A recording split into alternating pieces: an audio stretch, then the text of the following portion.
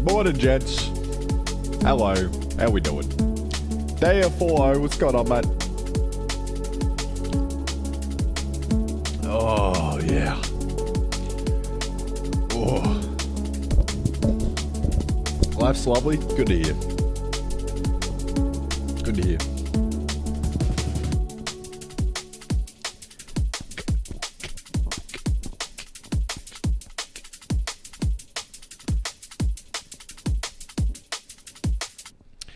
Found something in my recommended. We'll see how it goes.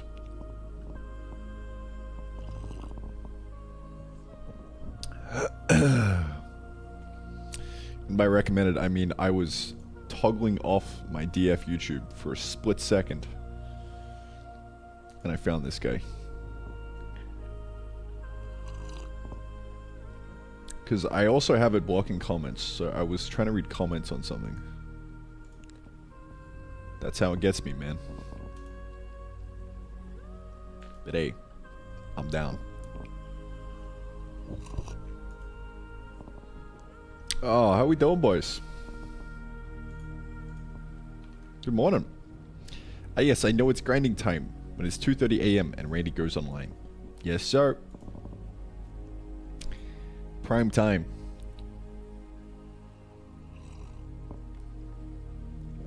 Prime grind time.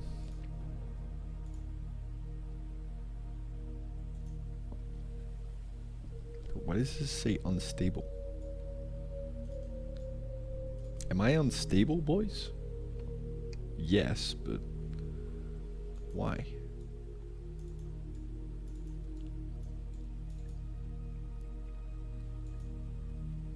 Oh well. Let's hope the stream isn't bad. My SSD gave up on live 2 days ago, reminded to keep backups. Yeah. Yeah. That's rough. Let's see. If my computer completely just shat the bed right now, what would happen, I wonder?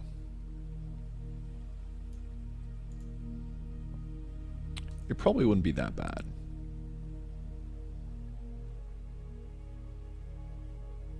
Unless I've like accidentally forgot to commit some stuff into a repository. Oh, actually, that reminds me. I was trying to set up my my Focus on a laptop the other day because I was in a cafe, and I actually wasn't committing some stuff. Like, I don't think I have my Focus config up. So it might be in the git ignore. Yeah, global Focus config. We want that though. Focus trace, focus. Yeah.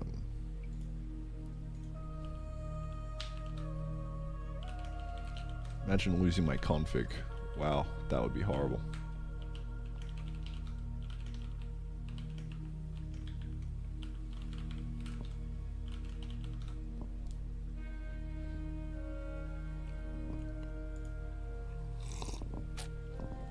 Did I really just exit out of the fucking... God damn it.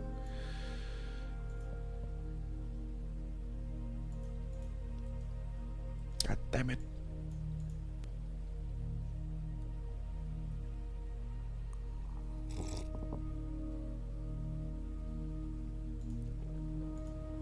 Go. NAS saved my ass, had integral backups of everything except for app data. That one still hurts, and it's still hurting. Dude, what is NAS?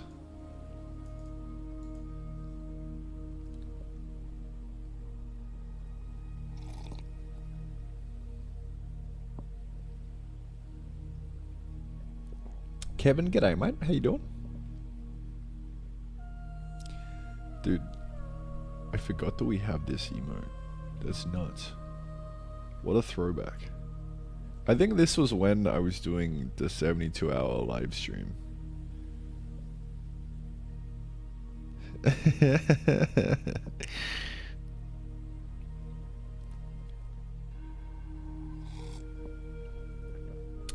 It's the Ricardo moveset.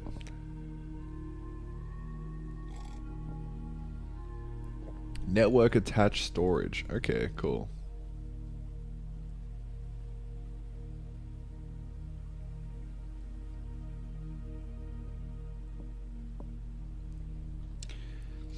I mean, I kind of have a scuff version of that with Google Drive.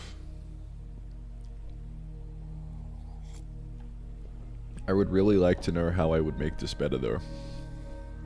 I just haven't really looked into it. I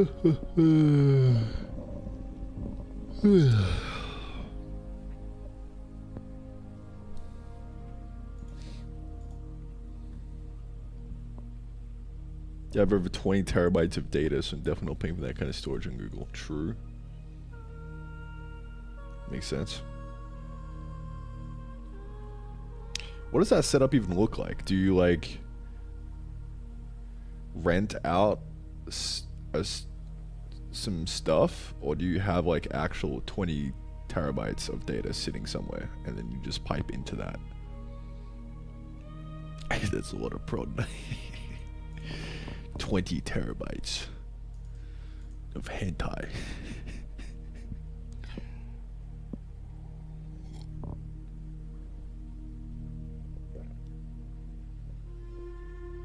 Half on my NAS. So is your NAS like a box sitting in your room somewhere?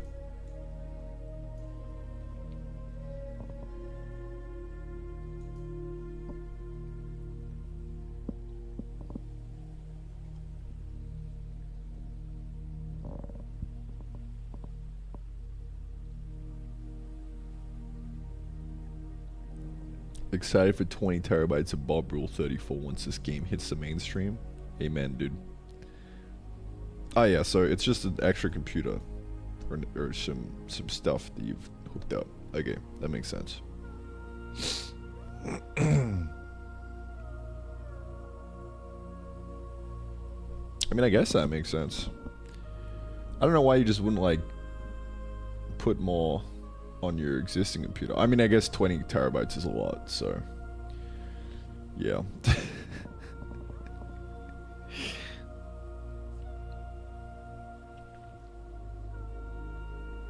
My server is an extra computer with web FTP email server software on it. Yeah, that's really hype. Dude, I've like always wanted to make my own little server that just kind of like sits in the corner somewhere. Maybe once we get the new office, we'll get something going there. But honestly, I just haven't really had a need for it. So, I mean, like, why rent out? Okay, so why make your own server when you just rent out stuff online? Like, there's no shot that server's getting used in production for anything. Unless it's very, very light. Otherwise, this shit's gonna get fucked. I mean, I guess it'll be useful for like game service with the boys or whatever. Or just like random little things. I could see that happening. But yeah. I actually think the strat here is like, if you just get into the habit of working on two computers, then it'll force you to like actually back up what is crucial. I don't know. Because like, I just noticed that I was missing my backup in Focus, only because I was like on my laptop trying to like work.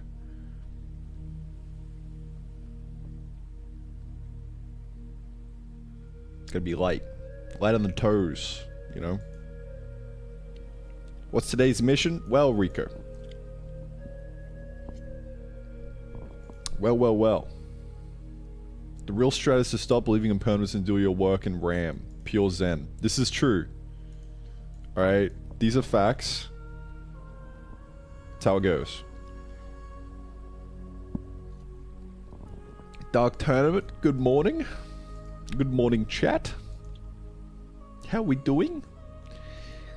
A chat? Dude, it feels so weird seeing chat. I don't know, man. Am I a real streamer?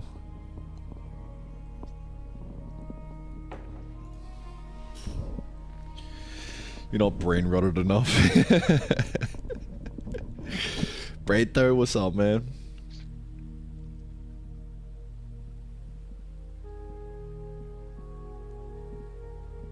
Octane, I miss you too, bro. Alright. You boys want to know the plan?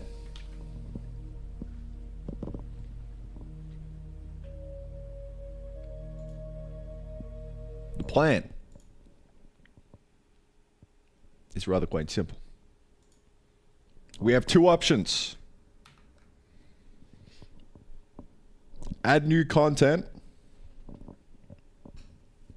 or fix existing game.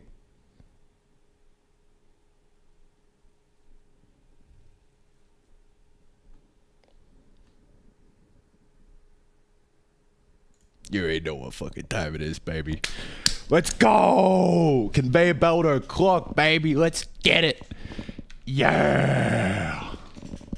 All right. Let's crack out the lock-in playlist. I'm trying out a new one today. Lord of the Rings ambient music. We'll suss it out. See how it goes. Yeah, let's fucking crack on, mate.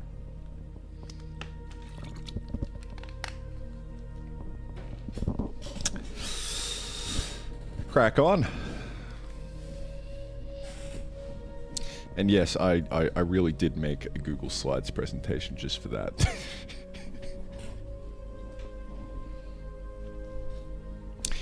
Alrighty.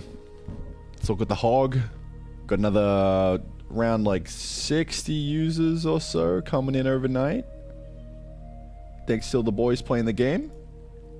Shout out to my boy Gimmick, I think it is. Recorded an actual end-to-end playtest for an hour and 25 minutes. Pretty hype, dude. Lots of issues. Lots of little UX issues. Jotted them down. And we'll be fixing none of them today. Because we're going to be working on conveyor belts. Because at the end of the day, homie still played for 1 hour and 25 minutes. Big win. Now, I actually got to break down where everyone's at. Because like 39 minutes, I mean, it ain't too hot, right? It ain't too hot for the average. But this could also just be that people might come back to it and continue playing, because I actually looked at the V7 yesterday and it's at 1 hour 46. I realized I wasn't actually filtering out for first time users.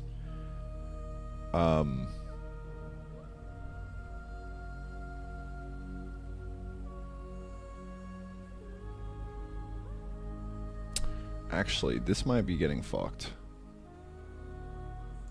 I don't think this is filtering for first time users.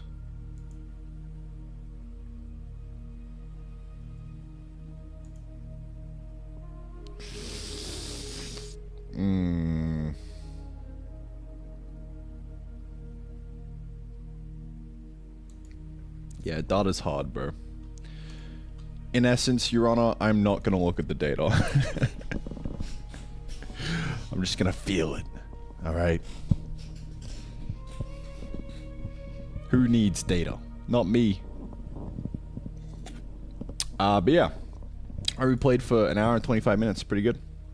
Pretty good. Plowed through it. I've been watching for 53 minutes so far. This is how I started my morning. It's so good waking up and just watching the playtest and getting right into it, you know.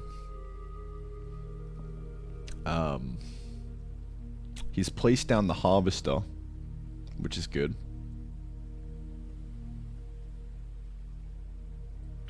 At what point does he fall off, though? Let's see. Let me skip through this a little bit. Alright. He's trying to use the inserter on crops right now, I think. Interesting. Maybe that's his first time trying to use it.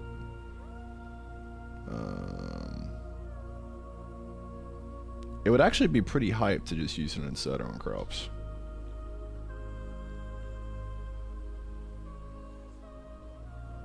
I mean, it would remove the harvester.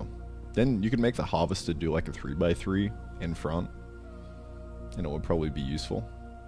That actually might be a good play for like early game automation. Like just use the inserter for like a 1x1.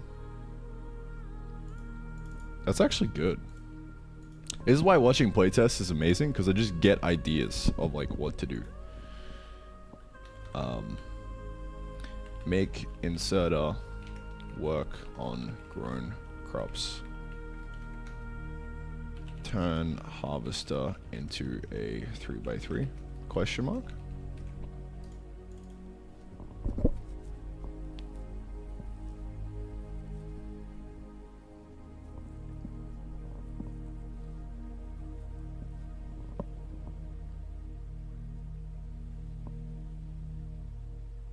Yeah, I mean, I'd love to keep watching this. Right now, he's absolutely loaded. Like, this is a lot. Fucking stacked up, bro.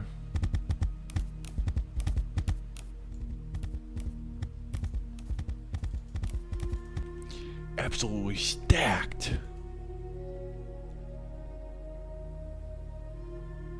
Are there VODs? You mean of the stream? Yeah, on Twitch. I miss YouTube chat. Well, that's unfortunate. Your connection is really struggling? Really? Dude, why? Is it like actually bad?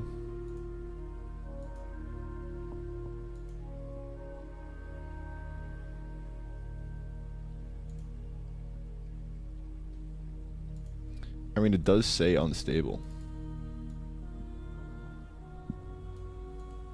Fine for me. Although, bro, connection looks good on my end. Things are feeling pretty snappy for me. I am here in person, but that's alright. Maybe me cutting off every 7 seconds. Yeah, I don't know. I don't know, man. It's fine. Twitch says the same when I stream. Okay. Chill.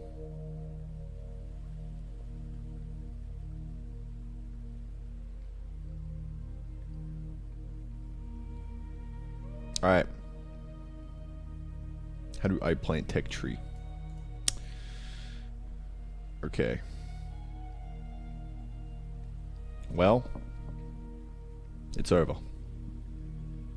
It's Jova, boys. Pack it in. I have played the Norp epilogue, yes.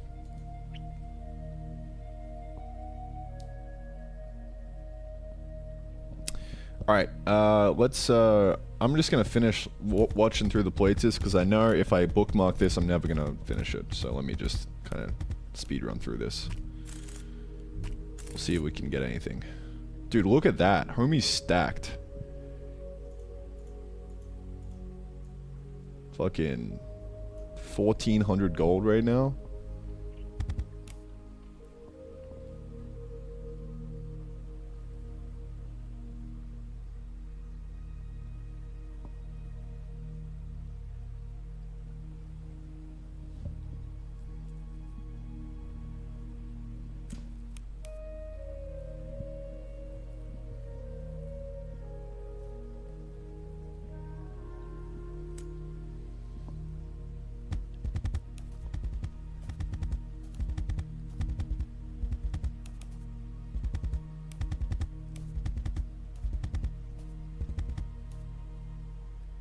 He just unlocked 2 of the chunks out there.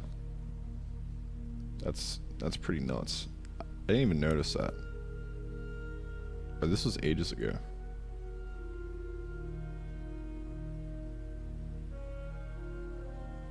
Is he trying to build an inserter right now? Yeah, okay.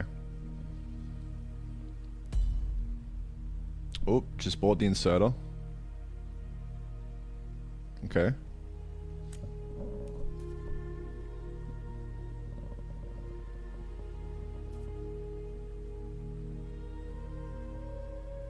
Alright, so that's...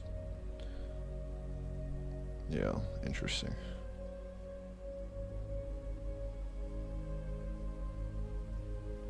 That ain't gonna do anything. I wonder if he figures out the rotate. Probably not. We need a hotkey, like a tutorial. All right. I really want to make a list of like tutorialization. One. Rotate.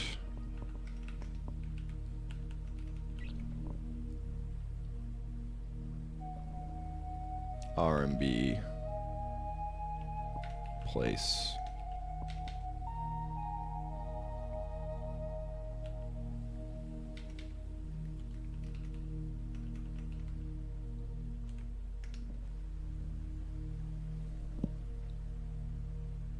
So he's trying to figure out like what the fuck this even does right now. Oh, just bought the shovel. He's on to something else.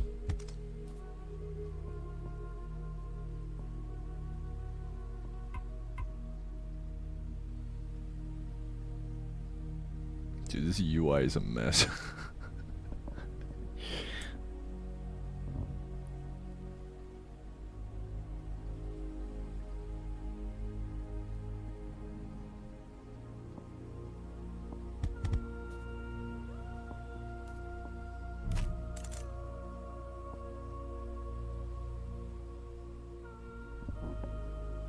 Interesting.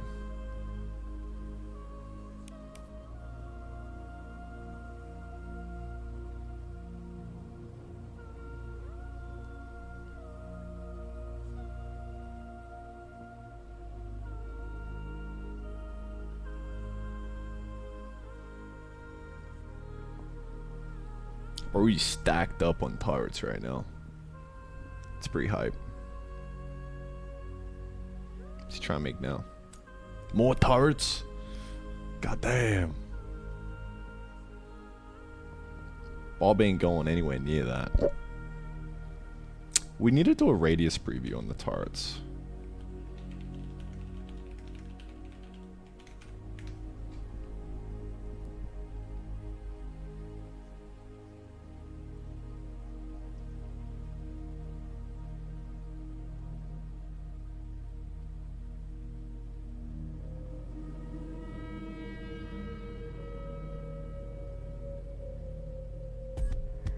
Oh.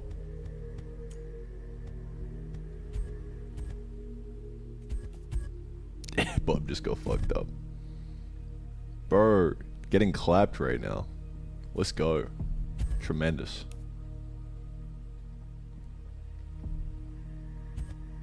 Yeah, so walls are kind of useless when you have turrets, right? So maybe we make turrets later game. Because, like, he's not even bothering to build walls right now. I think maybe if we made them more useful in the early game, it might make sense. I don't know. I don't know. I generally think that just adding more content into the game is just gonna make the game better. Like, just doing these small little tweaks of, like, alright, let me fix this over here or this over here, is not gonna be as valuable as just adding in more stuff. Right? Because the thing, again, that actually stops this guy from playing is that, I mean, I actually don't know. I would need to get his thoughts. But to me, it looks like he kind of reached the end of the content and didn't feel like playing anymore. Even though, yeah, you could try and automate some stuff. Like, to me, this is kind of like the end of the demo right now.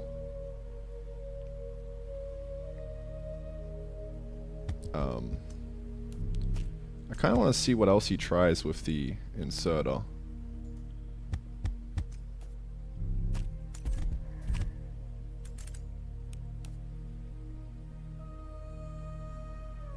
Just trying to make more ammo.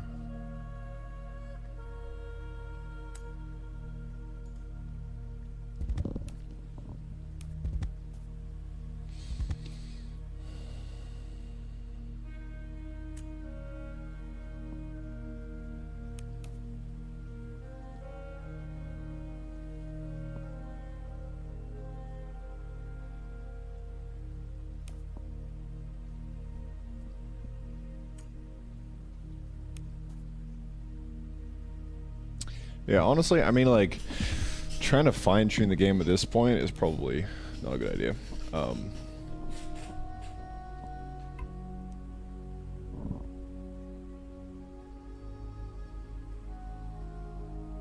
think just more stuff. Add more game in.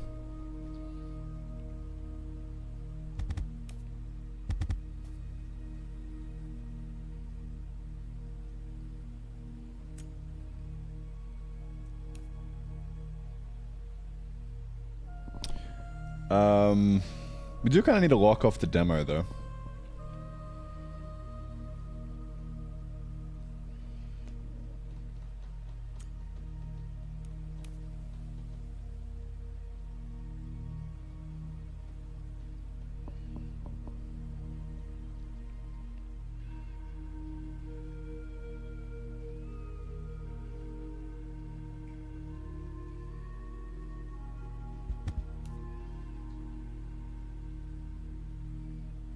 We got another, what, 5 minutes or so?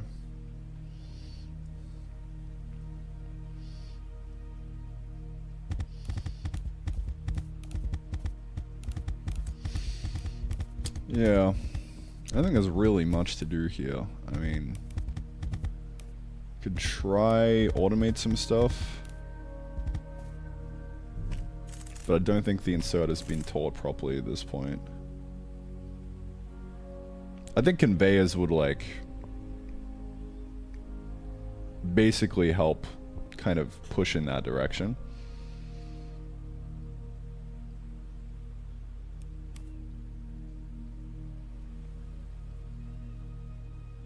Just, like, naturally, so I think we can get away with that. Stone wall. there we go.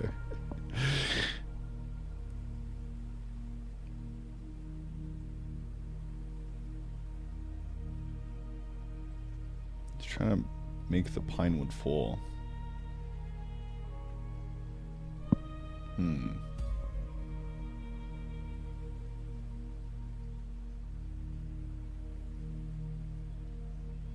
Ah, he's out of trees. Okay.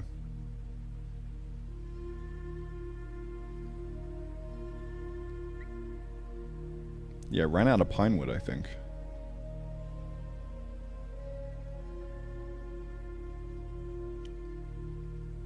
I think right now he's doing the thing where he's looking to see if there's any content he can do. I think he's completely stuck right now.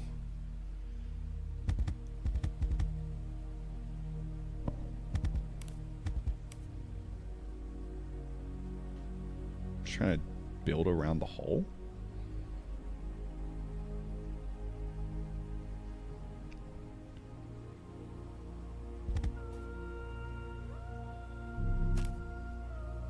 Interesting.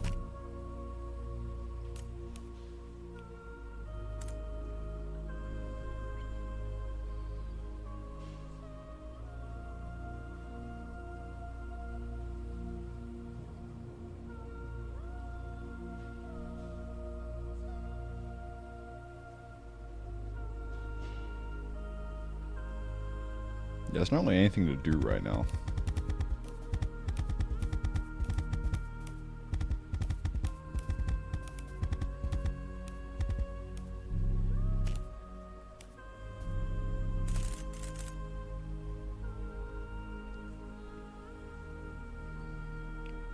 Still just playing. Stacking cash.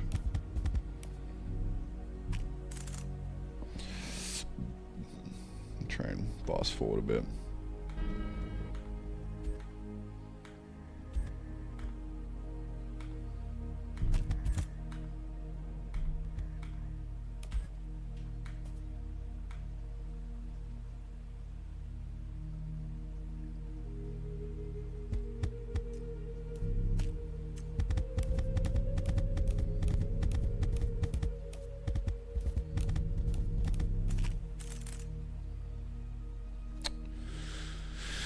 I had an idea for the iron plants.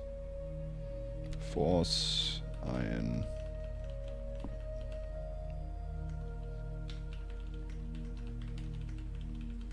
On stone. in fourth chunk, have it grow on stone. We're gonna have like a little bit of a stone biome in the fourth chunk, maybe.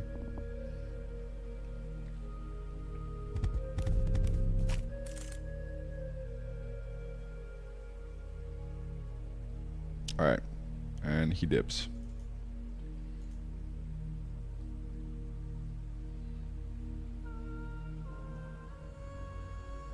Cool. That's a game. Yeah, so out of stuff to do. That's the reason you're still playing, I guess.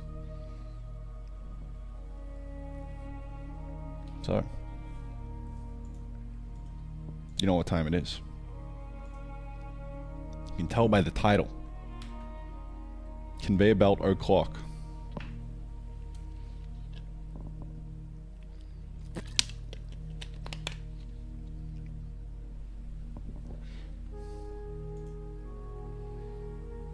Maybe focus on polish for the demo, then work on adding more content, then you can use the demo to similar Forager's demo or leave you on a cliffhanger by the full game.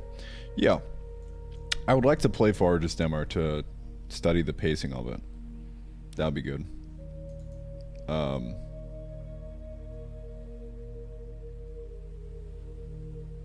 Require turrets to be placed on walls? Maybe, yeah.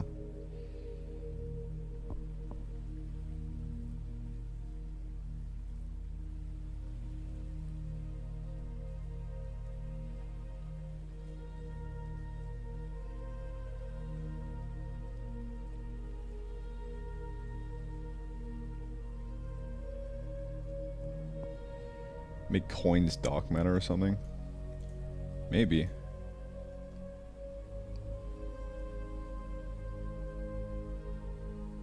Yeah.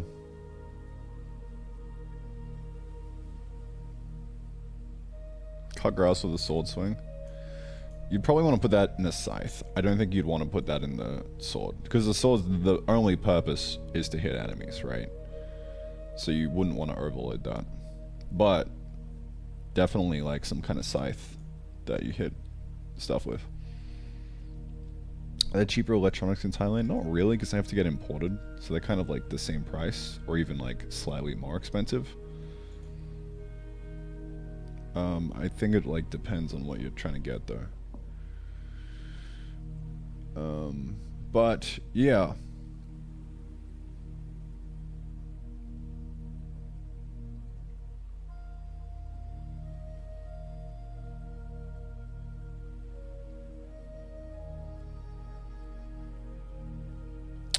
Playing the Forage demo is probably a really good idea.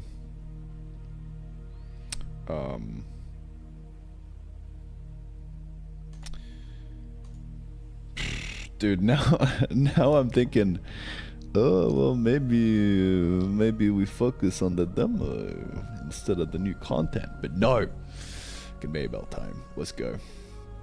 In order for the demo to work, there needs to actually be extra content beyond the demo, right? So I'm gonna lock in and get that going.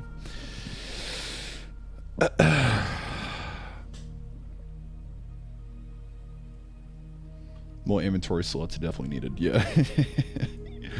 I didn't get around to adding in the proper inventory yesterday.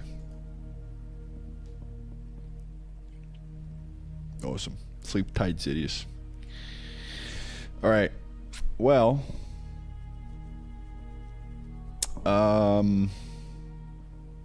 Let's get cranking. Shall we? Shall we?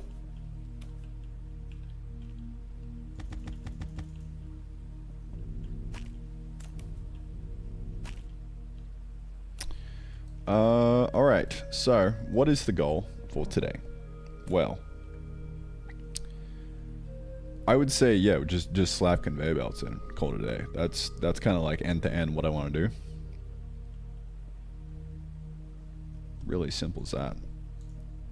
And then once that's in,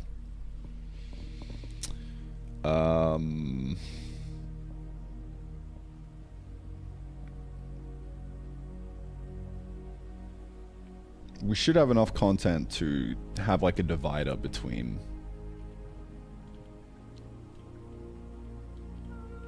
demo and non-demo. To be fair, we've probably already got enough content for that now.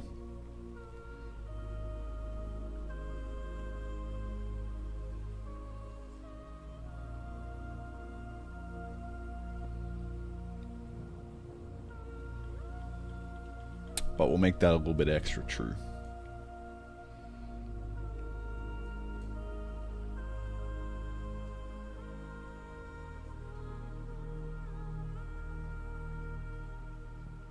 Alright. Conveyor belt time.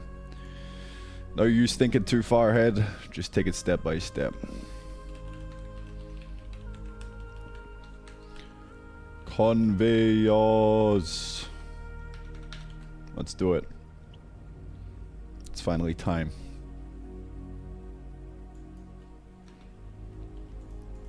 And then after we do the conveyors, I think just lock in on making the demo actually demoable and fully polished. I think that's the play.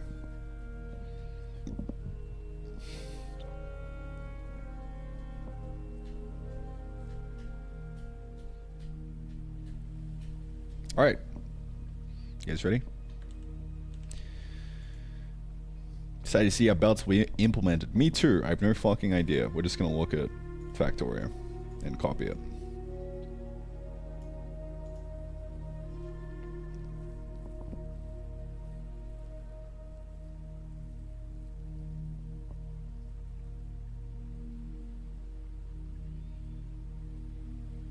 Create Minecraft mod does them nice and well. I mean, yeah, outside of the rotational thing, like the actual conveyor belts themselves, I can't really remember how they were, but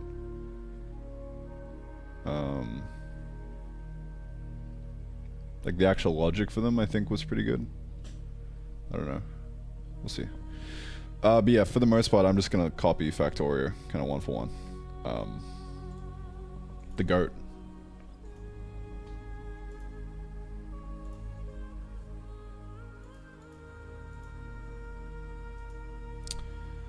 Le goat. Alright, well, let's get it going, shall we? Let's open up Sprite, where all new content goes to be born in the epic sketchpad. Wow, I drew this like 3 weeks ago, I think. I was like, maybe we do conveyor belts one day, eh? Today is that day. Oh yeah. It's go time, baby. So, I mean, this kind of needs to be a 16 by 16. Can I like toggle a grid on easily? Control this. That doesn't do shit, bro. What are you smoking?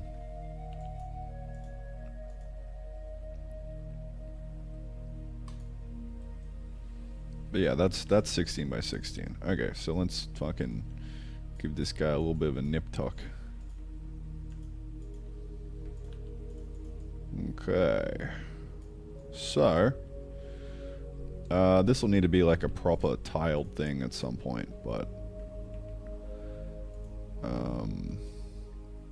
until then, we'll be chill. I would really like a hotkey for the show grid. That seems important to me.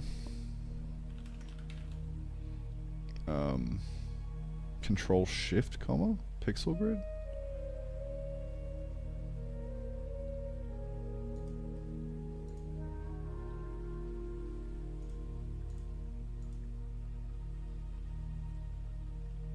Control G. There we go. Awesome. Now I'm going to be guessing at the pixel grid. Alright, yeah, I mean, I guess just kind of scuffed, throw them in, call it a day. That's all we need. Conveyor. Conveyor. North. Yeah, I think we just kind of rotate them manually for now. And I think we probably won't do banded conveyors just yet. You know, like the little corner ones. I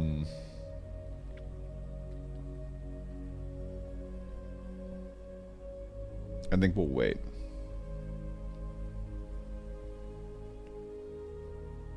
Maybe. I think I just want to get it working with just like a cardinal northeast, south, west. 4 directions, the 4 elements. And we'll just kind of go from there, I guess. We could also make them single lane to simplify things instead of the multi-lane.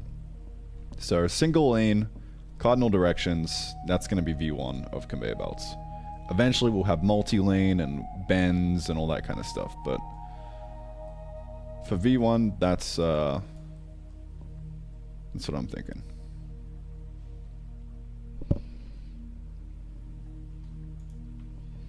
So yeah, I'm literally just going to export this as conveyor, and we'll roll with that.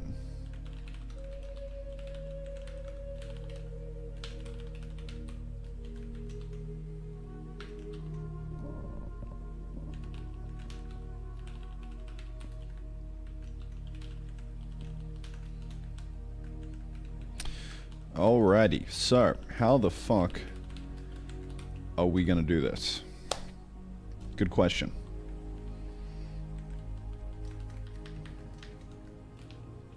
Conveyor.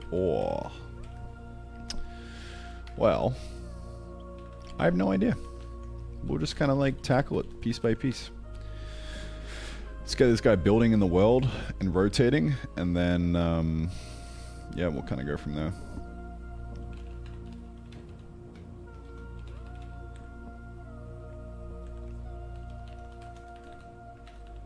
His item is building. We got the rotate setting stuff in here, which I'm just gonna do like a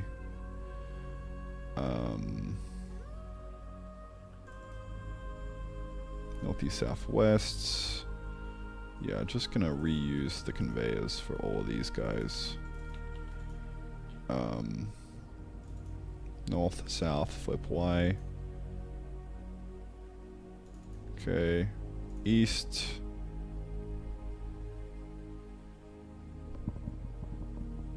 No, we want like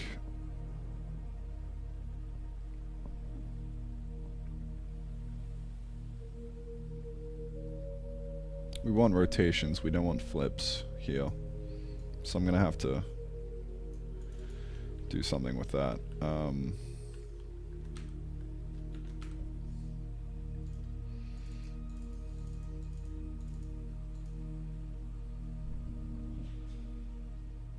How did I do it with the... Actually, with the, I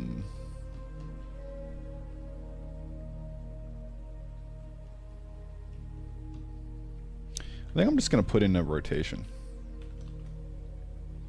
Just kind of like hard code that in. So north, image conveyor, rotate for north is 0. East, 90. South, 180. West, 270. And we'll do that accordingly. Okay, cool.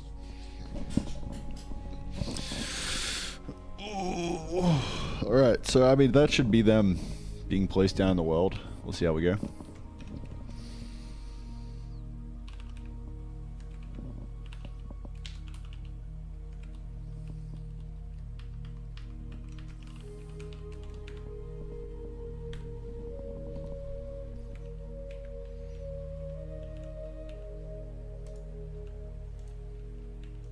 So yeah, just gotta get them rotating now. Cool. Awesome.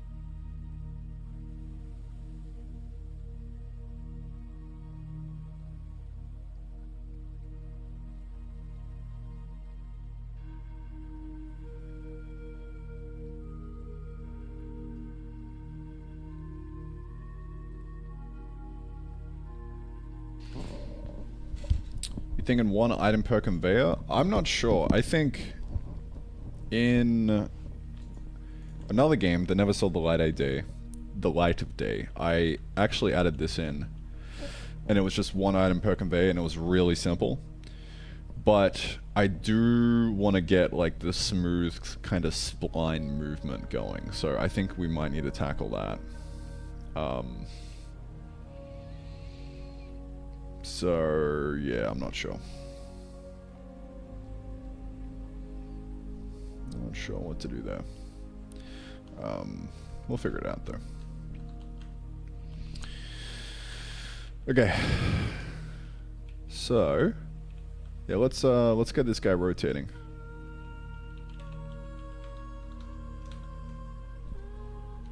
Step 1.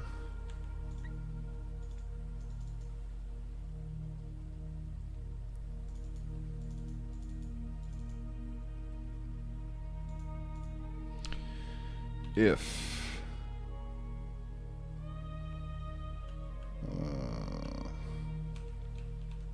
rotate,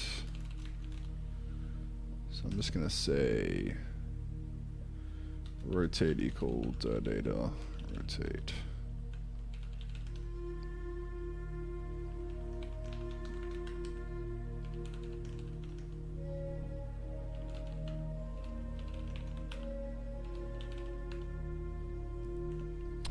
So that should do the trick. Yeah, there we go. I think it's the wrong way. So that's north, that's east. Probably need to go -90 then.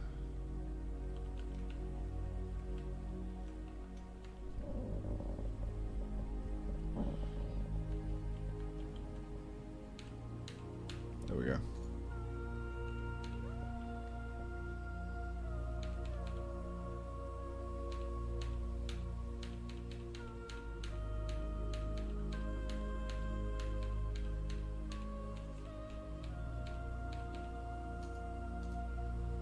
Cool. Awesome. So that also needs to be rendered properly.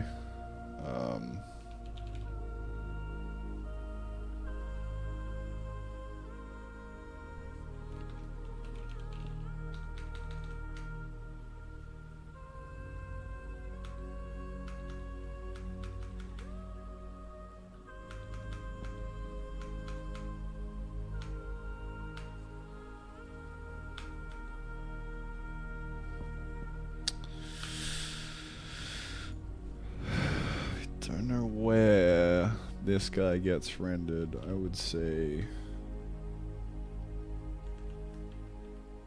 banner inserter, generic draw sprite. Alright, so we are actually rendering here then. Cool.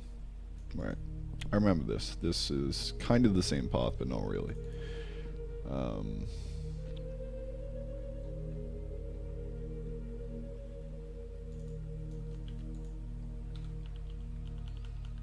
So, I mean, I should probably put this into a function, but I can't be fucked.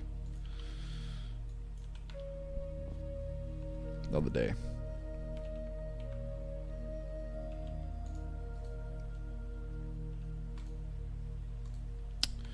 Why isn't that working?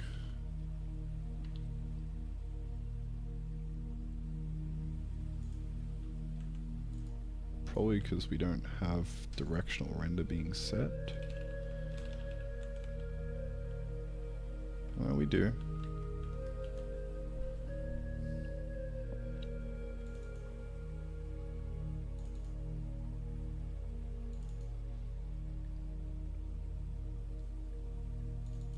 Right.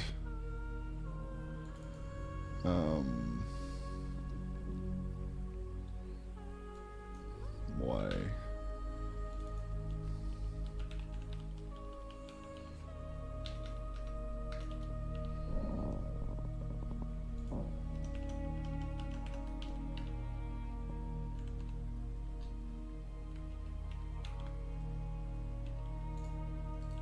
Okay. There we go. So, now all we need to do is just get this working. Only. Wow.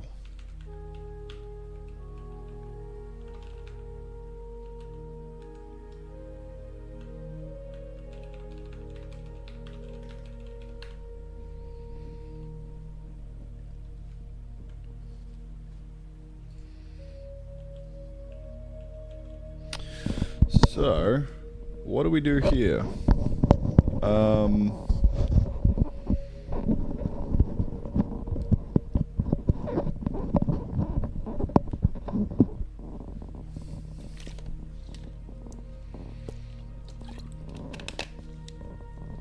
We basically just need these to be conveyor belts, right?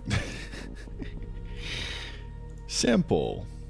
So what does that mean? Like, how do we place an item on it? And how do they actually work? That's the question.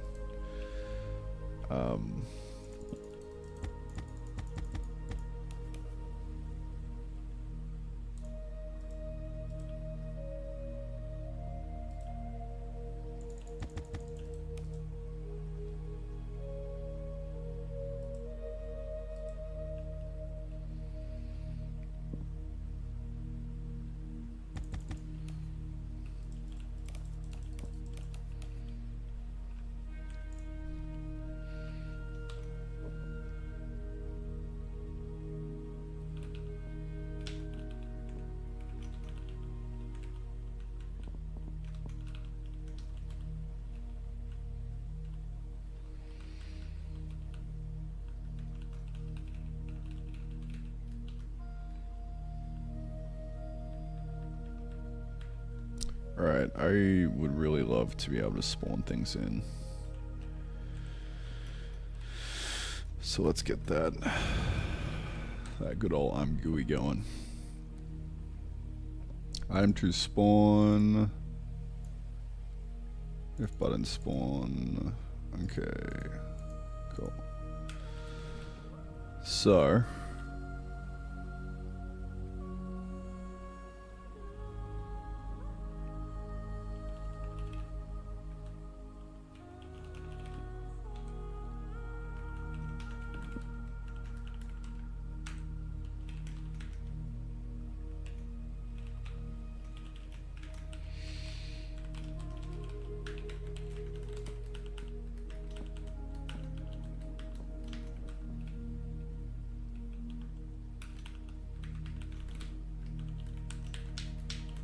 that should do the trick.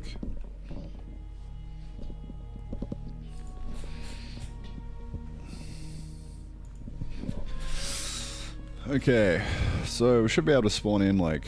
Uh-oh, the scroll isn't being consumed. Dude, this is gonna kind of suck. I probably need to do something about that.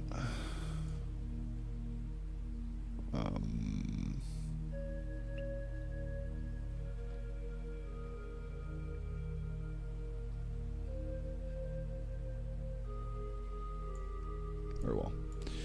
Spawn the chest. Okay, cool. So we can spawn shit in now and it's gonna be great. This is also kind of a bit of a problem, UX wise. Like, I don't know how I feel about this.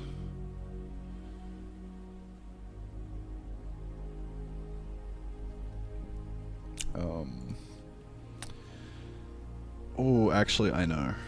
I think I know. I think I know what to do here. We have a hand slot. By default, it's always empty, but when you pick something up, this automatically like forces you into the hand slot. And now you're placing it down as well. So that way, we can effectively have both. Dude, okay, huge. I wonder if that'll actually work. So we have an actual hand slot. Force into hand slot when we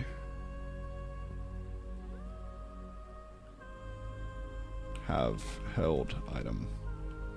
Have held. Have mouse item. Yes. Dude, that's where it's at. I'm telling you. That'll be good for UX, I think. Because then, like, you could still be able to do this. And, like, place it down that way. We would have to figure out how to drop differently, but I think that should be fine. Okay, so let's get, let's see here, I want a chest. Chest. Where are you, good sir? There you are, thank you. Dude, I love working on content. This is gonna be awesome. I can't wait to have the demo out and have it be like a clean demo, and then just open road for me to make the shit out of the rest of the game. It's gonna be so much fun. Alright.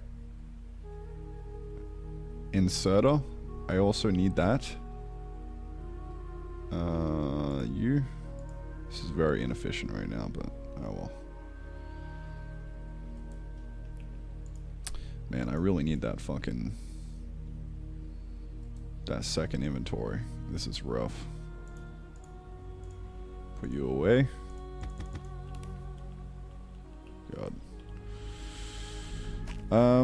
Yeah, so really it's just bang, bang, onto the conveyor.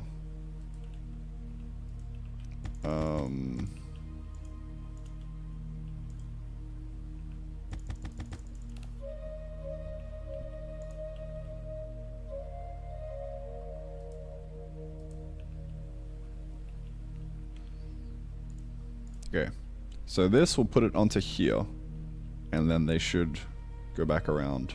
I don't know if we should auto insert here, probably not. We'll see. Dude, I need that inventory. It's actually driving me crazy. I cannot do development until we have inventory.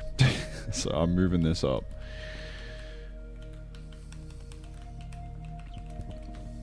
We have way too much shit.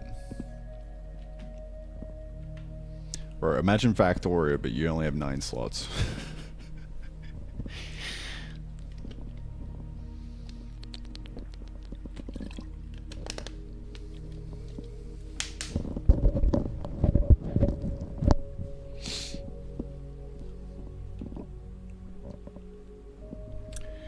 Alright, yeah, I'm gonna do an inventory real quick. It shouldn't be too hard. This is the inventory hotbar thinger.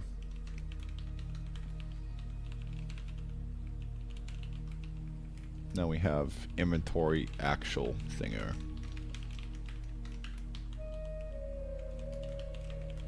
Yes, sir. Where's this being called? We'll do that here then. Maybe we want these kind of in the same realm. I don't know. I don't know. Probably not, I would say. We'll see though. We'll see. I think I'll just do one of these. And see how we go.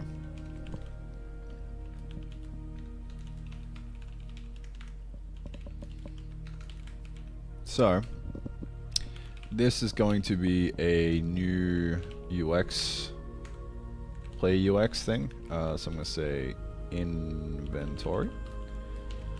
So we're going to kind of, let's jump into it.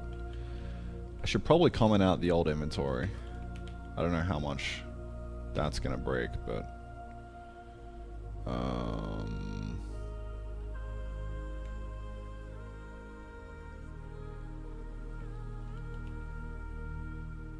goodbye.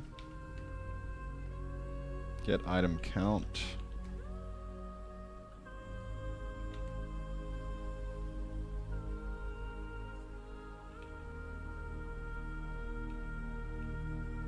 Alright, this is the shop. I'm just gonna comment out the whole shop. Goodbye. RIP. Okay, so this isn't needed anymore. Don't even know what that was, but... Alright, old inventory's gone. Epic. So, now the question is, where does the tech tree...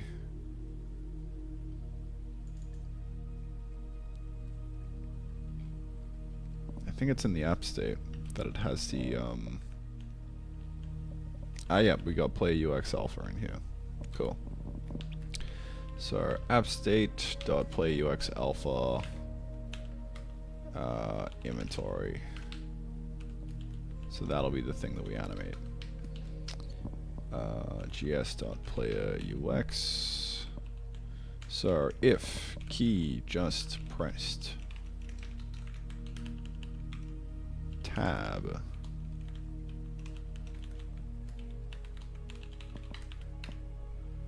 then this should be inventory. So now we animate to target. Target is equal to GS player UX is equal to inventory. If true, 1.0. If not, 0. So we're animating on and off to the target with, say, 15. Okay.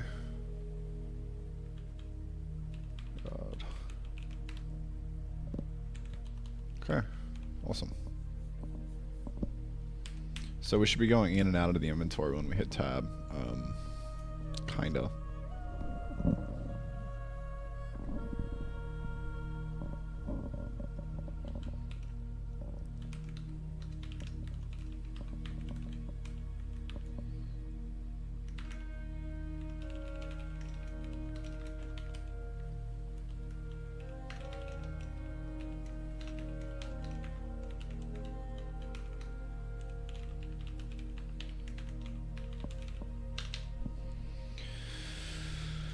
Okay.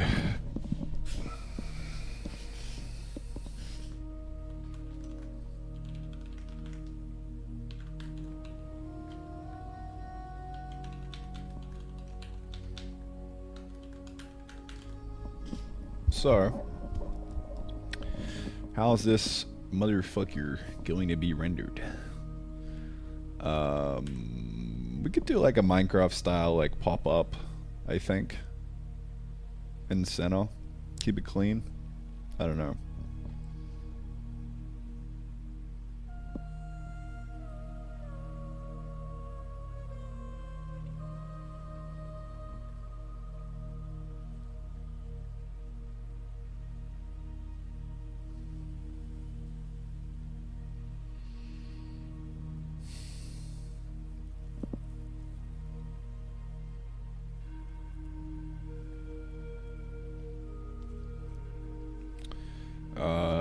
We could also do an Arcana style, like what I did down here, where it just basically shows up some extra slots. I think that's probably the easiest way to do it. Yeah, let's do that.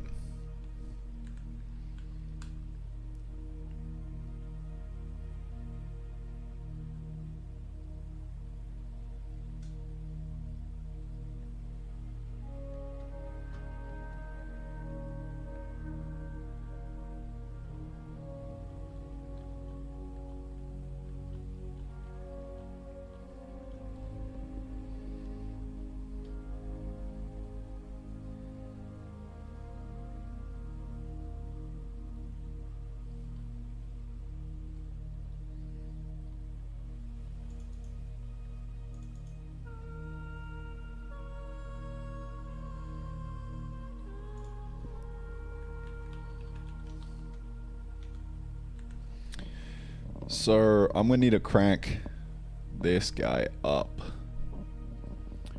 but it'll be happening on all entities, which is a bit sus, but I mean, we don't really care, so who cares?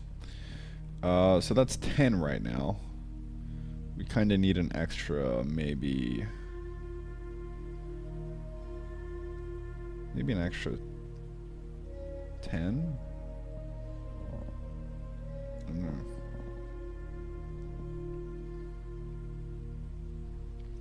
Zero and 1 to 9 is the hot bar, I would say. So, yeah. An extra 10. Maybe. You could also upgrade.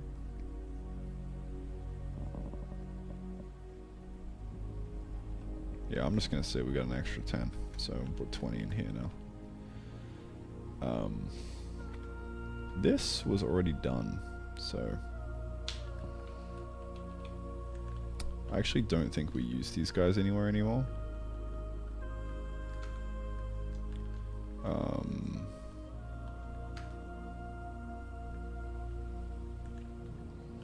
So I think I can comment these out.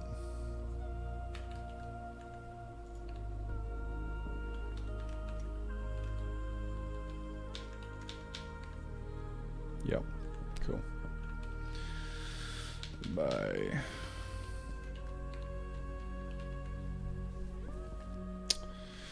Yeah.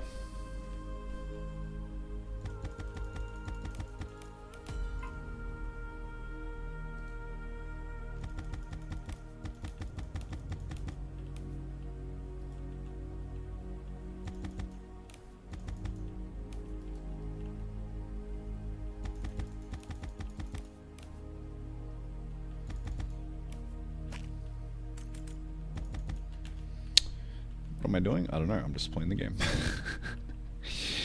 Okay, so in order to get these guys working, what's the play?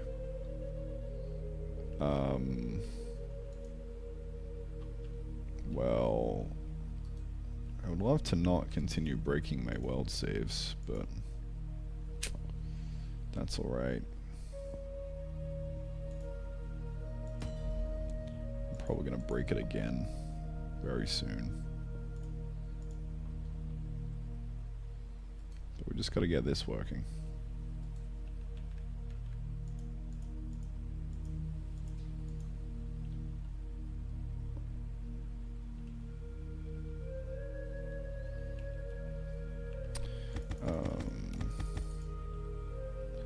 So I'm going to, right, I was trying to get the inventory working. I completely fucking forgot what I was doing. God.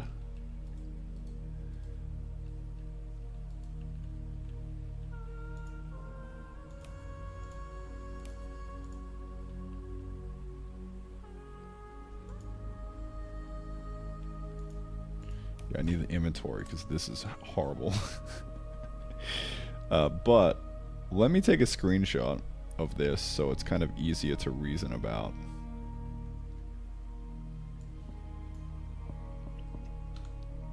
And I'll put that into Sprite so it'll be easy to kind of think visually.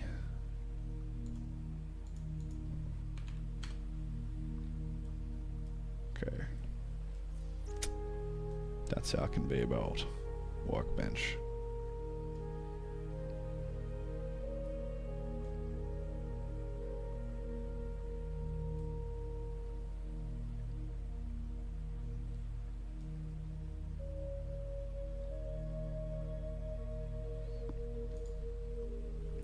Alright, I'm gonna get the inventory working so we can play this game without wanting to die.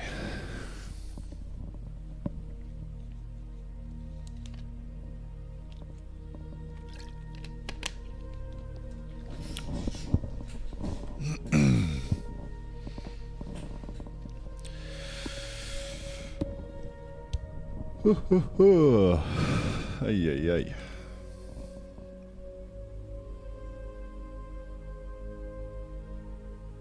It's never changed much since that video you posted. Yeah, the render's constantly changing. That's the point of it.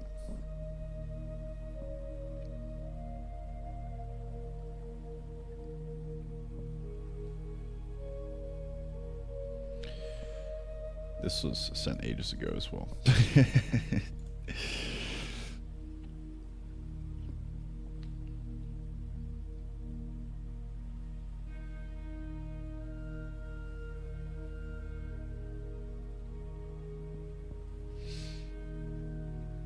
Besides crowdfunding, how do you support yourself? I don't support myself. That's the key here, alright?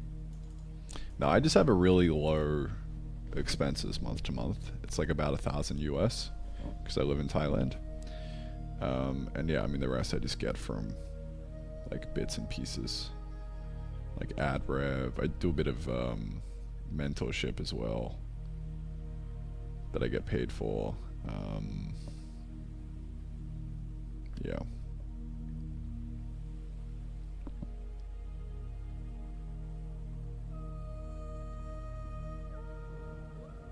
Can you teach me to bowl? Yeah. I can do that.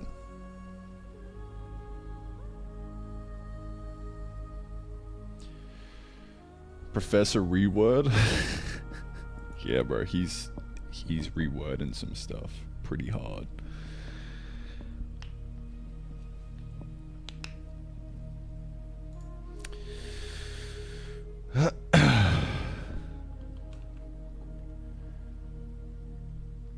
Alright, let's do this. So the inventory slots are gonna be really get player inventory slots or something like that.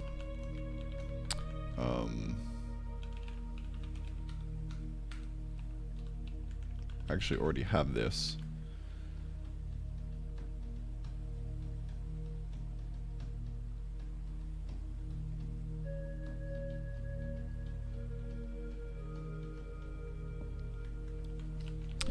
Right now this is actually get player hotbar slots.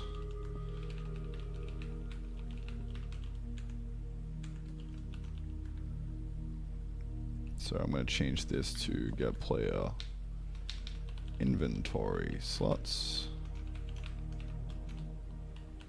And we kind of want one that's merged between the two. But for now, this will be good. Alright, so this goes 0 to 9. Yeah, I mean, I would say we actually want this to be 1 to 9, with 0 being reserved for the hand, which we'll do later. And then this will be from 10 to 20. Or really 10 to 19. For the inventory slots, I would say.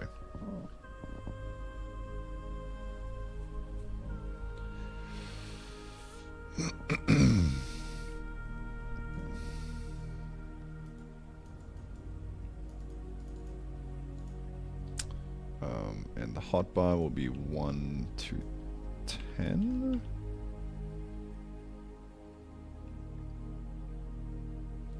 Yeah. We'll do the hand rendering later on as well.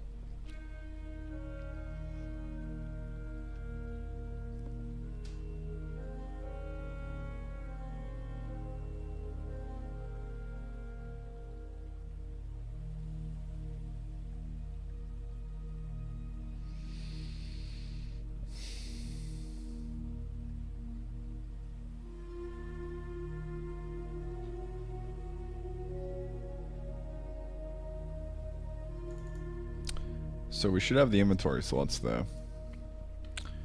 I'm just going to assert that the inventory slots length is equal to... I mean, we don't actually have to do that. We can just make it dynamic.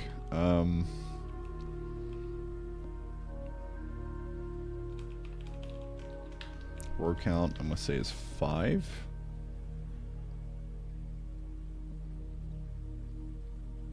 Well, really row length.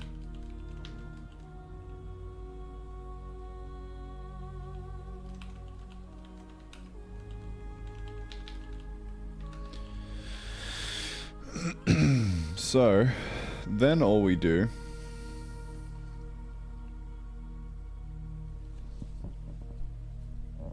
is, I mean, just try and render a bunch of slots, call it a day. Right?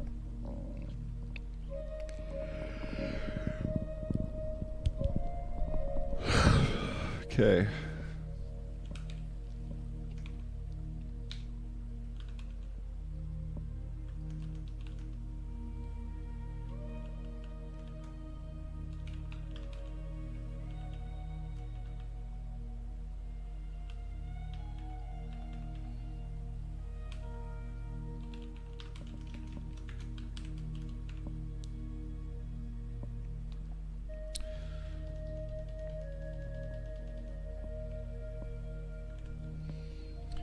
So just do a bunch of things like slot length and padding.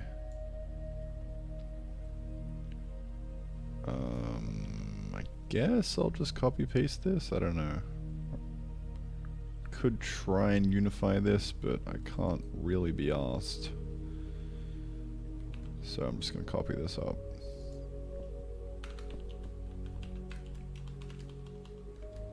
Slot length, padding. So I'm going to go row length here is going to be, well, we actually have row length, so row count. Row length is slot length times it by row count plus row count, take away 1 times it by padding. That'll give us the actual length of each row.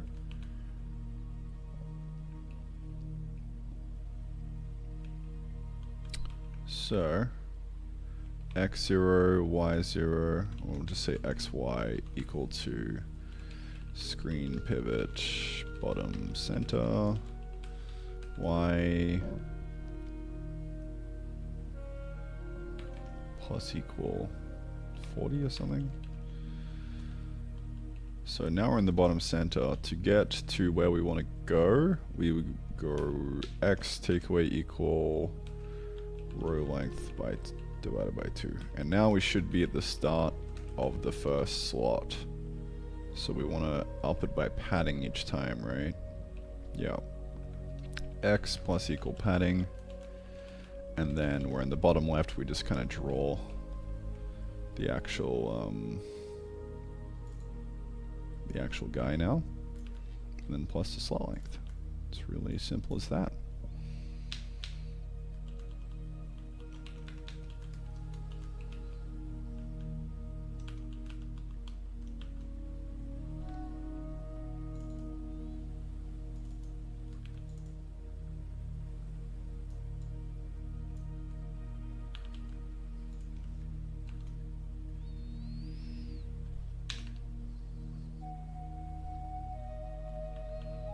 Okay, row length, that should be enough, 32. So, oh god, fucking damn it. I hate this so much.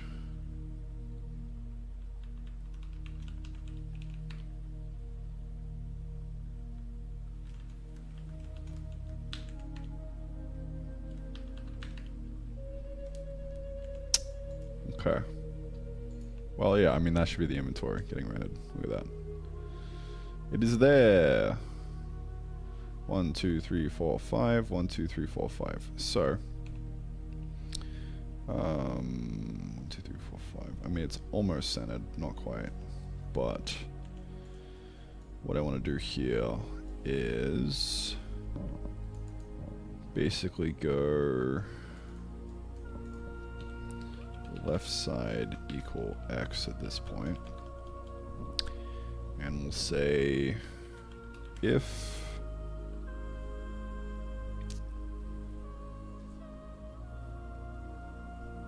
I%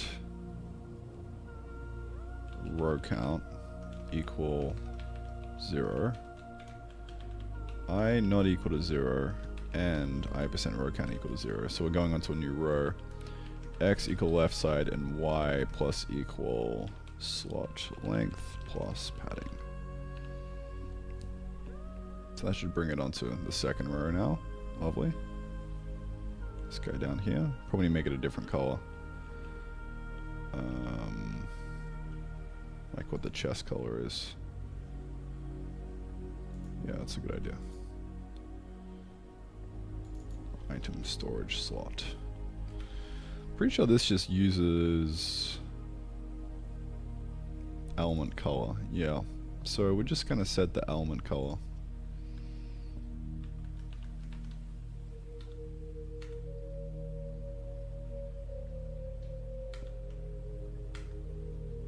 Whatever this is.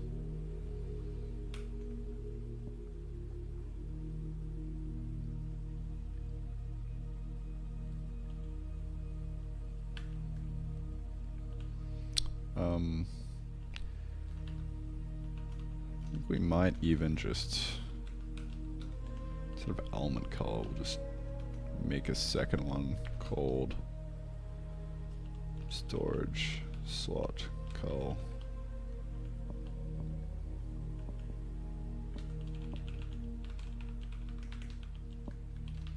Let me just use that.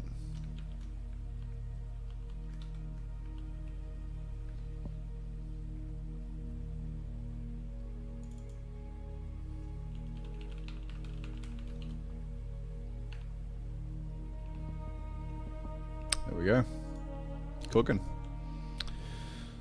So, yeah, I mean, well, that's the inventory. It's not centered, though. We're off by 1, I think. So let me patch this up. Let's see, row length, slot length times row count. Okay, 15 by 6, 16 by 5, plus whatever the row count is, take away 1 times by the padding. Yeah, I mean, it seems right.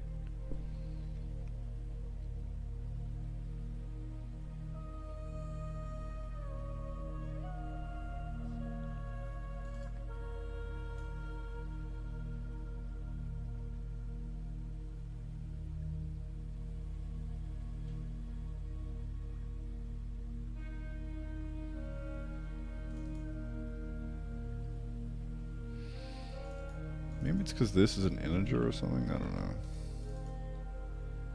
I mean, I doubt it. That shouldn't do anything.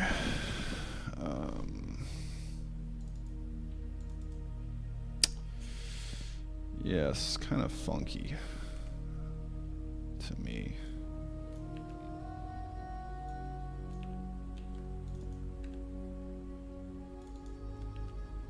Row count.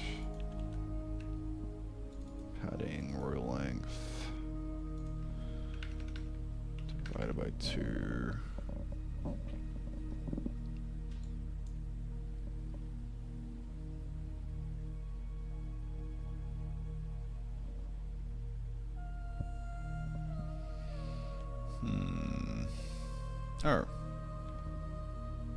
It was totally something to do with that.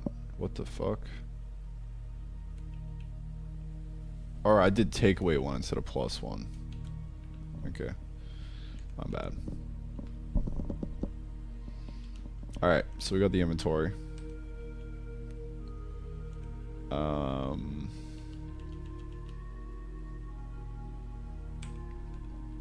That's gonna be awesome. So what I'm going to do here is alpha mask dot a is equal to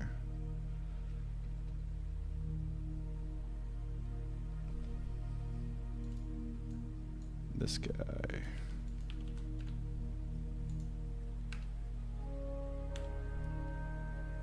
Awesome. So now we got the inventory. Look at that. It's as easy as that. Oh. Oh, yeah. Oh, that feels good. Yeah. Uh-oh. That ain't it. Anyway. That is cool. We now have a little chest sitting around in our inventory. Beautiful.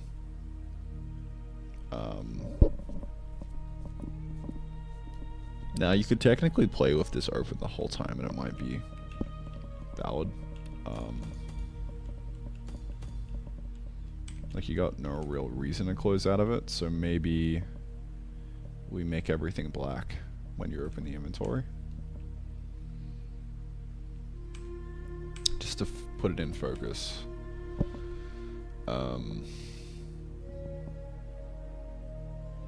Like what we do in the tech tree.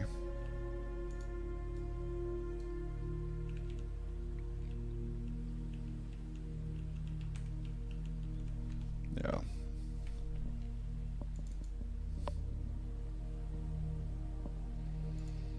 So let me do that real quick.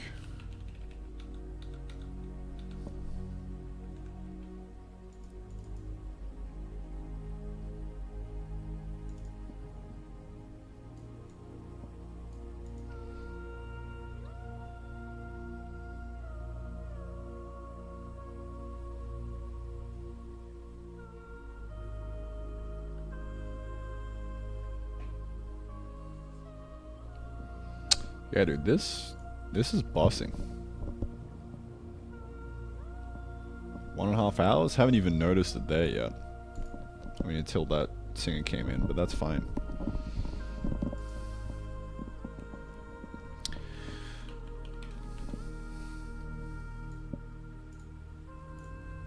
Okay, let me just slap this fucker in.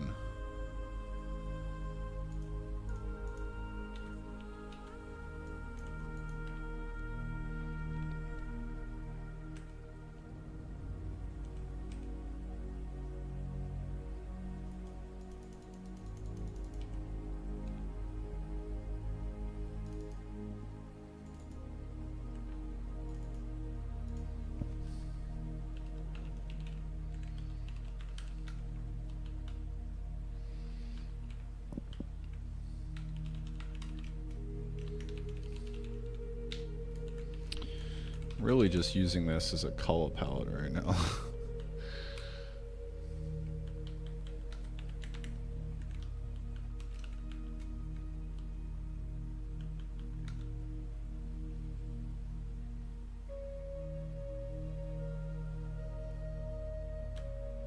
Actually, I don't want to do that.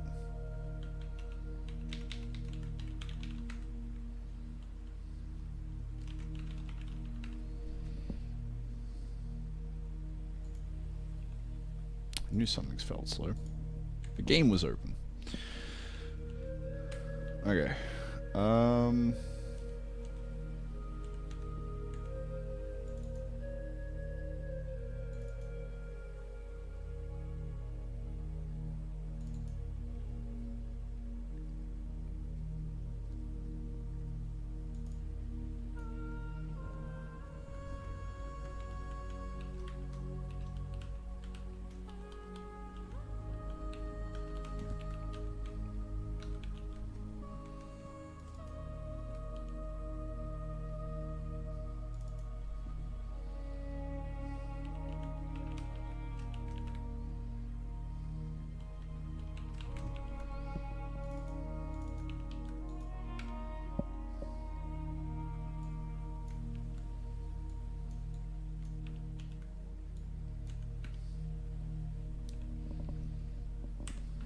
Okay, cool.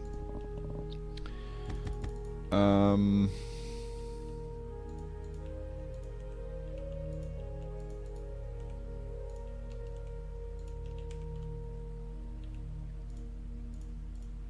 mean, that's kind of unintentional, but it's cool.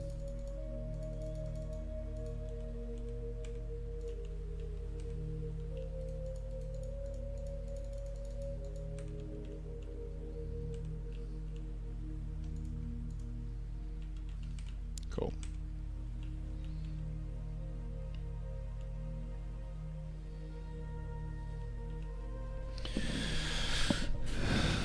Alright, we also need to consume the game and stuff when we're in the inventory, so let's go to the tech trees right here. So it's really just one of these.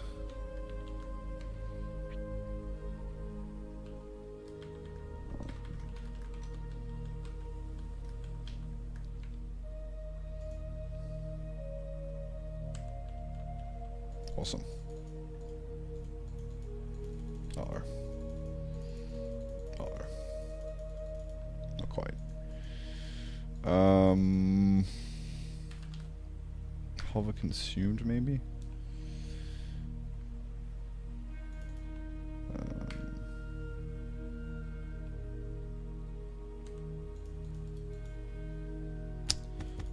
Still kind of a bit annoying, but I mean it should be fine.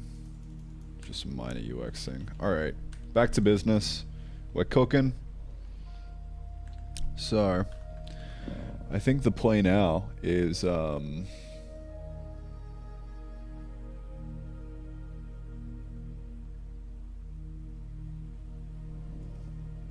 I'm just gonna copy what I did with Arcana from a UX side of things.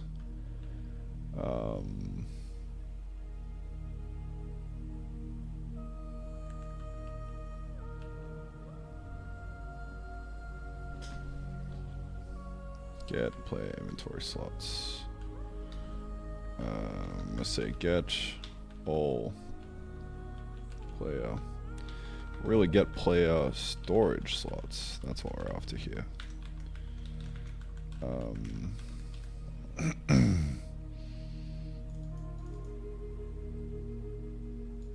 Actually, no. I think we want to keep them separate. Maybe. No, I don't know. We'll see.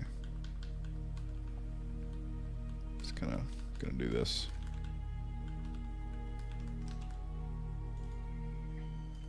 So first, we'll do the inventory. Then we'll add the hotbar.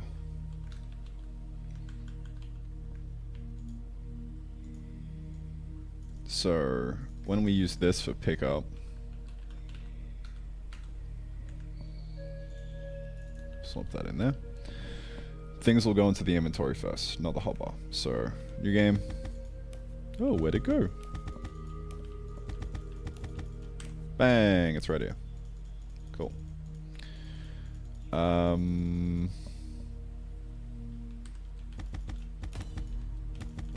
So that's pretty hype. Oh, so much better.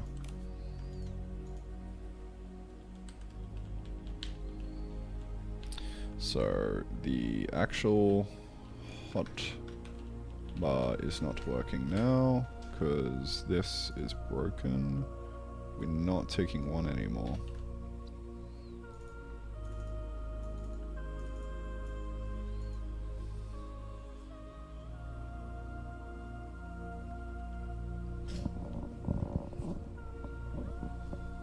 Okay.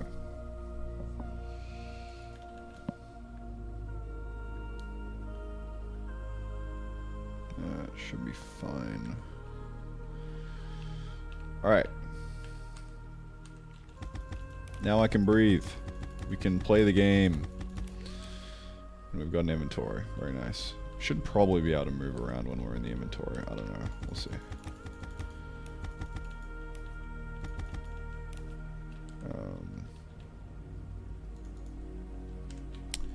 Make it better later on. Alright. Back to conveyor belts.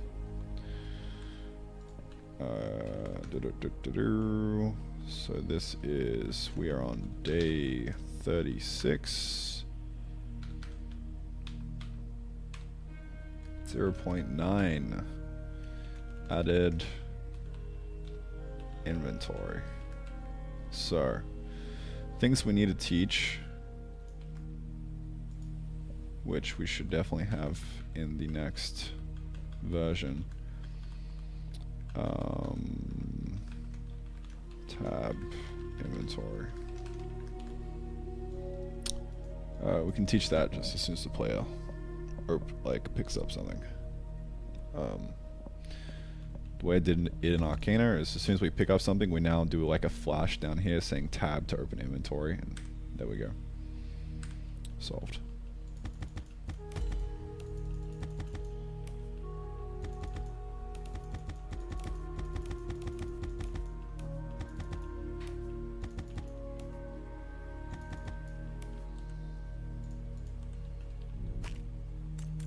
Hey.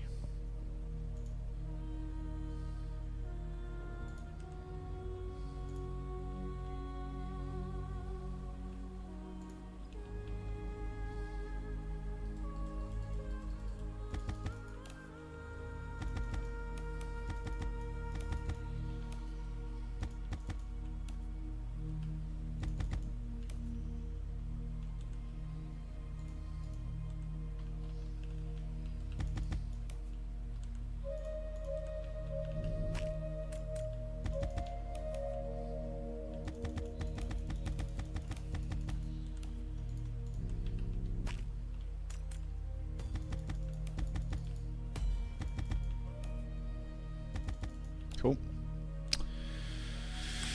Okay. Let me look, commit that.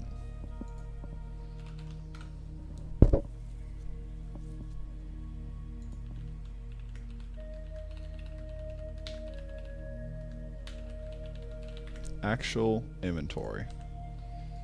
Let's go. Alright, so back to the conveyors. Let's figure out how to actually get these bad boys working. So, I mean, I can spawn in some coal now. There we go. In the old inventory. And, yeah, I mean, this should...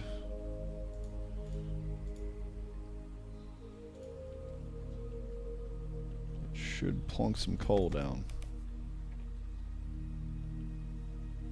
Oh, some walls down. Yeah, so...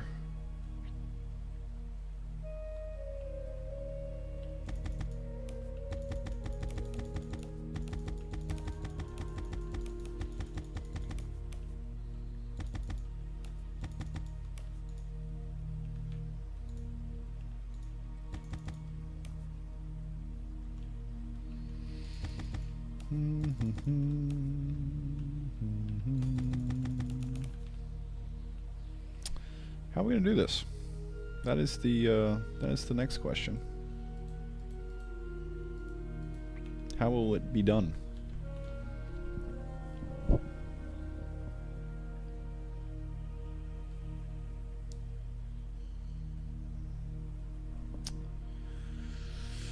Well, we want to place it down and then kind of just have like a single lane kind of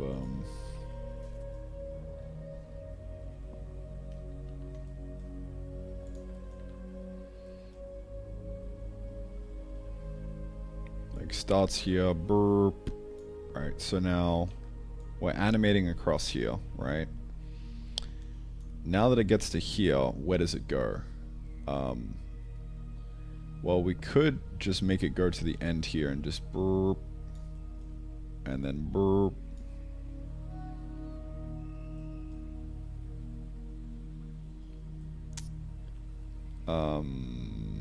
Yeah. Now, if you had a corner, you would really just... Well, the corner would start here, and it would end here, right? Like, you would just go...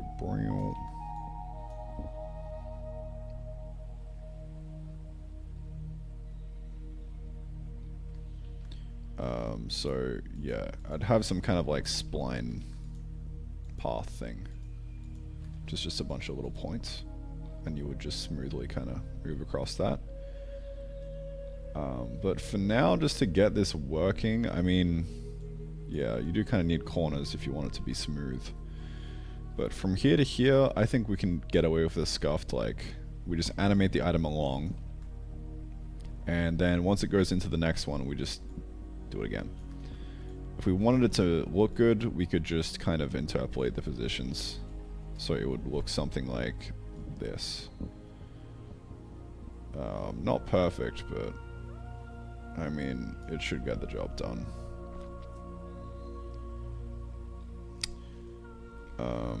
We might even be able to say, well, we just put it on here, and then it just does that. I don't know. Like, it starts here. If we had multiple lanes, this would make a bit more sense, because, like, we would have multi-lanes, right? And it could kind of just get put onto this lane straight away, but we're still kind of like choosing where to go, like here or here, right? So yeah, I mean, I think we just kind of keep this simple for now. And then so the next problem that I want to solve is how do we, let's just assume that we're a straight line and it's fine. How do we solve the issue of like multiple items being on the conveyor belt, and like how do we back it up? How does one back it up? I think we I think we need to consult Cardi B on this one.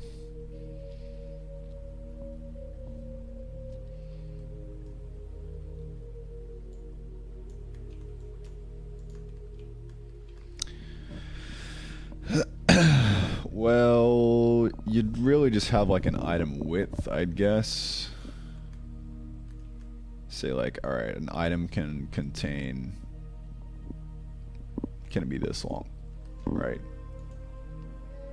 And so then you could kind of have like 3 items side by side, or maybe even 4. And you would only put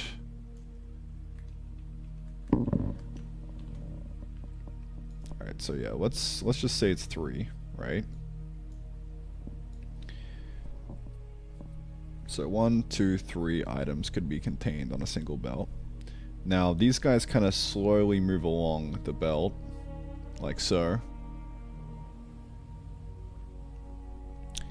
And you would only put a new item on when there's this space free. And then these guys kind of just move along. Now, I would say as soon as we're off the belt like this, that's when we would get put onto the next belt. So then we would boop down here and do the same thing. So how do we actually represent this with data? I would say we just take a single array.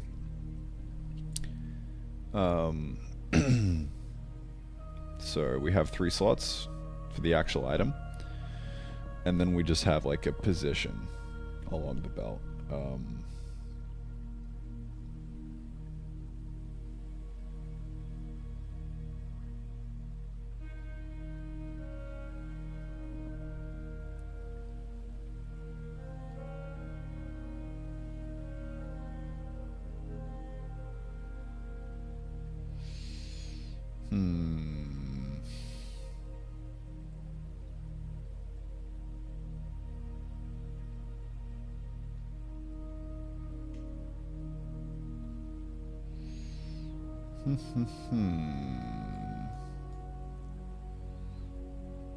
Alright. I want to focus on a single item and like how we can actually get that moving.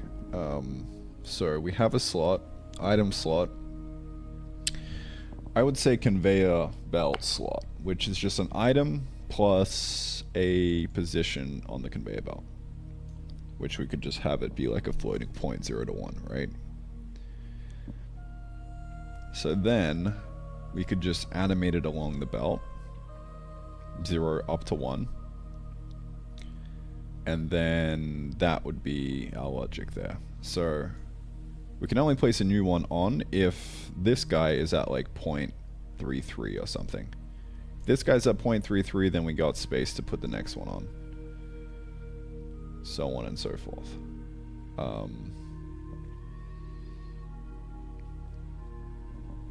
That's kind of what I'm thinking. Because then you could have like one here, one here. You could have them spaced out, right? Like they don't actually have to be packed.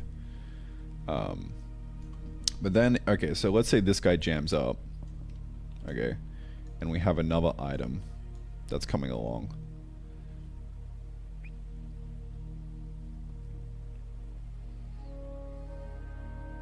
This would just animate up to the point where the next one is jammed. And then, you know, it would flow on if it gets unblocked.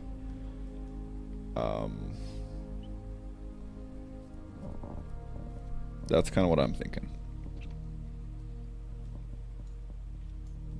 Because I do want them to be like actual conveyor belts and smooth, like right out the get-go. I did them scuffed the last time around, and it doesn't really look good to just have a single item like teleport from here to here to here to here to here. I mean, it's fine, but just the feel kind of feels a bit eh. I'd rather just focus on trying to get this right.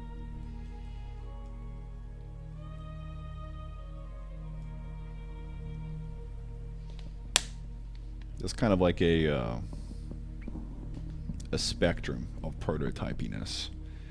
And for me, if it gets too far in the like alright, this is like a really scuffed, just functional prototype, and there's nothing pretty about it, it kind of demotivates me a bit, because the game doesn't feel like it's playable.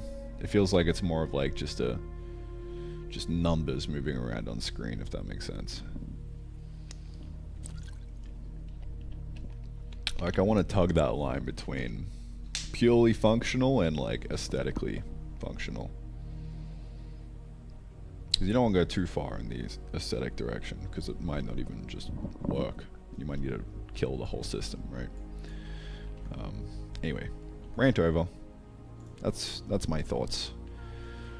That seems like a good solution to me. Let's do it. So what I'm going to do is I'm going to add a conveyor slots, which will be just a new kind of data structure which has an item and a alpha, which will just be like a 0 to 1 along the line. It would be easy to multi-lane this, you just duplicate it, right?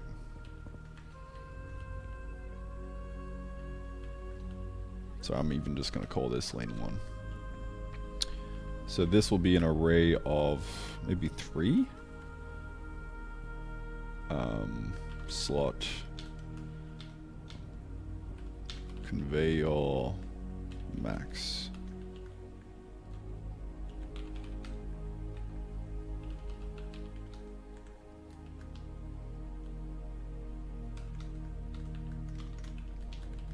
So I'm going to say 3 for now. So yeah, we'll just do the math to make that work. And I think that'll do it. Alright. I think it might be tea time. Tea break. How we doing, boys? Vibe check. What's going on?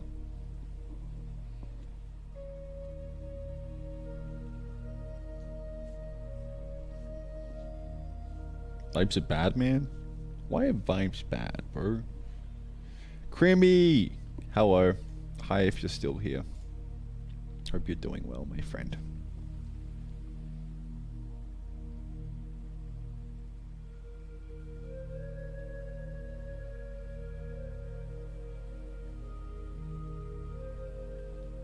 Don't you spend more time scrolling through this huge file than actually programming? I'm not gonna answer that. I mean, you can just look at the last 35 days and see the answer for yourself. Vibes are 8? Nice. Vibes are bad because we ain't got tea? Okay, alright. Let me get the tea.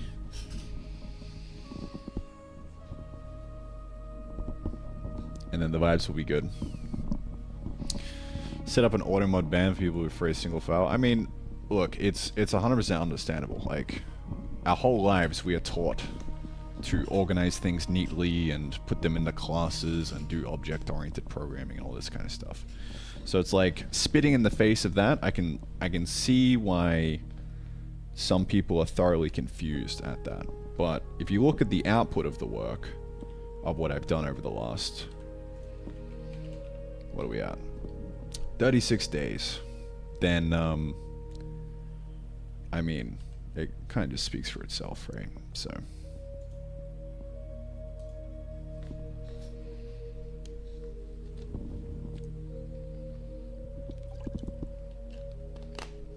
if you're not writing for a team, who cares? I mean, even on a small team, like I've worked with people together in a single file, and it is fine.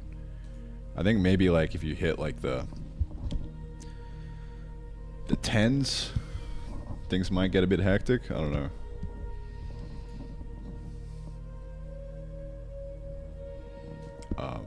But I mean, file structure is just it's just such an irrelevant problem. You know? Like, what problem does it actually solve? Like, would it even really solve organization at the team level?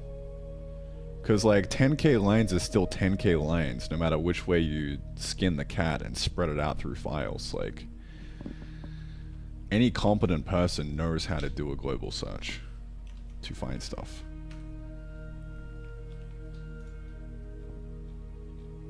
And like, I've worked with people in parallel on this single file, and it's 100% fine.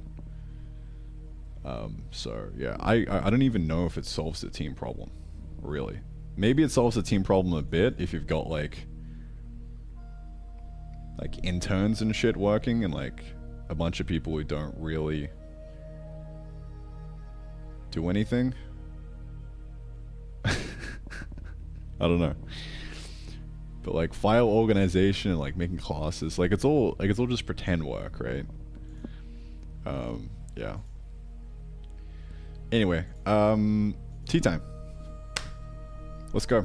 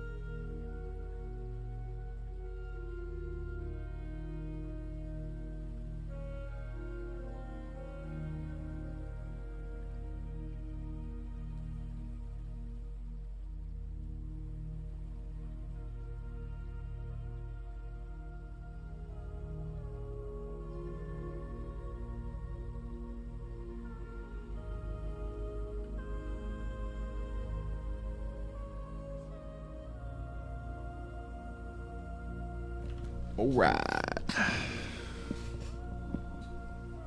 Hopefully the tea is all in one cup. Let me split it out into a bunch of different cups real quick. That way it's more organized.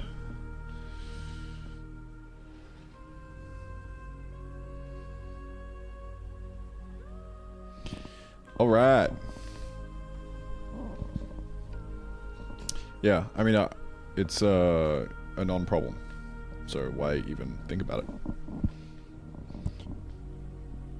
If multiple files solves a problem for me, then I will start doing it. In fact, I mean, I have multiple files already.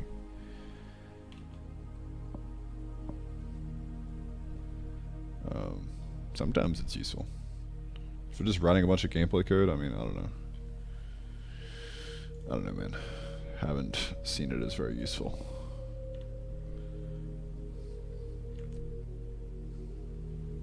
I think the real problem is, like, people who don't actually do work come in here and they see 10,000 lines and like, what? 10,000 lines, bro? I haven't written that many lines in my life.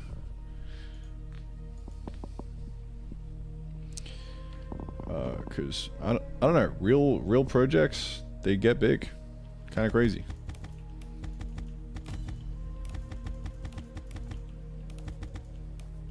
All right. So what is the problem that we're solving now? Well, it's conveyor belts. Like, how the fuck does one conveyor? How does one convey the belts? That is the question.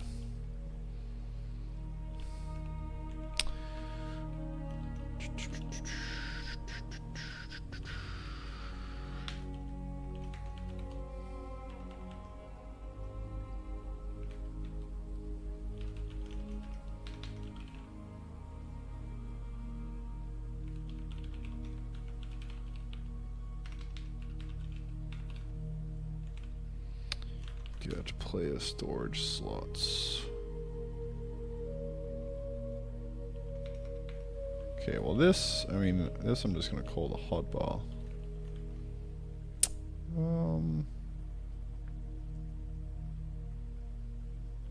Actually, it shouldn't matter how big this is. We should just be able to do this. Alright, so conveyor, burner, inserter,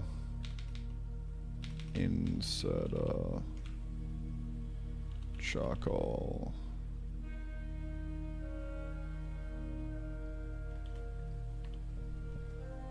Let's go.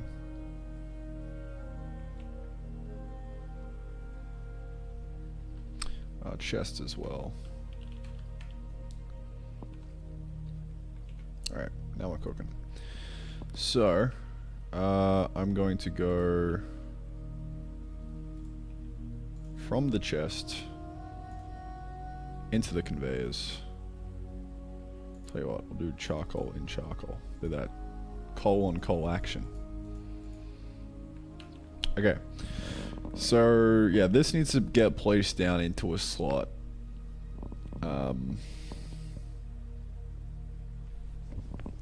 So now I guess the question is, like, where would that be? Because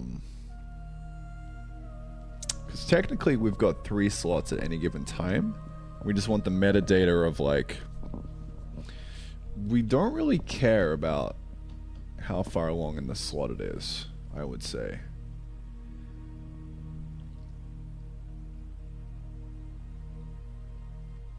Am I crazy? I mean, you kind of want to be able to just insert it into the backmost slot. Yeah, only the backmost one, because then it could slide along and it would be fine. So we don't actually care about inserting into anything but the start. Okay. So now that there's a slot in mind, how do we go about moving them along the slots?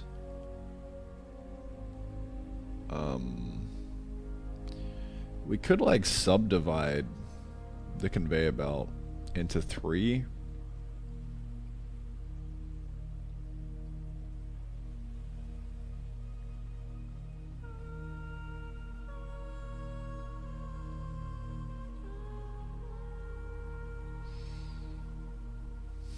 I don't know how that would look.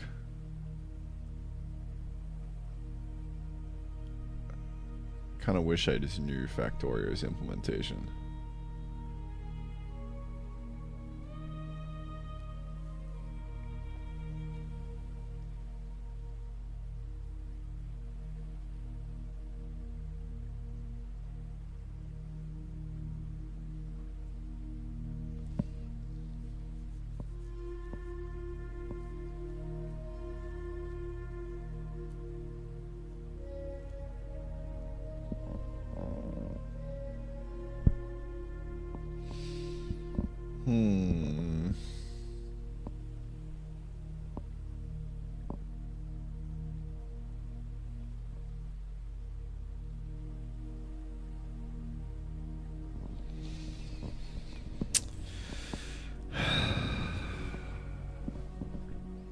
So we could subdivide, so like 1, 2, 3, or we can even just do 2 to think about it.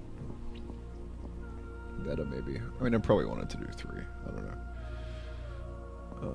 Probably 2. Because like, I mean, this is pretty big, so I would say only 2. Alright, so we have 2 slots. We could even just do 1. I could just... And there's only some room when it's off.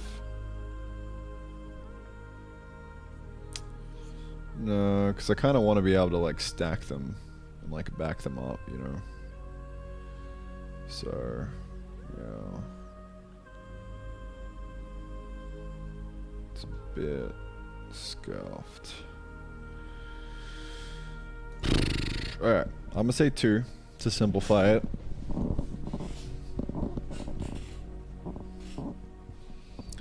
Two slots on one conveyor.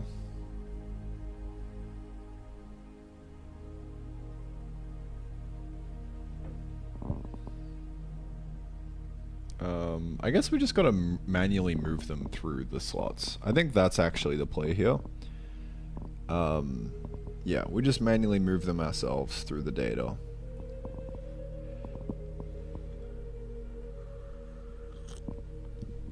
Like, literally think of them as physical slots. Right?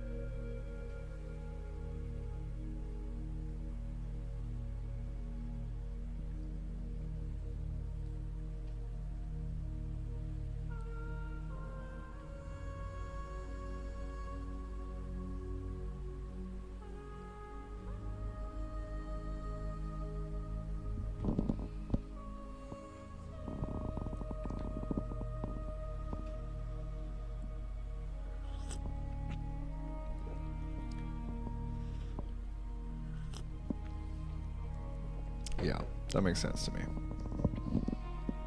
Like, what's the path that it's moving along? We break the conveyors into, like, a bunch of tiny little paths. Even, you know, when we do a corner stuff, it would just be, like, basically a path still.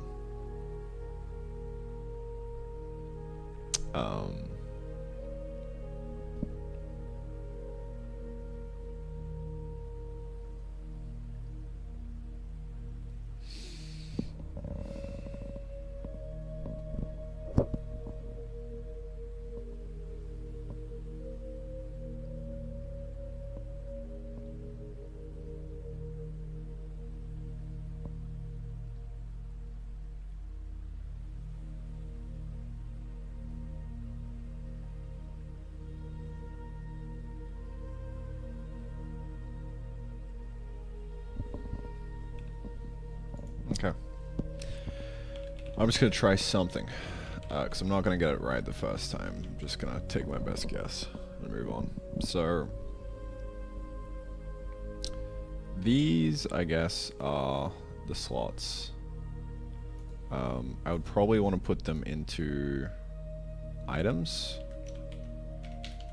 So, into here. Just so we can have...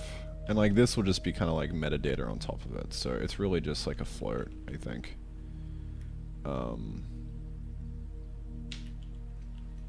Then this will just share the index with this. And it'll kind of move it along.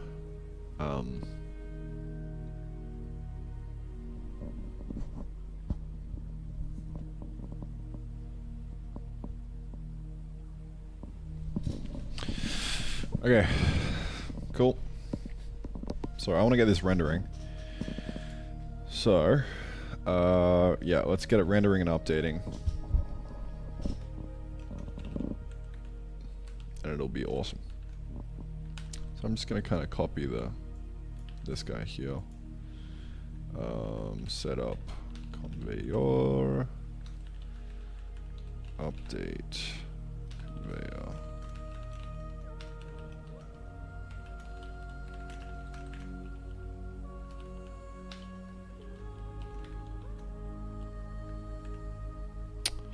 This shouldn't need to take a pointer anymore. Maybe it still does need it. Yeah, there's some frame stuff. Oh well. It's fine.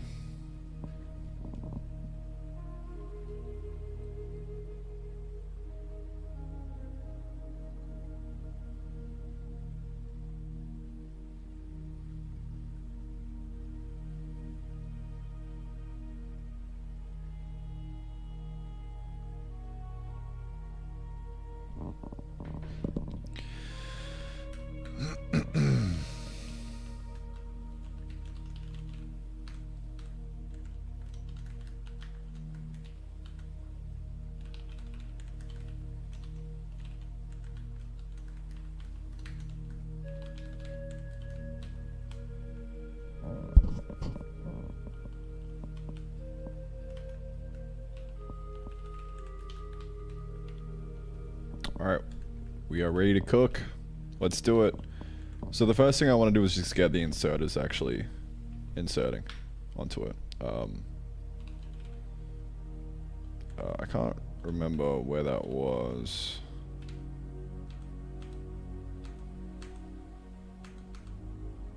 I think... Yeah, it was like get item we can yoink. Alright, yeah, the slots stuff. Get entity slots.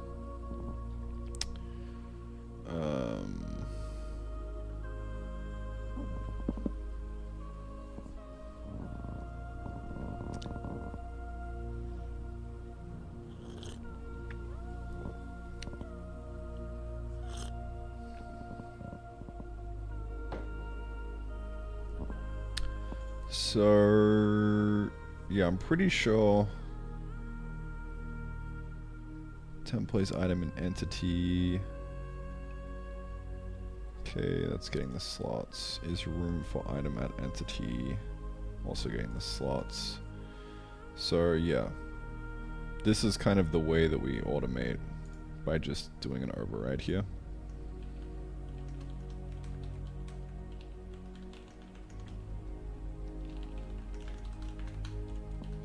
And just define the slots. So I'm gonna say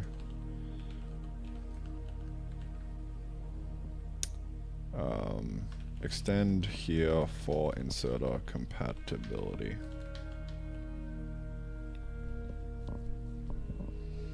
So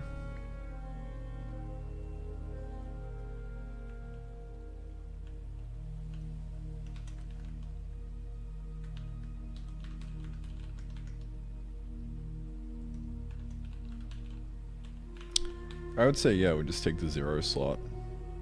That's kind of all we want. The max stack size is going to be 1. We don't want an allow list or anything. And that should kind of do the trick.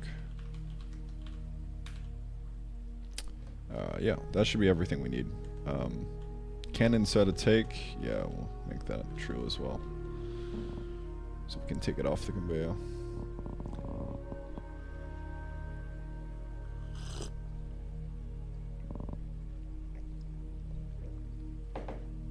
Very nice. We're gonna have to do. I have to do the rest of them down here, I think.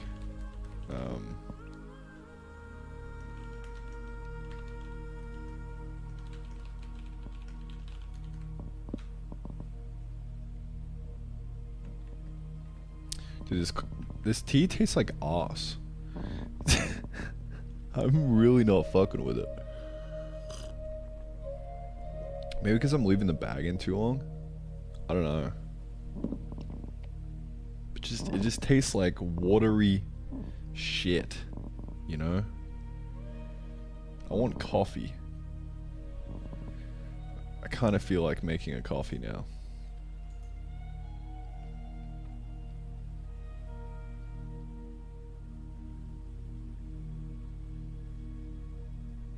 Do you want to check relevant FFF about bounce? That would be great. What is FFF? Friday Facts or something? That would be pretty cool.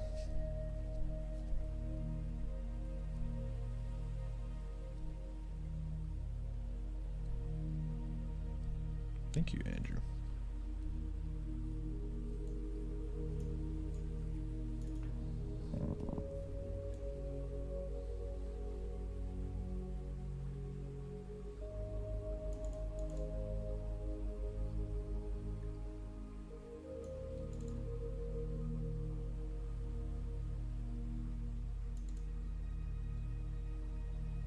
macOS developer needed.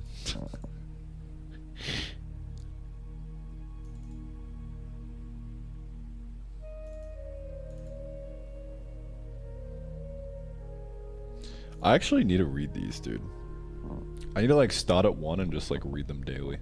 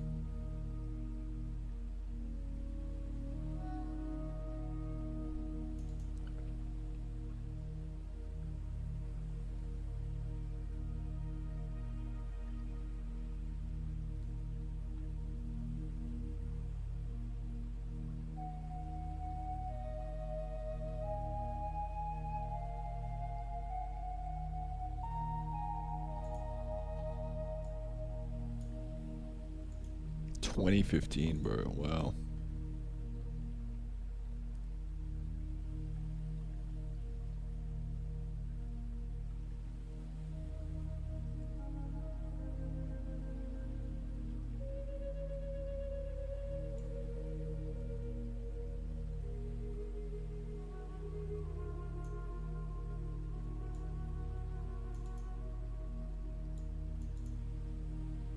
Nice.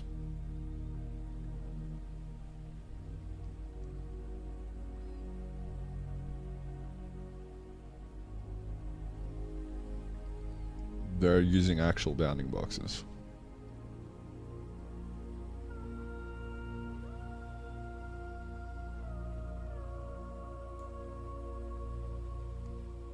Very simple internal structures moving on invisible rails. Right. This is what I'm trying to do here.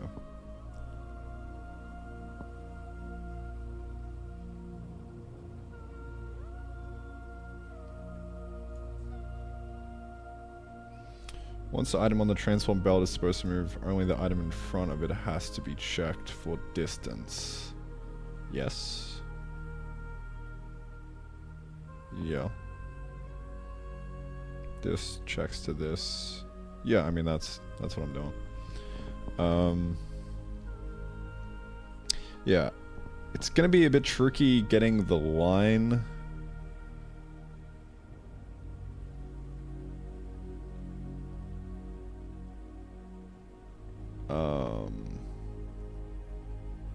Like getting it to move off the edge, but I'll have a think about it. We'll see how we go. But yeah, this is a nice visual representation.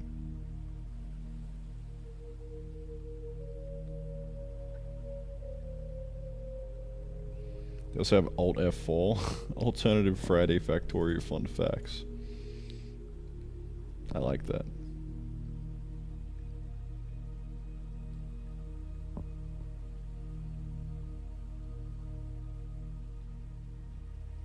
What kind of tea? It's a green tea.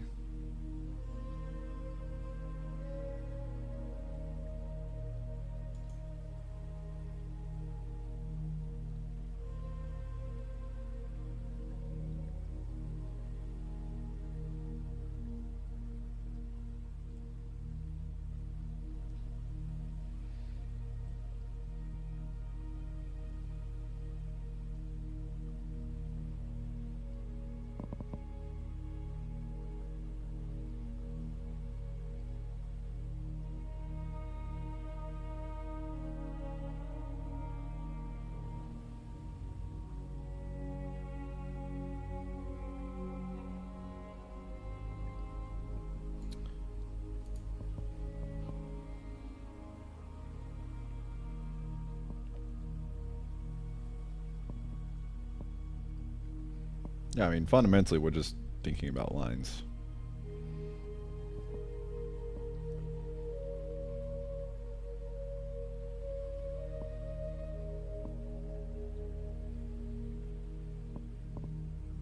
I like clicking on this rocket.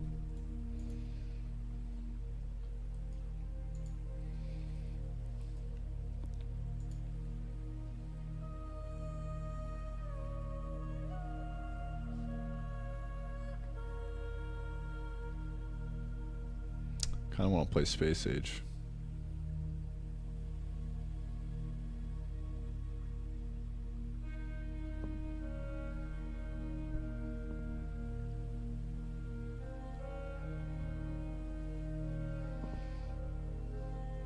Do the planets kind of like interlink? The like content in here feeds content in here? Or are they all kind of like separate?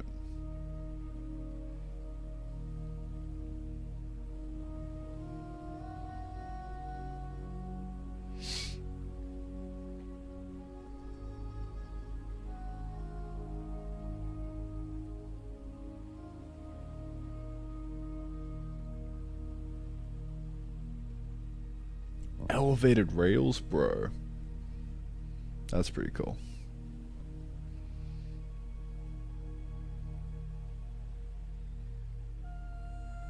That's hype.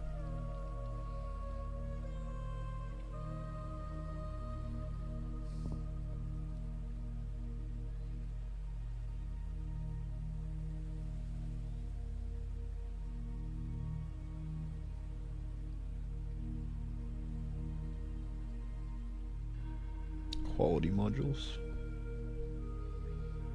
Big worm.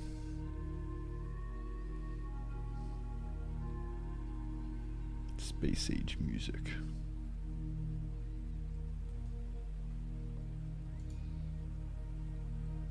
Bro, they got a checkout. Look at that.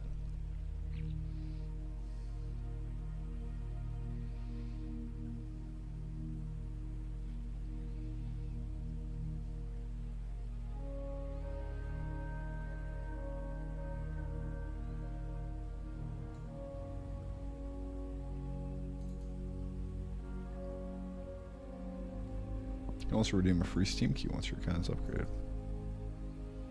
That's cool. What's this, 35 US?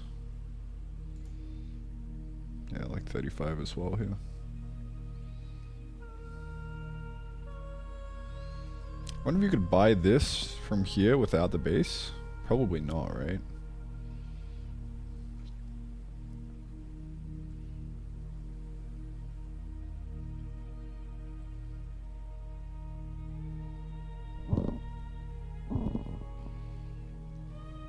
Yeah, this is super cool. We're gonna do something similar to this in like 6 days.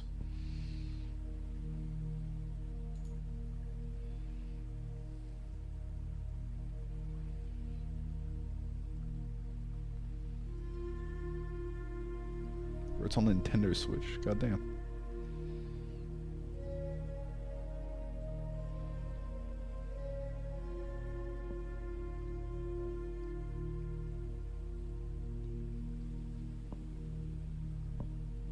Said about us, so I'm relatively new to the game, only 40 hours on my only save.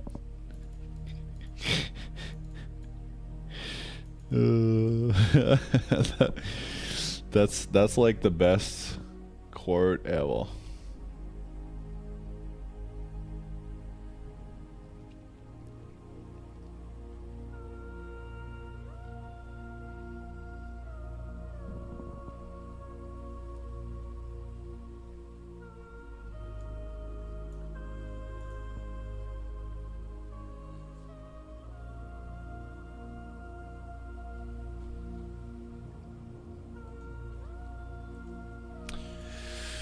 Alright. What am I doing? God fucking damn it. I hate having so many tabs. Come on, bro. You can do it. You can do it, bro. Merge. Yes. Beautiful.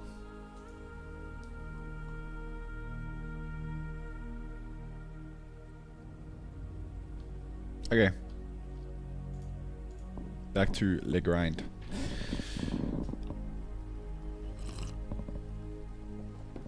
Ugh. Yucky. I'm gonna throw that out.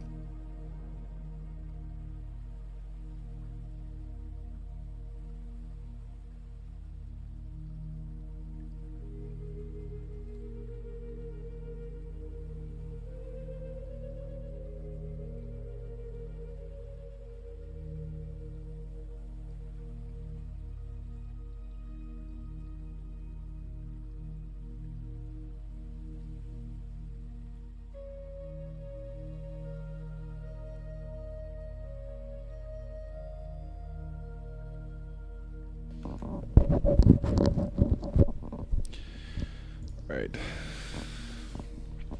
Having to force myself to stop playing Factorio is ruining my life in all aspects. That is a vibe. Oh man. That sounds like Factorio.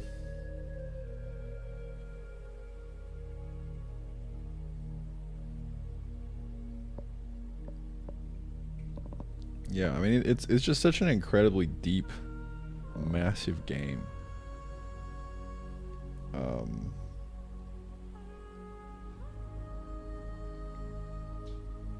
Which I feel like is good and bad. I don't know.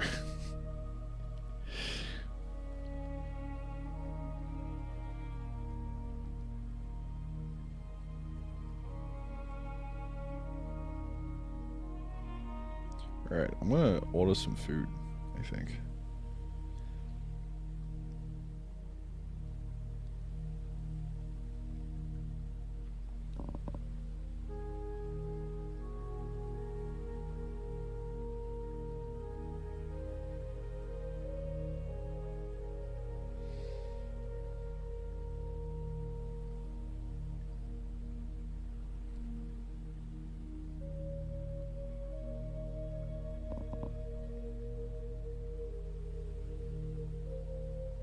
I'm also gonna get an iced latte, but I I can't retie that well. Which one do I pick, boys? It's over. Focus. Hello? There we go.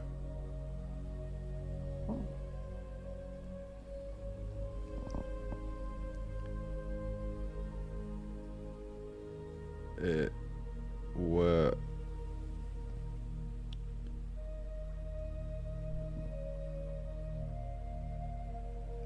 no.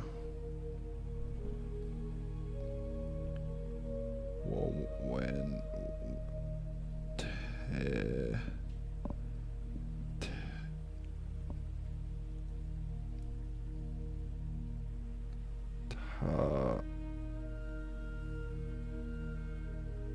I think I'm getting this wrong. Alright. The first word is the same for all of them, okay? Now the back half is different, so I'm gonna focus on that. That ends in like a...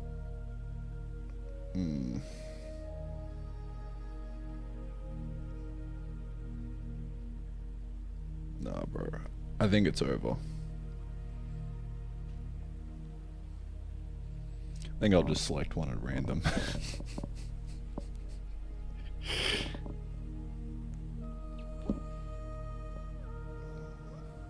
I could also just feed it through Google Translate. I think I'll do that.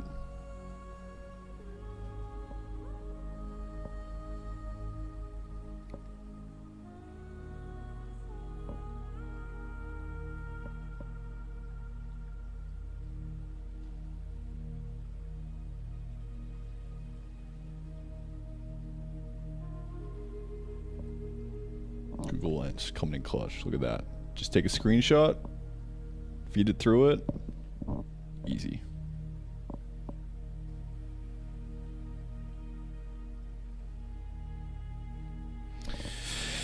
Okay.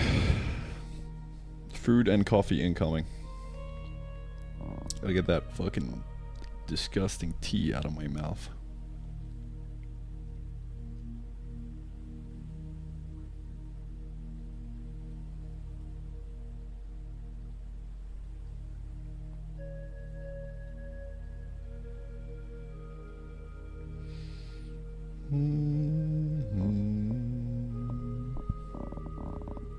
Screenshot Google Lens. Yeah. That's the strat.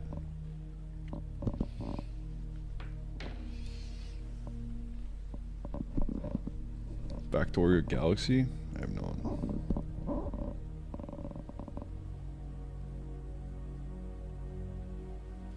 But what is...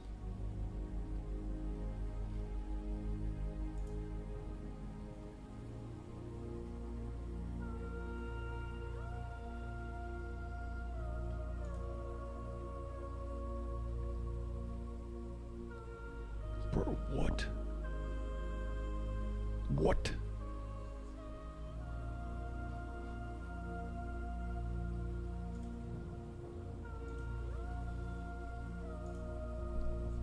How do you get on the Galaxy?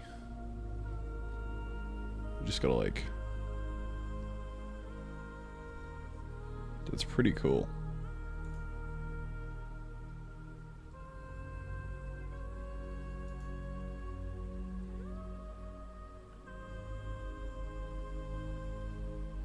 Can have multiple platforms? Okay. 270 million iron plates. Yeah, this is pretty hype, dude. I like this. It's gonna be Terrafactor one day. I basically want to like... I want to make Factorio, but more like Minecraft centric. So like... more of an emphasis on like survival base building. I don't really know how to describe it, but like less factory building, although there will be factory building. More like you're building a base, I guess, with friends. Because I think like I love Factorio, but I just I can't really play it with friends, so it kind of doesn't feel amazing to me. Although I still think hands down it's the best game on Steam. Of course. But it feels more like a single player game to me than a multiplayer game.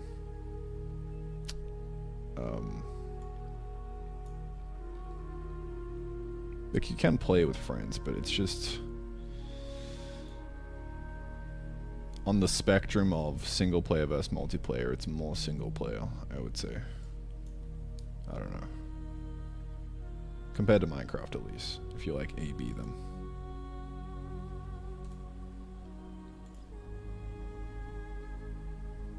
It's the galaxy of all players who've finished Space Age. Ah, okay, cool.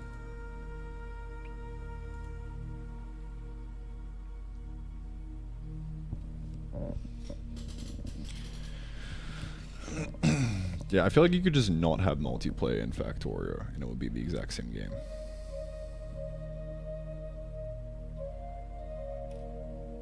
I don't know. You could probably play with friends. It's probably like some like game modes which are better with friends, like some mods or whatever. I don't know. You could also co-op the game with like another person if you were both at the same like knowledge level and you both play it exactly the same time all the time. But like you can't really do async multiplayer with it. I don't think. Like I tried, like I wanted to do a Factorio world where we had like a bunch of guys building their own factories, but I couldn't get it to work because you need to separate out the technology progression. And then, like, what about bugs of, like, you know, you just getting one base attacked but the other isn't? Like, it would require some cajoling to get it properly working with async multiplayer. But honestly, like, most games, like, you can't do that. I think Minecraft is probably the only example where I think Minecraft is the best example of that working. Because you can kind of build like a town async with a bunch of people. And everyone kind of plays their own game, but you all kind of link together in a nice way. Terraria you can't really because it's like very boss progression based.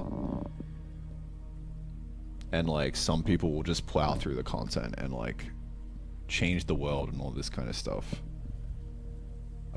So it's less so. And then Factorio is even less so.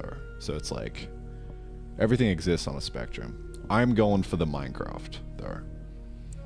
Just because I think multiplayer is so important. And being able to like live in a world with friends across time, where you're each kind of like on and off at different times. Sometimes you line up, sometimes you don't. I think that's really important to me. So that's like the end game of what I'm going for here. But you know, obviously it's going to take a lot of outliers to get there. Right now it's purely, I mean, obviously purely single player.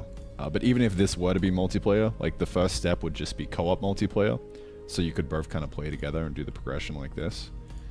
But then the step after that would just be open worlding it and just turning it into Minecraft, I think. And then yeah, trying to do some kind of async style multiplayer.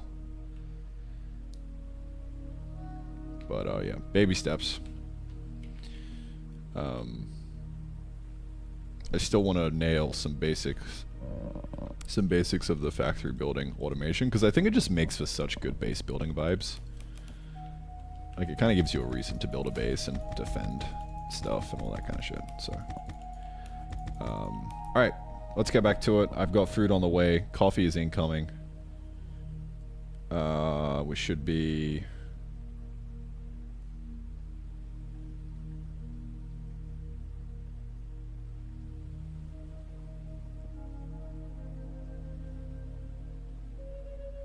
I just opened up the wrong food app. I was thoroughly confused there.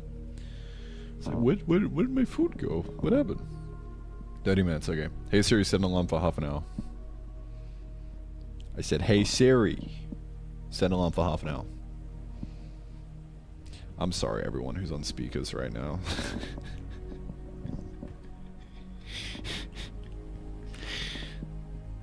Did that pop off for anyone?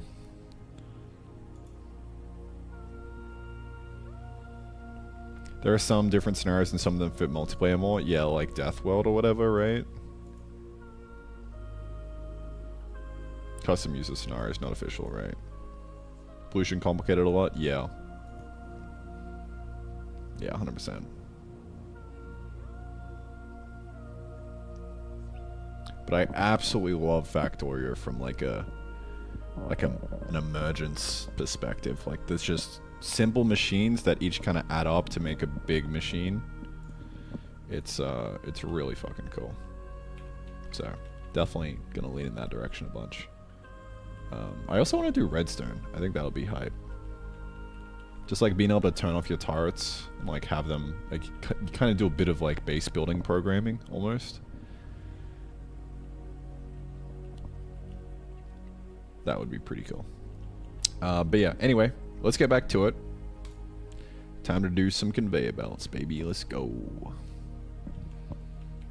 So, let's see. We got to get this working. Right, we're in the middle of the update. Okay, so we've got data kind of just sitting there. So it's e.items 0 through to 2, right? That's kind of the slots right now. So I mean, I guess we can just do that.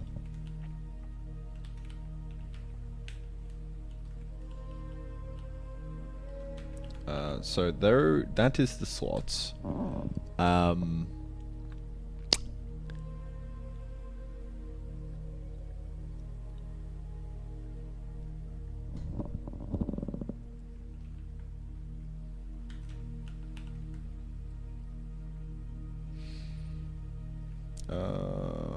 Yeah, so I would say 0 through to conveyor max. Take 1?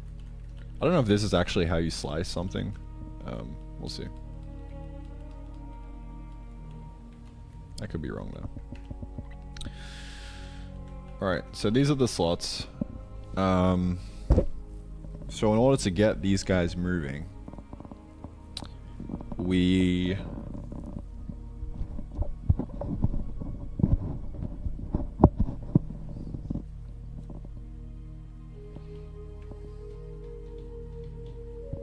What else is there?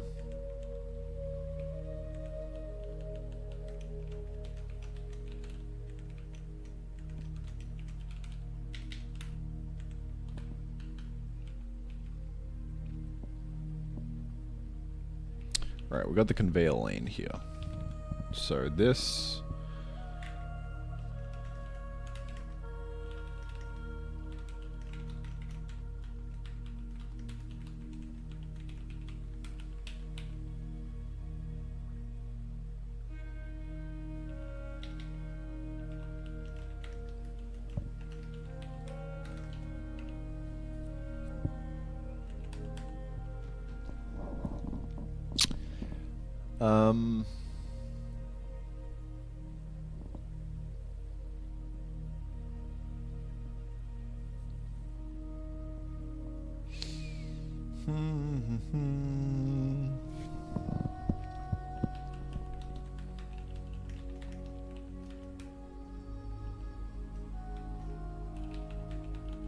So I would say the item length is something like 1.0 divided by conveyor max. So 1 divided by 3. And I mean, really, I think to simplify it, I'm gonna change this to 2 right now, just so it's easier to think about.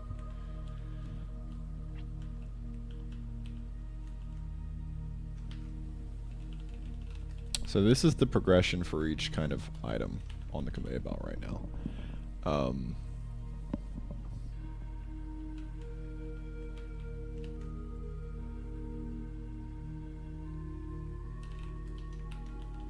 And we've also got the item here. So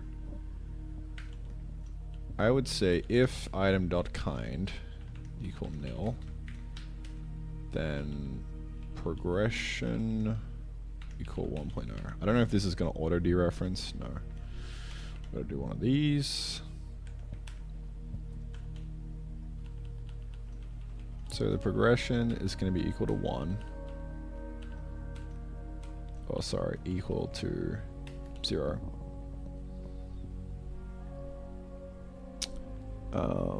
And I think all we do is we just animate up to 1, and then once we hit 1, we move into the next slot. I think that's kind of it, honestly.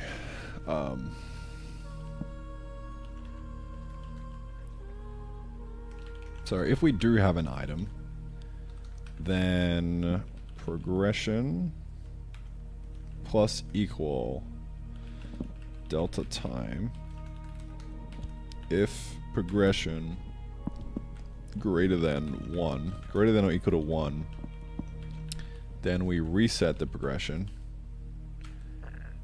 and we move this onto the next one.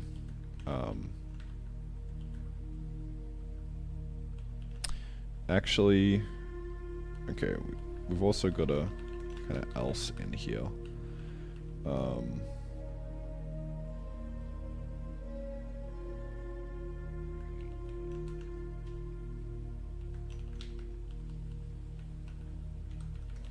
Attempt move. Alright, if it's not greater than equal to 1, then progression plus equal delta time. Okay. If the progression is greater than or equal to 1, then I'm gonna just kind of clamp it to 1, I think.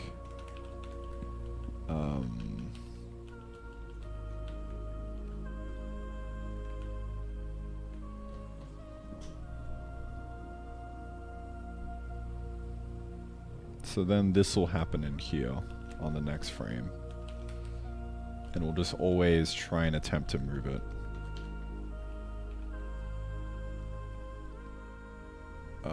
So it's either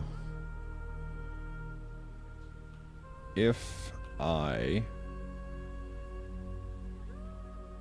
equal to conveyor max take 1, pop off or move into next conveyor. If not, then we're just trying to move it into the next slot.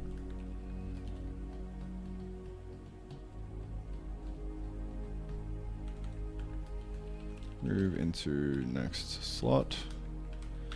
So we want to make sure that there's nothing in the slot in front of us, I think.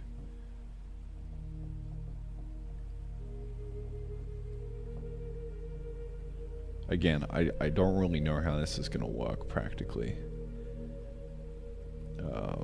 across multiple things, but I just need to program it and then we'll try and fix the problems.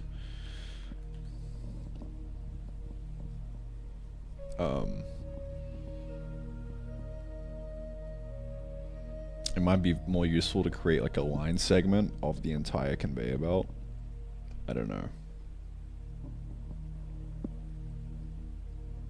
We'll see. Move into next slot. So, yeah, we really just go slots at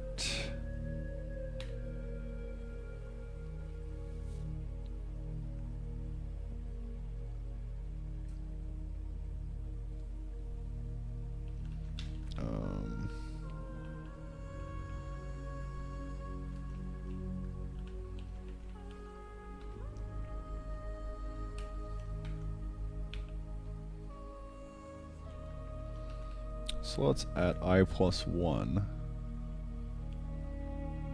Okay. Next item is equal to that. Right. So if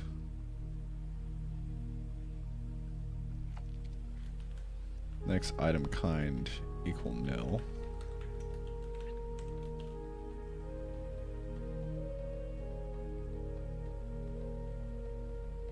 Then we can move into it.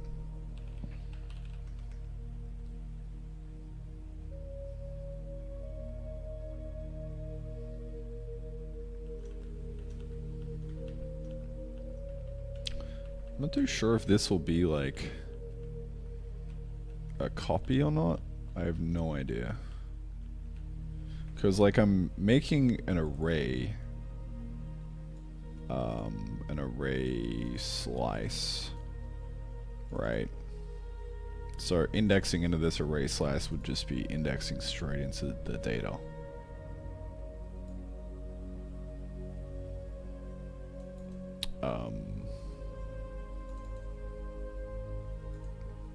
So I guess this would be, yeah, this would be a copy. So I think we want to do that. I don't know.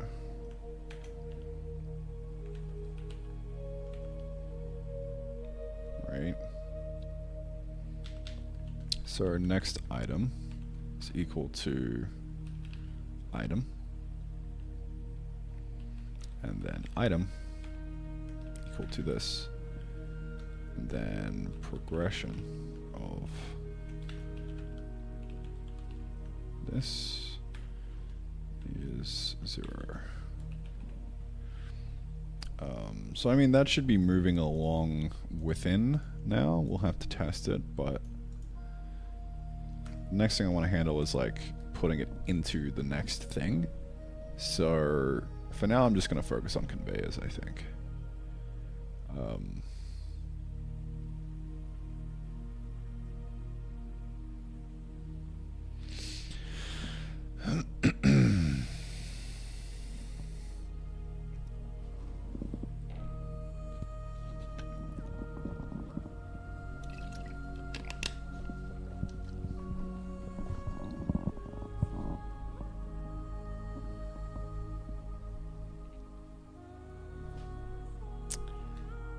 So let me go to the burner inserter and basically do a offset at the cardinal direction, and then grab the dest tile and then the entity at the destination. So this is be the thing in front of us. So for now I'm just going to support conveyor belts. And we'll manually basically do this exact same thing. First slot is equal to, call this dest e dot items at 0.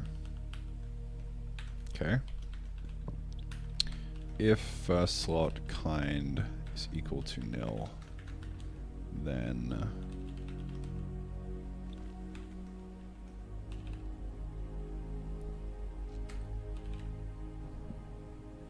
same dealio here.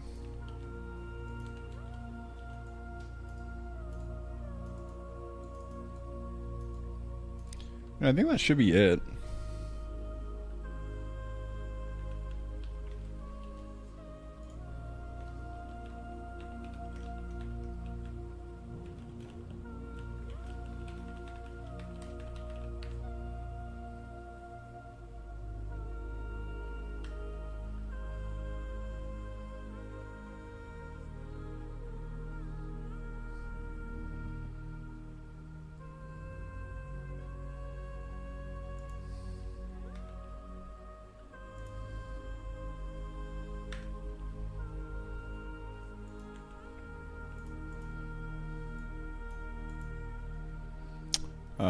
We've got to render them on top now though, so let's do the rendering.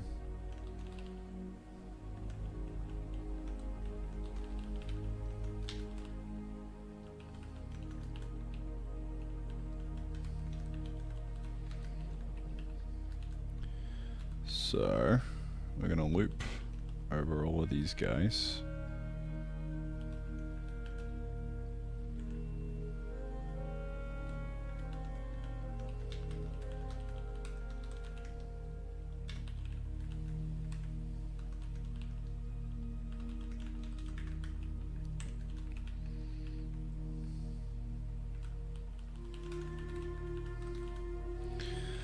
And then, yeah, this is the progression. So, I mean, it heavily depends on which direction it's going. I think we'll just try and focus on the single direction right now. So let's just focus on it going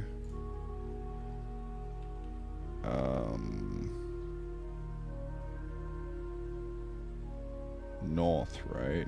So north is the default.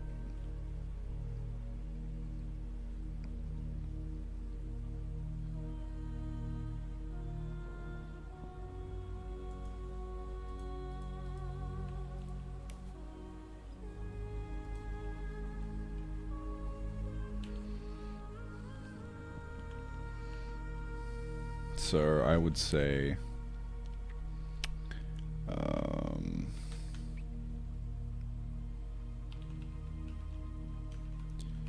base pause is equal to e dot pause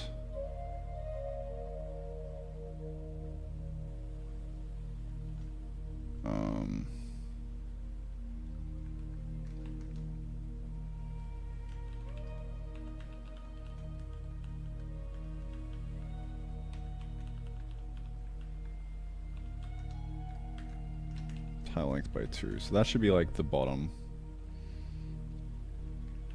And then to advance along that, it would be base pause plus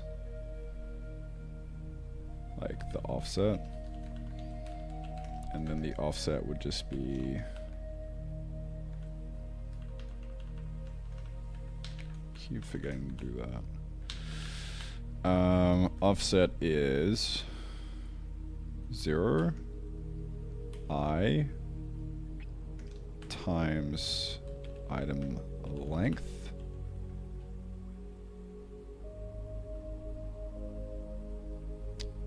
so 0 and then 2 times item length, that'll be 0.5 along, so 0.5 along times tile length.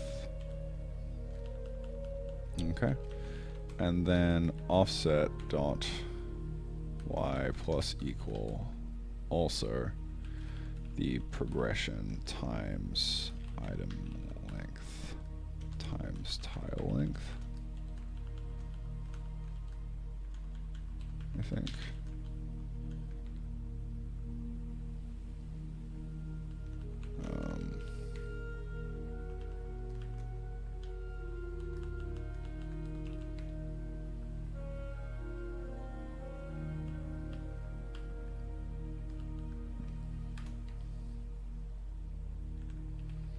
So that should be the offset. We'll see. So now if I render just this guy, draw sprite at pause image ID, which will be item kind.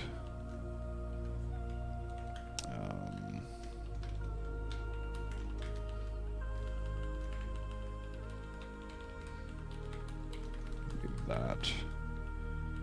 Yeah, I mean, I think that's it. Just make it center for now. I mean, that, in theory, should be conveyor belts moving. But I highly doubt it.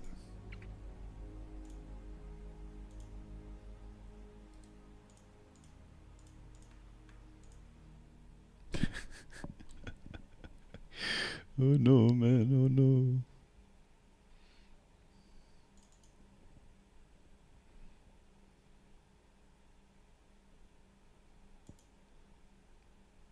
slot length is 1. Okay. Well, I guess can 2 take 1. This ain't gonna cut it. I did this wrong. Thinking about this wrong. That's 8. Bro, we just... Whole thing, done. Didn't even interrupt me once. That was really good. Alright, that's going in the playlist.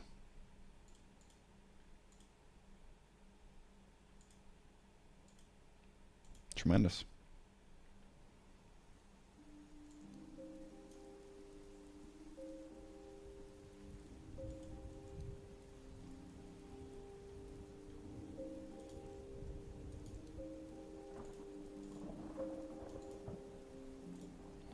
Tremendos.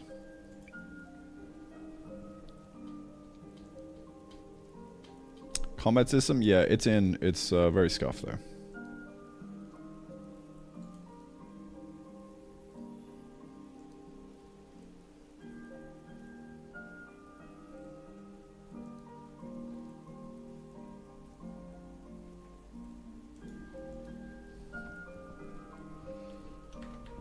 It's a good V1.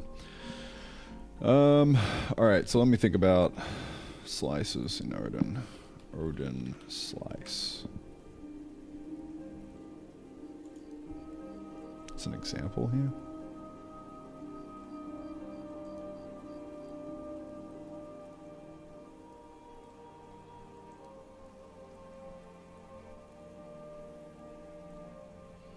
I think this is old syntax.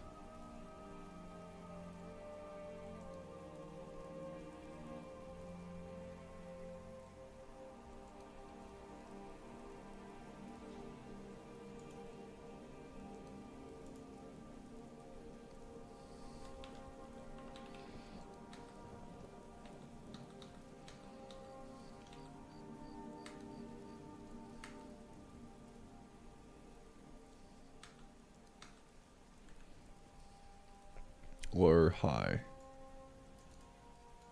I'm guessing high is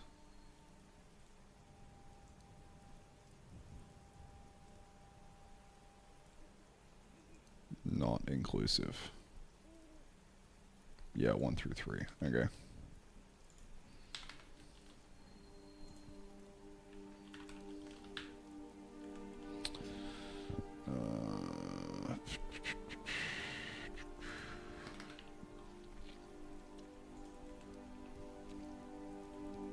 Okay, man.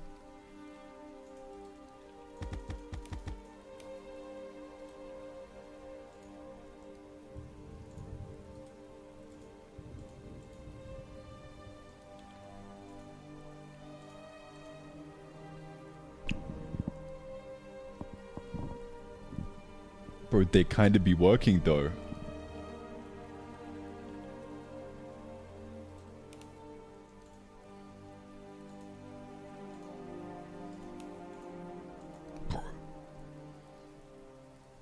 Bro.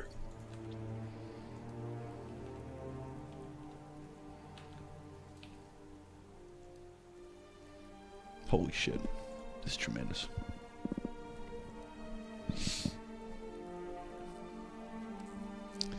Alright, so we've got to move into the next one.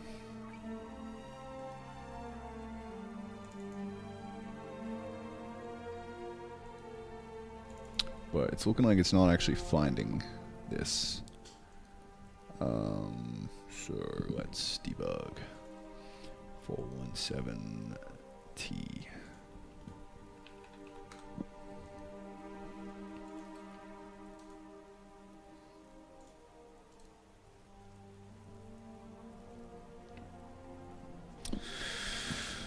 Okay, E.direction is north, so that'll give an offset of 1. Okay, tile pos ourself plus the negative tile pos.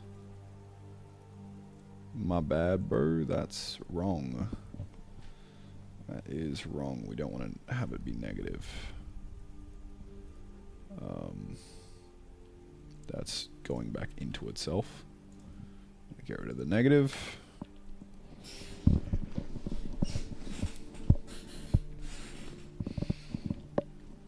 Moment of truth. Oh my god. First try. Dude. Literally first try. Holy shit. Conveyor belts. GG. GG, well played. Holy fuck. That's nuts. And we have to get him working in the other direction now, though. So let's do that. Ship it. Let's go! Yeah!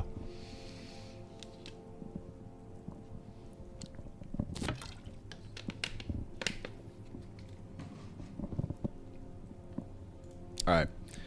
Let's get him rotating. Let's get these fuckers rotating, bro. In theory, everything should line up nicely. It'll pop onto the into the next ones, but that's fine. Also, this is extremely efficient. Like, it's really simple. So, we'll see. We'll see how it scales. Draw conveyor, draw sprite. Okay, so all we need to do here, I mean, first of all, cardinal direction, offset, which, I mean, we can just kind of yoink that. We also got a vector from direction, we could take that as well.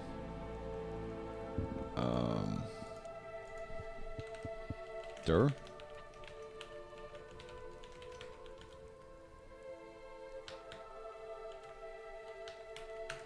Okay, so that's the direction.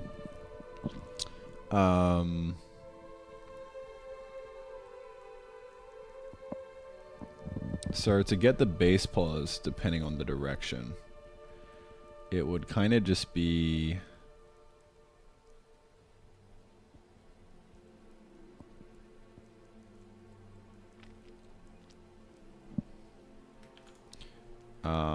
I would say direction times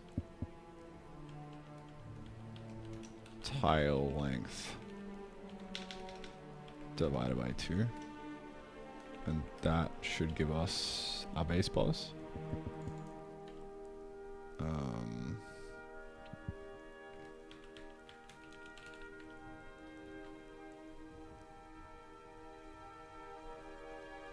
Maybe. And now for the offset, let's see here.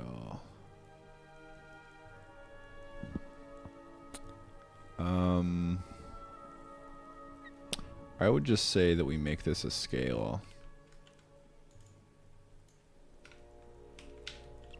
And we go this times this times this. This is the offset. And then we also want to plus equal the progression. So now the offset is literally just base pause time plus offset times the... Alright, so if all goes well, let's try doing a loop-de-loop.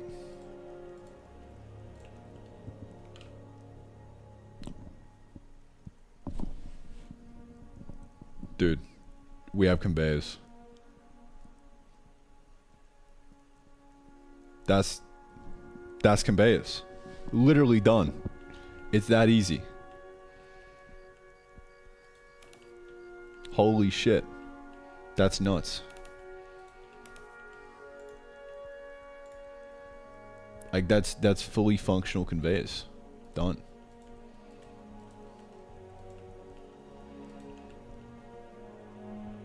Like they'll pop onto the sides, but that's fine.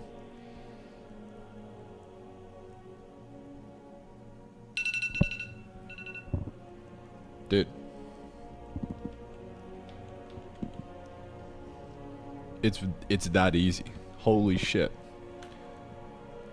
It's so free. Oh yeah. Alright, food's here. I'm glad I set that alarm. So now we just gotta get the conveyors actually doing something if it's not going into a conveyor. I would say like maybe we auto suck into a chest if we go into a chest. Or like maybe pop off. Or put into chest.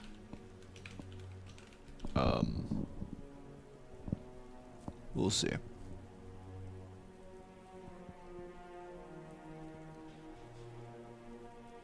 Like maybe we could kind of use the conveyors as pseudo inserters. I don't know.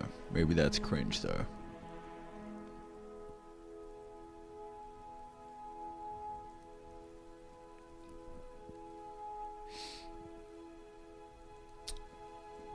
Don't know. Because if we use these as like pseudo inserters, then you could actually automate inserters right out of the gate. Because we could just put these guys into itself, and then it could fuel itself. And now we're off to the races. I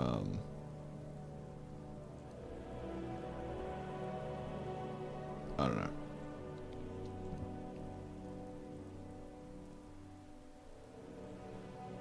Actually, if we're coming into a conveyor up the top here, we could actually pop it into the second slot, and I think that would actually just fix our popping issue of it going to the end, because it could just go into the second slot here and be fine. And that way, like, you could also just have something coming from this direction, and like this would look fine, I think. I don't know. Yeah, maybe we make them auto-insert into wherever the target is, because like then it would just simplify things. Like we wouldn't need inserters everywhere. You would really just take... You'd probably swap the inserter to be some kind of like extractor thing, so that way it simplifies it. Like just a special conveyor belt that has like an in, and it like sucks things out. I don't know.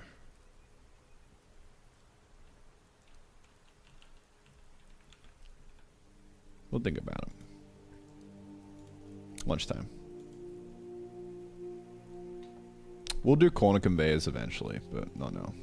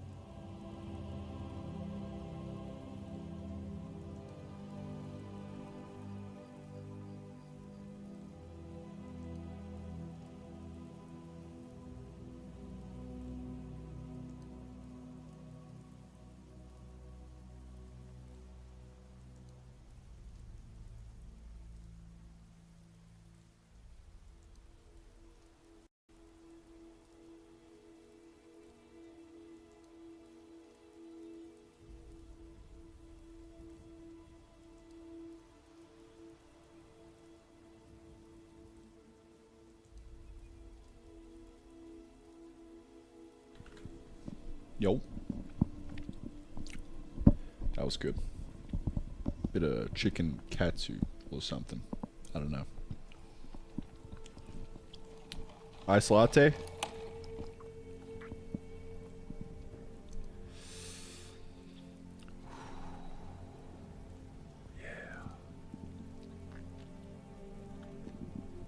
Randy, how do you keep a good sleep schedule? I don't. What do you need a sleep schedule for? You don't know when to get it? You don't know when to go to sleep? Sleep whenever you feel like it, bro. Wake up whenever you feel like it. There are no rules. But I guess if you want to, like, wake up earlier, I usually set, like, a bedtime alarm if I want to wake up early.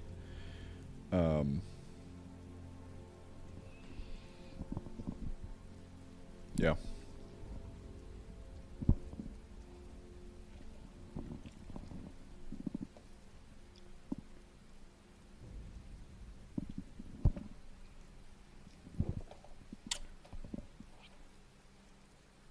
Alright.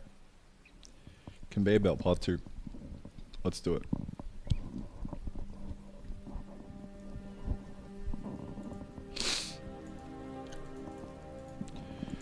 Conveyor belts! Let's go! Okay. I want to fix this kind of being shit. That'd be pretty hype.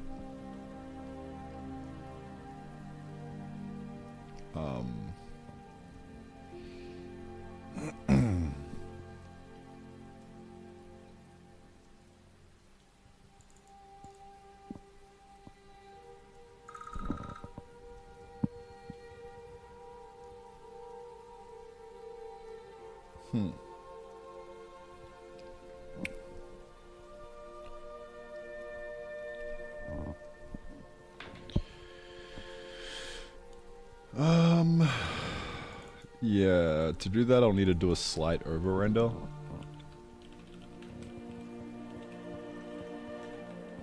I'm just gonna pass that down into the generic draw sprite.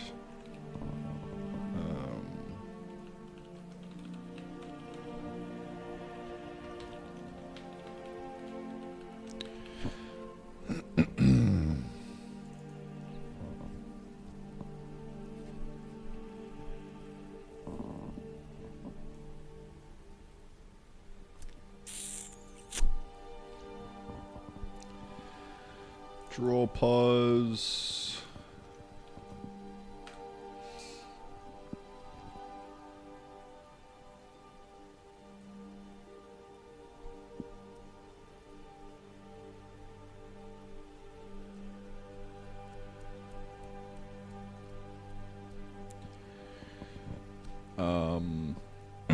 Draw rect X form. Can I do it down here? No, because I would need to slide in up a bit higher.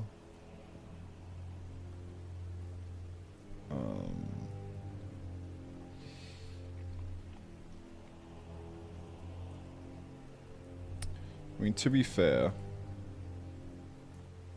I could, at the end here, inside draw rect X form, scale it up and then pull it back a bit.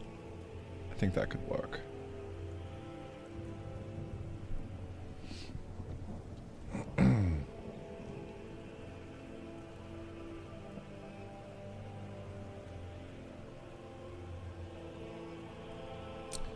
The issue I'm trying to fix right now is the tiling. You can see it being a little bit fucked. How I fixed it on the actual background tiles is I just do a slight overdraw. Like, just slightly increase it. Problem solved.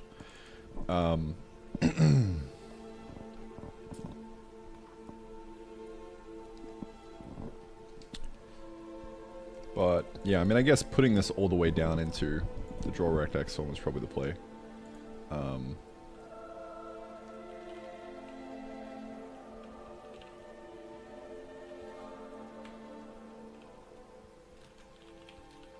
So let me just plug that in.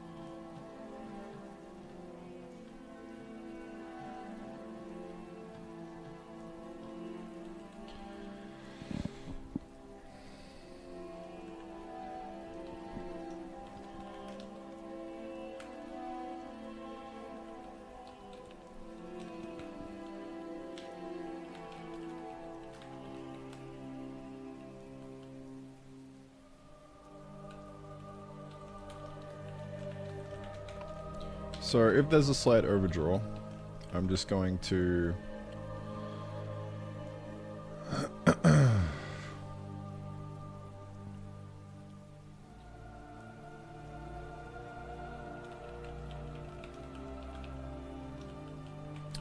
let's just scale up by 1.1.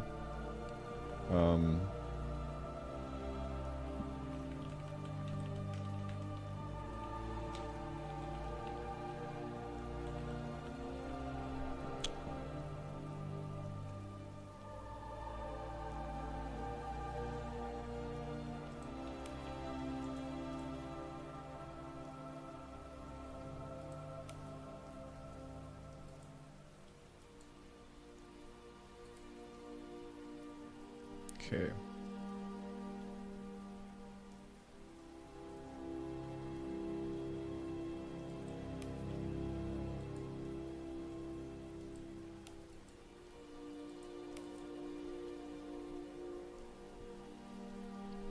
Alright, so I gotta figure out how to get this centered. Like scaling from the center. Not really too sure how to go about doing that.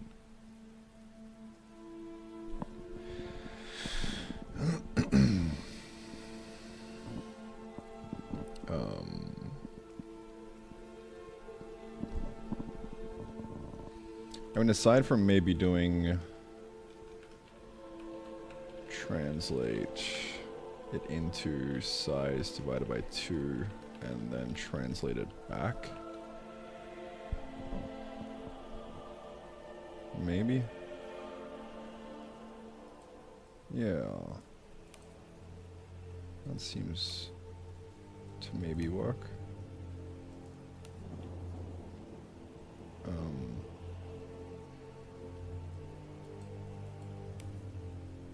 Yeah, I think that'll do it.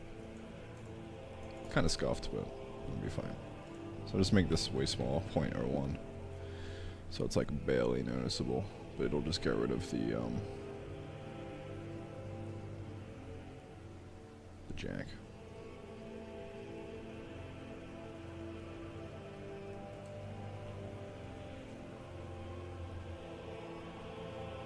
It's also like in a different, it's in a slightly different space now, which is a bit annoying.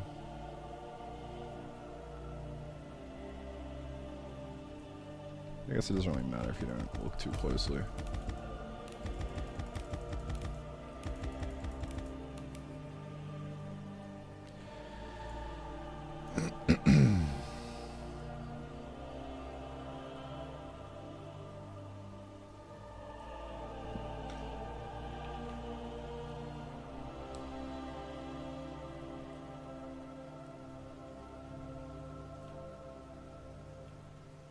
There we go, that's not too bad.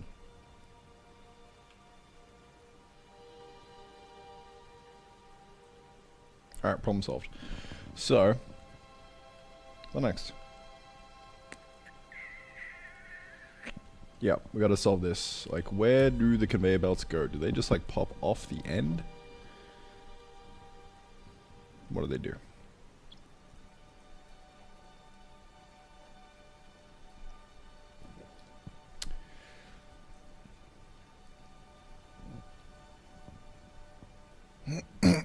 Do they block up at the end?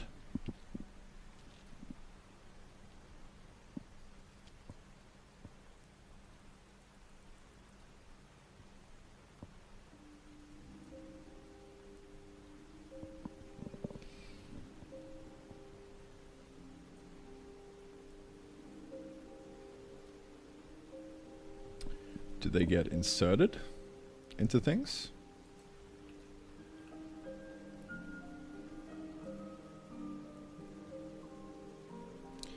I could probably rename this to a grabber as well.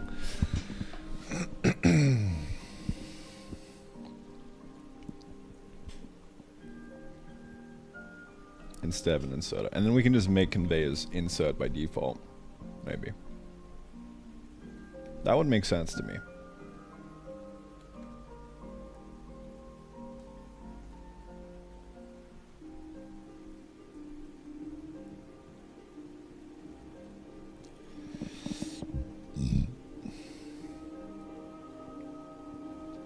would be breaking Factorio conventions, but I think it's fine. Because this isn't going to be an intense factory builder. More of like just a light automation. So...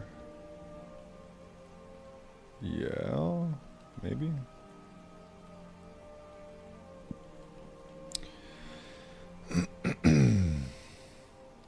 Yeah, I would say we try that and see how it feels.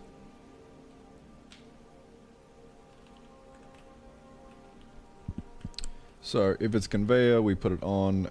Else, I would say like if it's got an inventory slot, we just try and dump it in.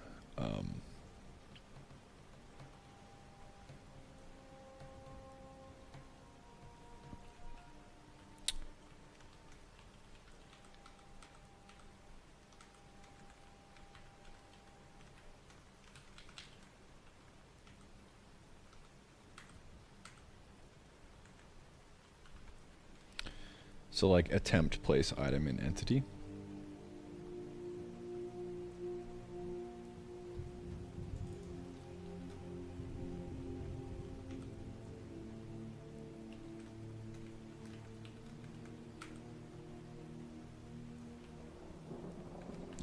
That's actually exactly what the thingo is doing, so.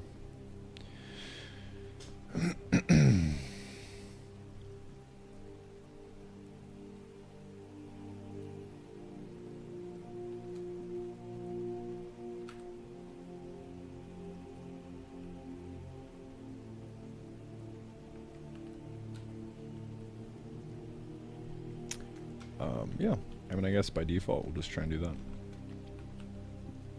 Source is going to be item. The entity is going to be dest e.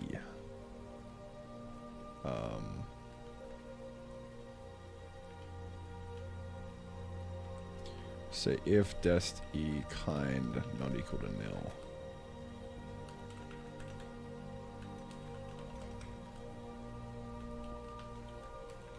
If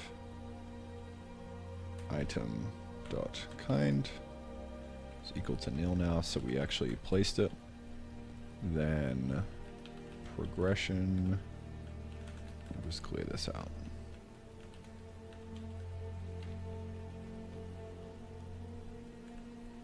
And I mean, I don't need to reset the item, but I may as well. Look at that. That's now going into the chest. And we can take it back out by doing one of these.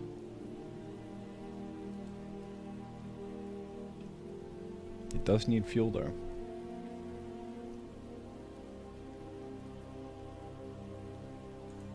So I don't know if you could fully automate this.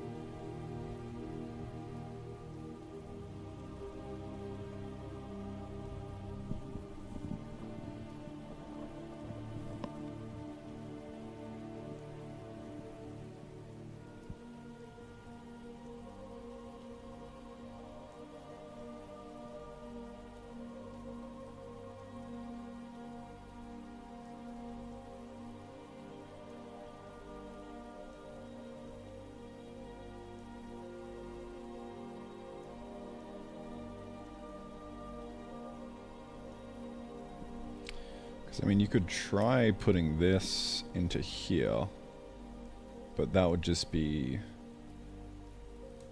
kind of like a self loop. Actually, no, that wouldn't even put it into the fuel slot. But it's kind of going infinitely now.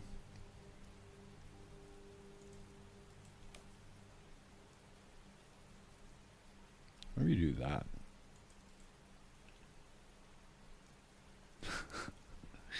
Oh no, man. Oh no.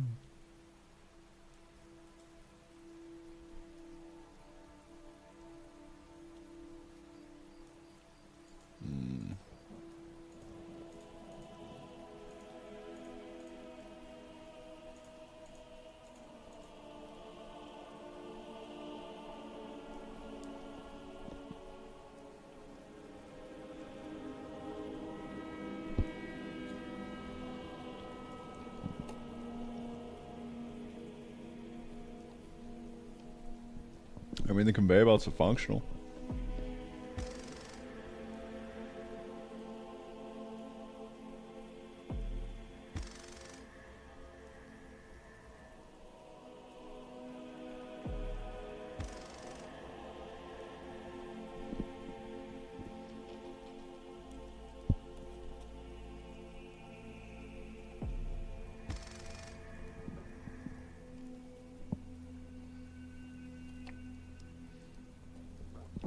It's just we can't automate it fully because we can't, like... Come on, bro, what are you doing? You gotta do me like that, bro. Come on. Because, yeah, we can't automate the inserter inserting coal into itself. In Factorio, they do this by just having, if a coal passes through the inserter, it gets inserted into itself. So maybe we try something similar there.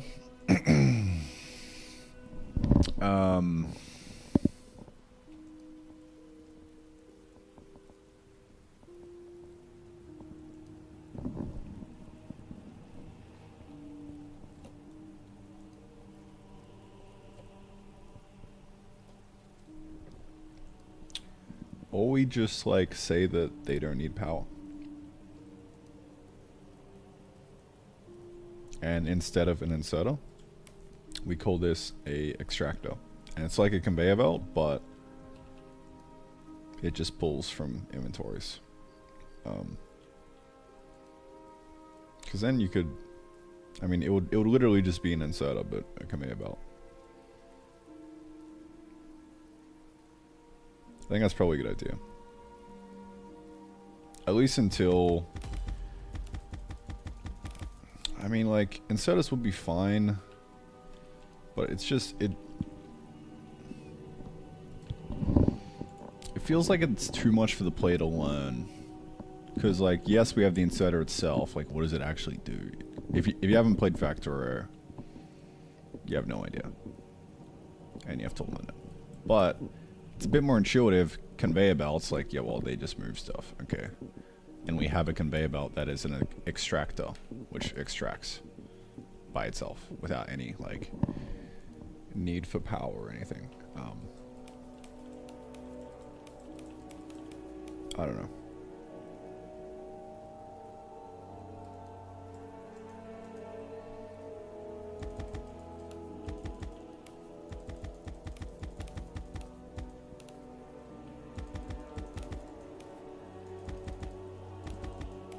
Like, imagine if you had to power hoppers in Minecraft with coal.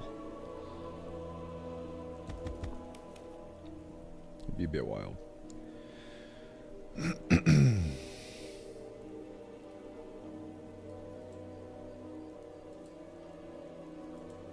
It would also simplify automation a bit, because we don't actually have to even, like, design these inserters or make them things. It's just, we make conveyor belts and that's it. I don't know.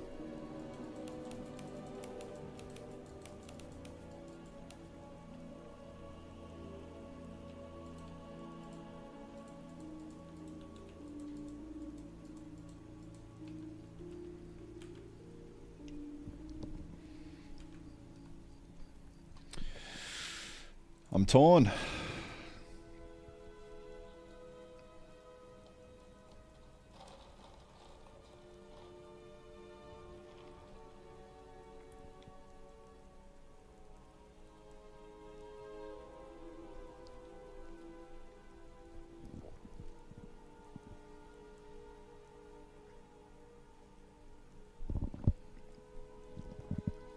So the question is,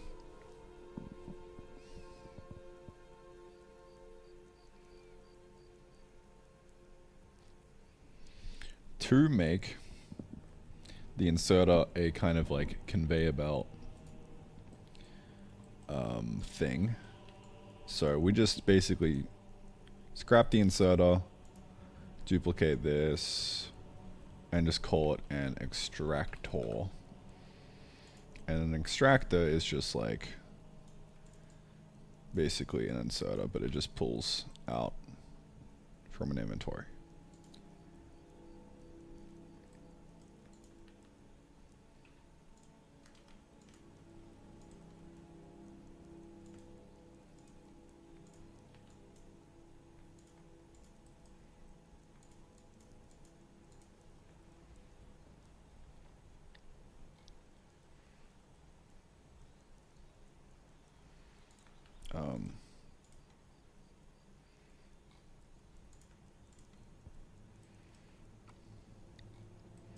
And then it just doesn't need to be fueled or anything as well. Because then we could remove the inserter. And we wouldn't need to power it or anything as well. We could just kind of use an extractor. I mean, I'm kind of leaning towards that.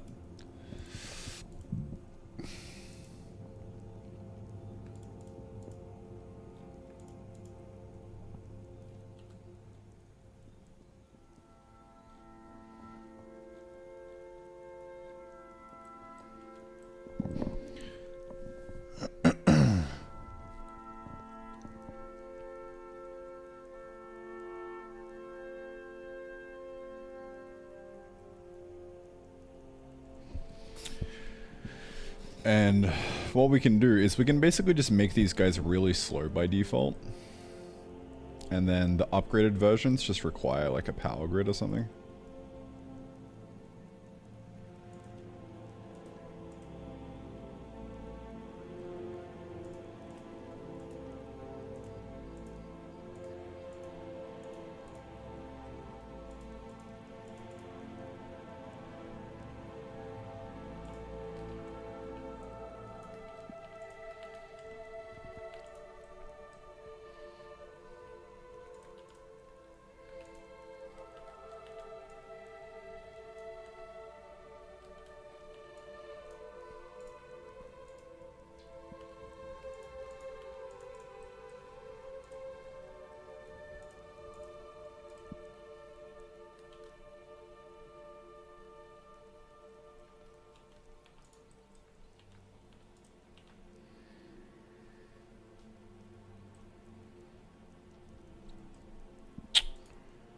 It's kind of what I'm thinking.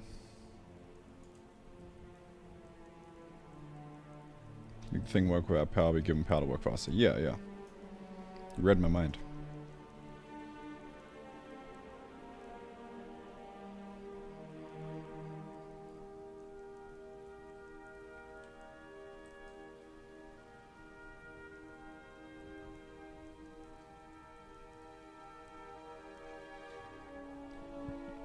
Because then that solves this problem. Like, I was only doing this because Factorio did this, but I think that's kind of a bad idea. I think what I need to do is, like, reason from the ground up, like, what is actually going to make this game fun? I think copying is a good first step, but, like, actually gluing this into my design and making it my own, like, what would I want to play? I would love to just have this by default, so I can just start automating straight away. But then have some kind of upgrade later on where this is powered. And you need to make like some, you know, basic like power station thing and hook up electricity to these guys. And that's how you would get like the really speed version, right? That I think would be really good.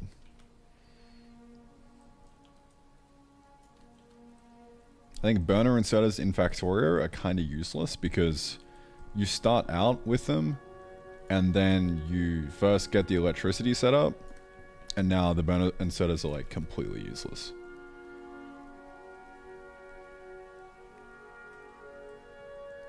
I mean, I guess it pushes you towards the electricity, which makes sense. But we don't have anything to push towards right now. Like, we're just trying to get a demo done, right? So, yeah, I'm just going to throw these guys in, and we're going to call it a day.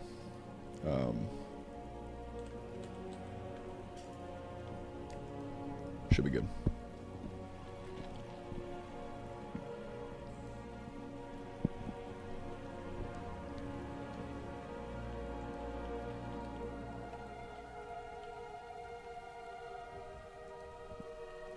Alright, so I'm going to pull in the extractor, and I'm going to get rid of the inserter.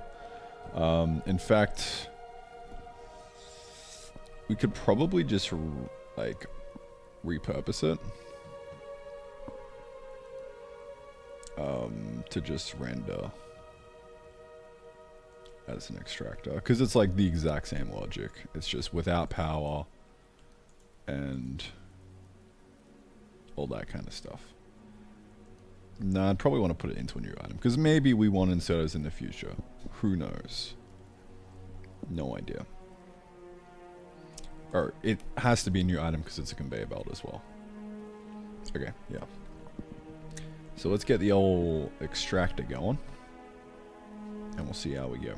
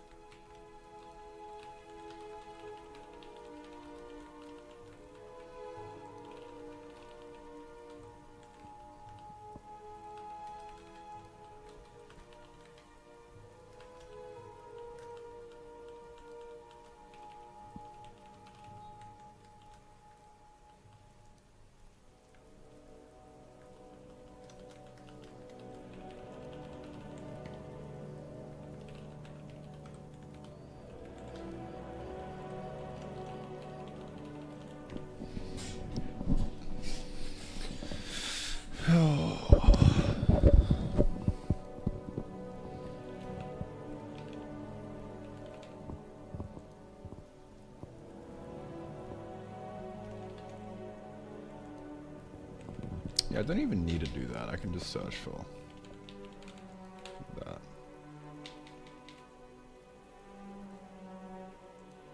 Actually, not really. Oh, I mean, I kind of can. Yeah, that'll work. Alright. Extractor. I'm gonna say... I'm gonna put the conveyors behind a flag now, because these are kind of like the same logic, almost.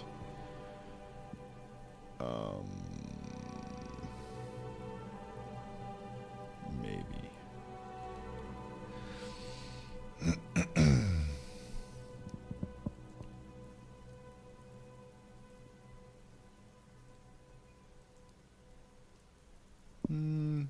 Kinda.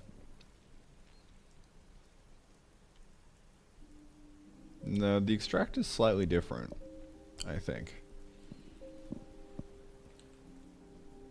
Because you'd only want, like... You'd want it to come out straight away here, and then go to here. So you'd only want one slot on this guy, I think.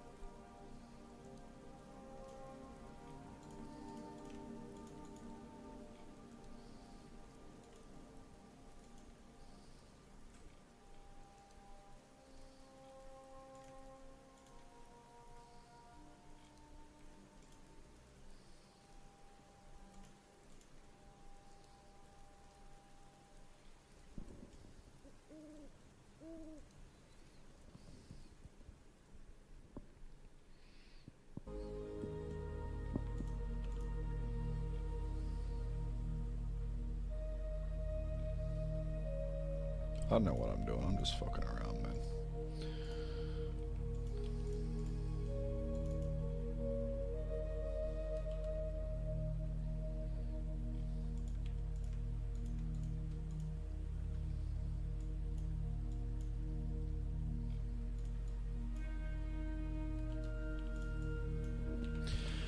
Yeah, so yeah, there's slightly different behavior, so I'm just gonna manually do the update for each. I'm not trying to step on anyone's toes here, you know.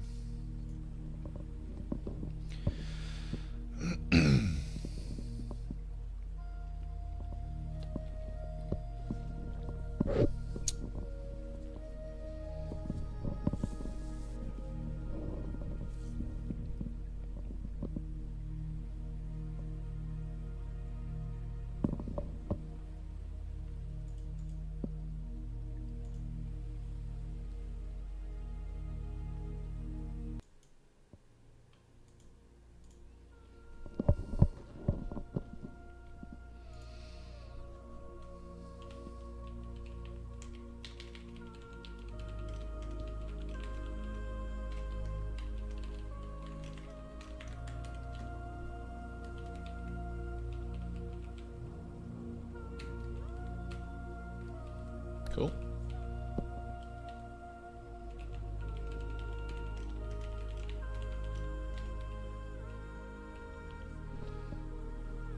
The draw is going to be pretty similar, but not quite.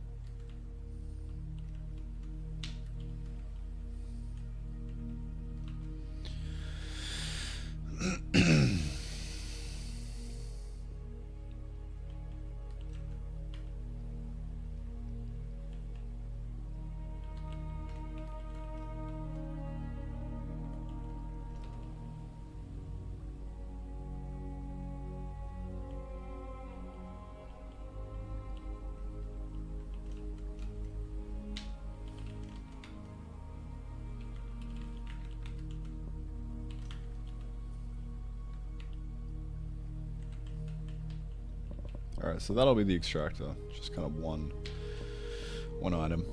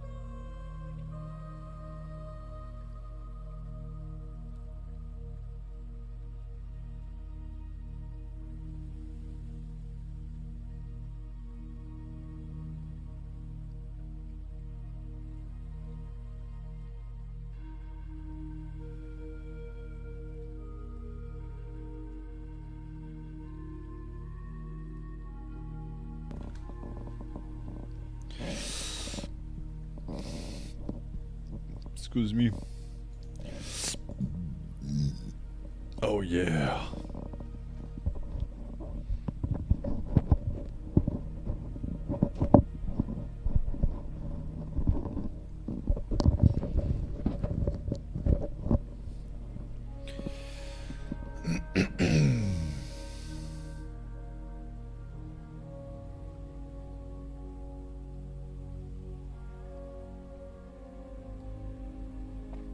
Do you like Odin over C? Yes. I am using it. Therefore, I like it over C.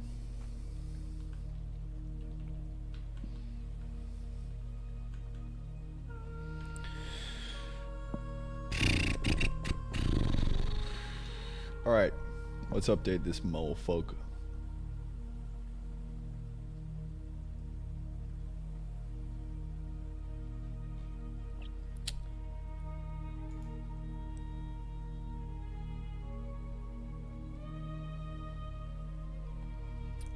Really, I'm just gonna do a single progression thing.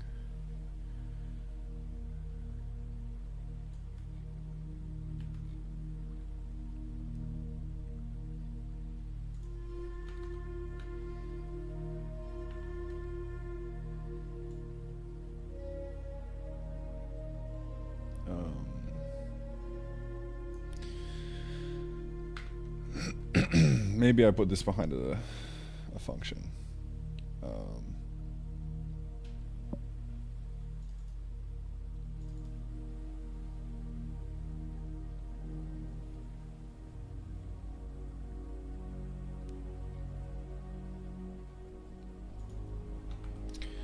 Update belt item. Called progress belt item.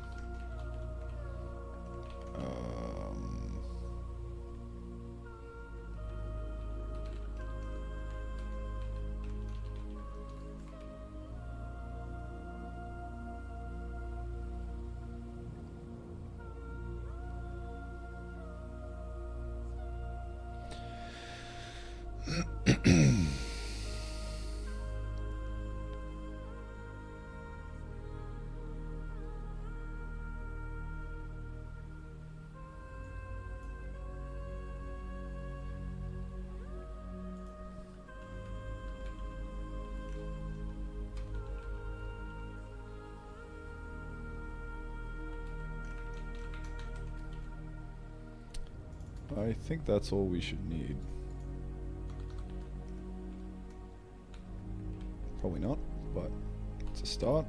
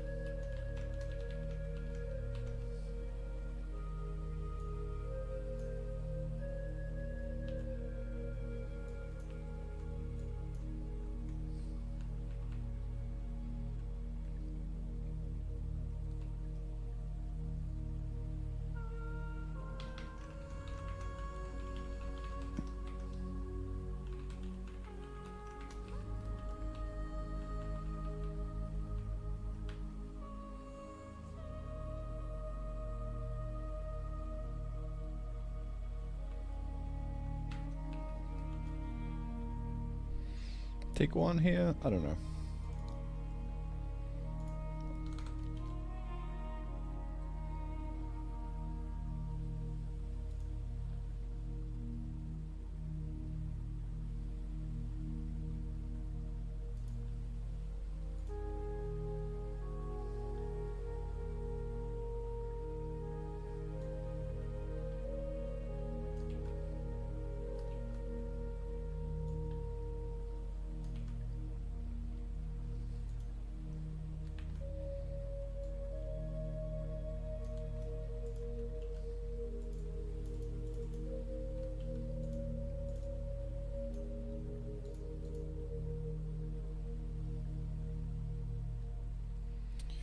Okay, so if the progression greater than 1, attempt move. If I is equal to conveyor max, pop off next to the conveyor. Okay, so this is now if next slot equal nil. Now, if not, then that's this guy right here.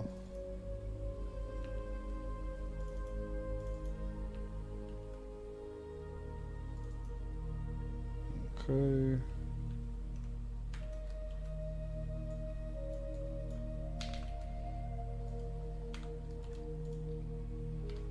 Cool. So I think that might be put away. We'll see. Progress belt item, blah blah blah, and then we put in the next slot here as well.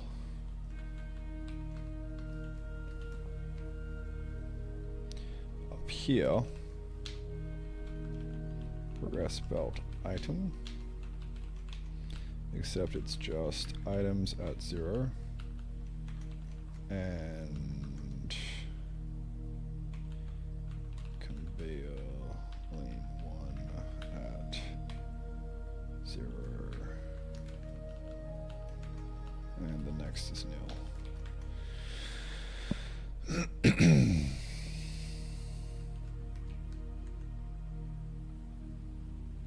Progress.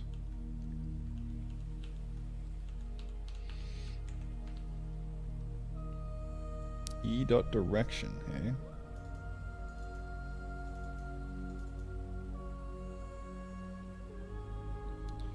I guess.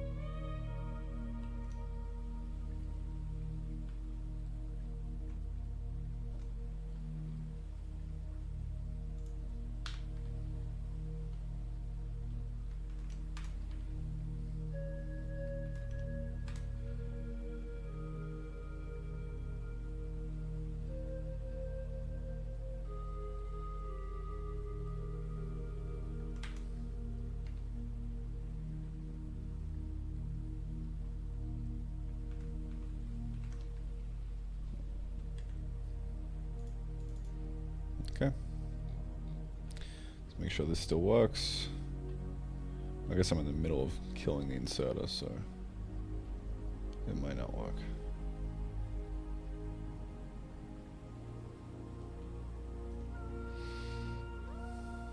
That's okay. Actually, I mean, I guess I can try use the inserter. Let's do that.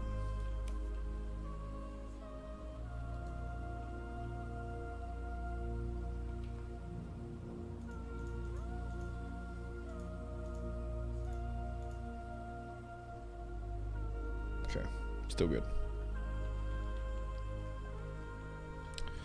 So now that we got that, kind of scuffed, but I mean it'll do the trick. I think it's pretty straightforward. We can just call that from here, and that should progress the item along the belt and put it into the next one.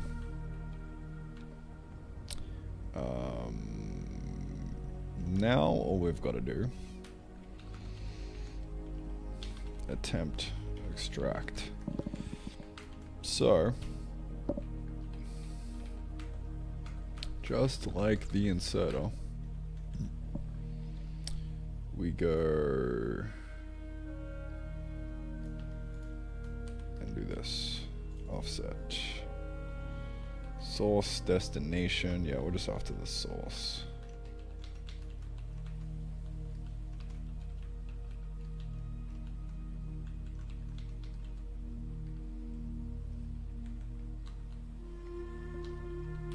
So if e dot items, really I can just call this item.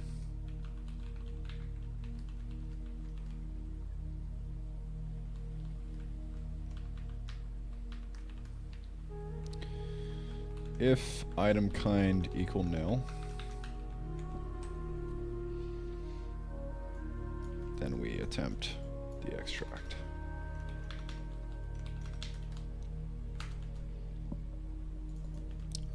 Item kind equal nil, and this kind is not equal to nil. Then, yeah, I mean, I guess we just try and pull from it. Item to yoink, yeah, and we can yoink from entity.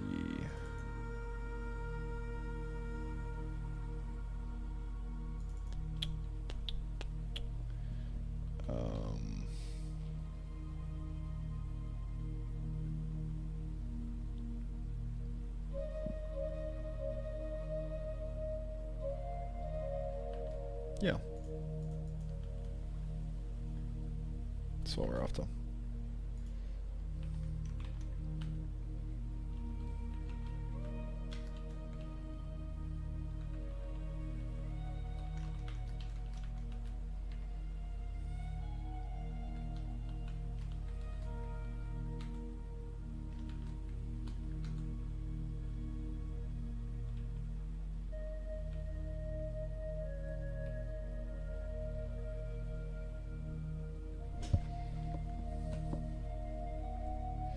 So, we've got an item we can yoink, so it's just a matter of going item this equal to yoinky this, and then yoinky this equal boinky doink. Actually, no. Yoinky dot amount takeaway equal 1. If yoinky dot amount less than or equal to 0, yoinky. Doinky. Yep. That's it. So, this should be a lovely little merry-go-round. I'm going to spawn in the extractor. There we go. The extractor. The extractonator. Bonk. He's not extracting. This is very sad.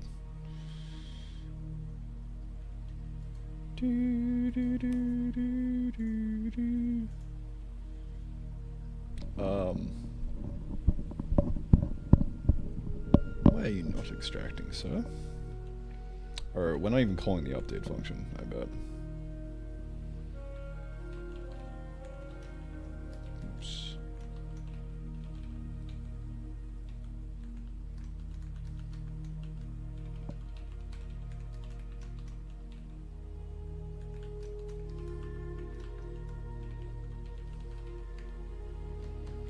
Go! Oh. So we need to go if yoinky.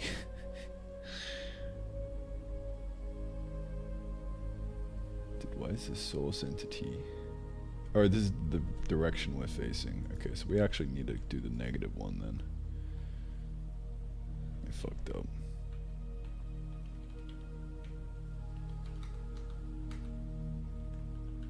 Kind of need this. It's easier.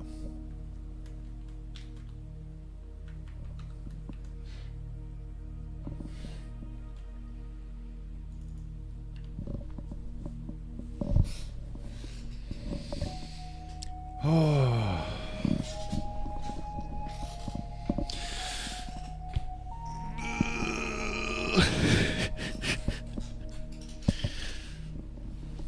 Hard work. All this hard manual labor with my fingers.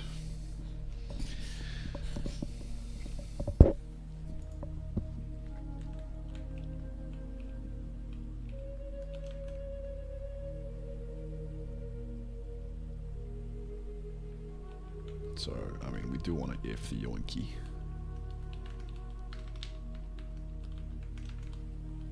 Otherwise, it'll be pretty sad.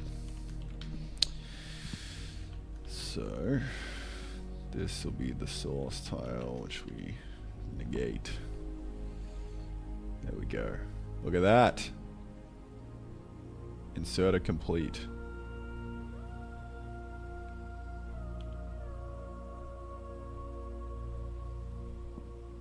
Something feels weird about that though.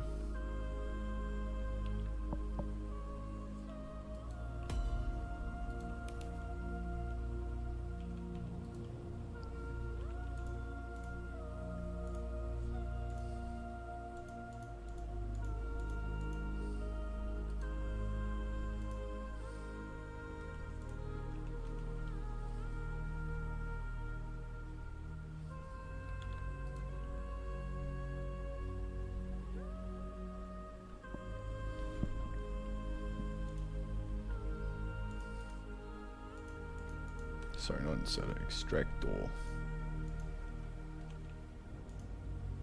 Yeah, that works.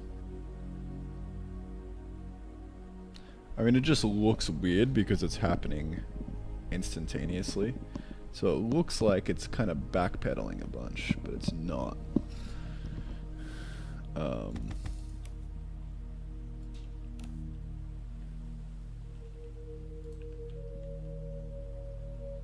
So we could probably animate these guys.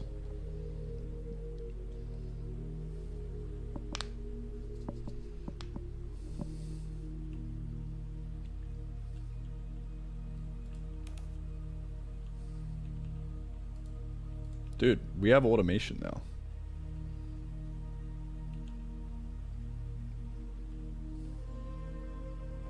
Yeah, it would be nice to animate them to target, I think. I don't know.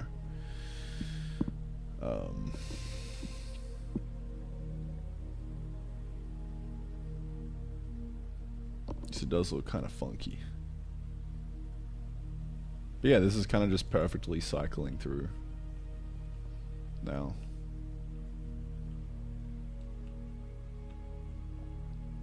So like the problem is these guys are popping over here. Right.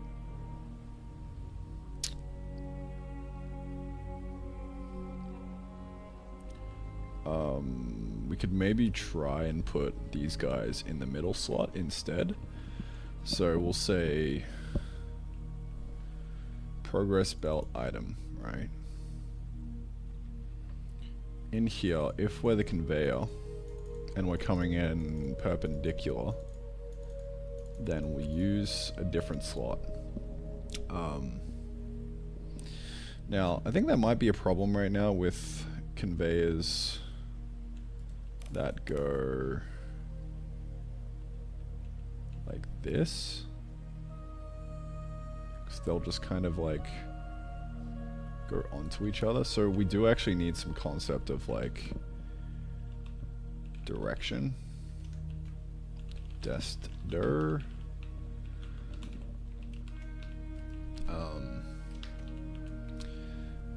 If destder not equal to either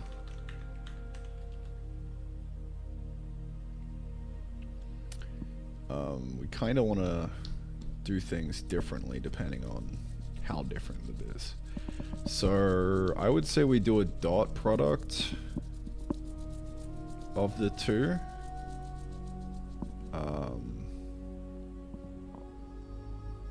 And like do stuff based off that.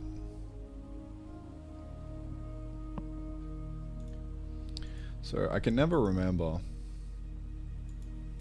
what exactly happens with the dot product. Explain the dot product between two vectors. But I know this is what we want.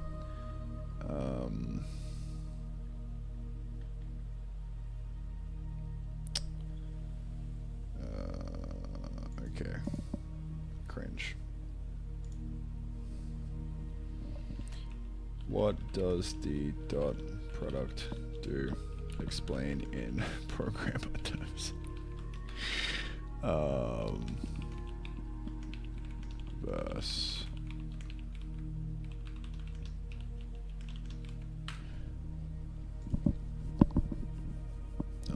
God, I hate it when it gives me a choice. This one. I like this one.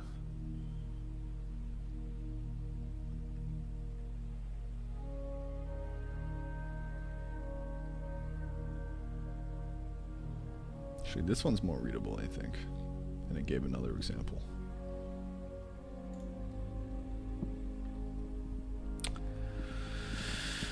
Okay. For example, dot product is 1. So if they're in the same direction, it's 1. If they're in different directions, it should be -1.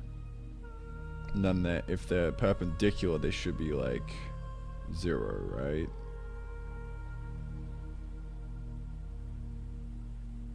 Yeah.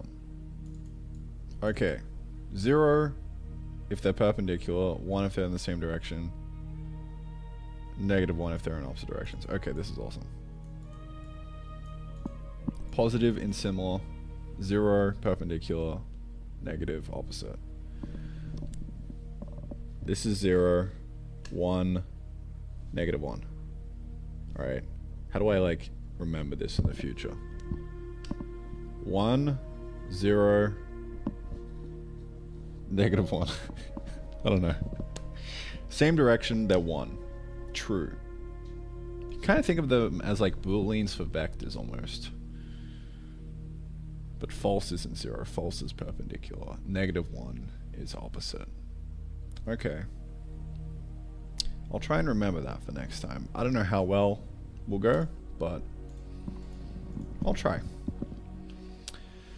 So, direction from, or really vector from direction.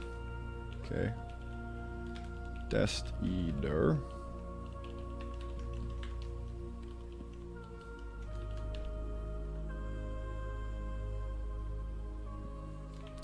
Direction. Outer.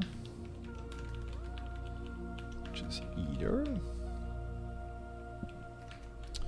Okay, so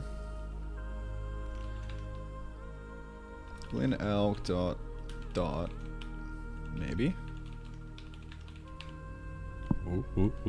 Okay. So if d equal, I don't know if we should do actual things here or if we should do almost equals. I wonder if this will work. I have no idea. If d equal 1, same direction, so we just find the first slot.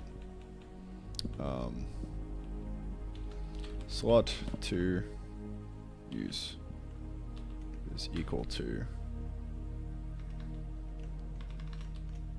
item slot. Oh, sorry, item data pointer. If slot to use not equal to nil, then we're gonna try and use it. So if they're in the same direction, it's the first slot. If d is equal to 0, then we want to use like the second slot.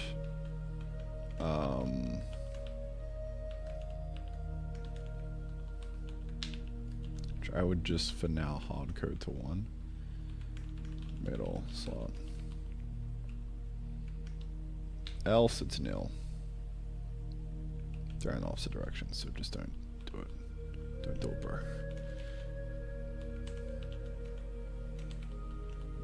We might have to do an almost equals though, because I don't know if this will be exact.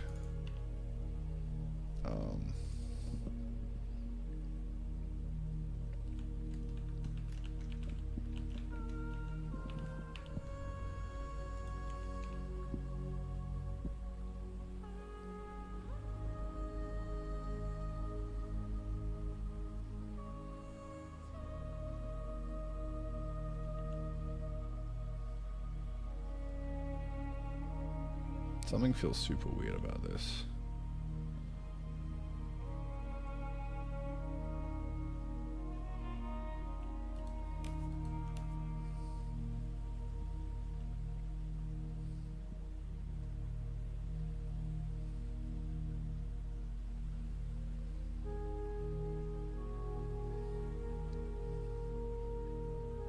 I guess because it's teleporting.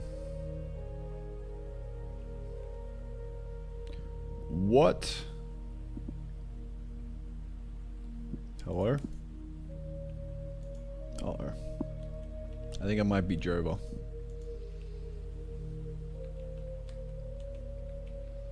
I think it might be Jova.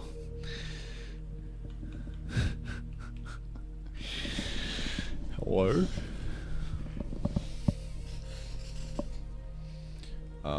It might be because of the extractor. Update items. Get item we can yoink from entity. Item is equal to yoinky. Where in reality we want item.kind. Yoinky.kind. Item.amount. Cool one.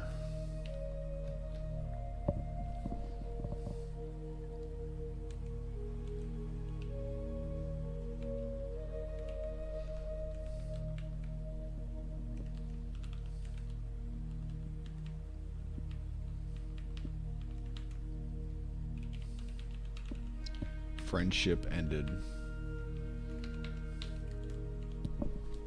with burner inserter.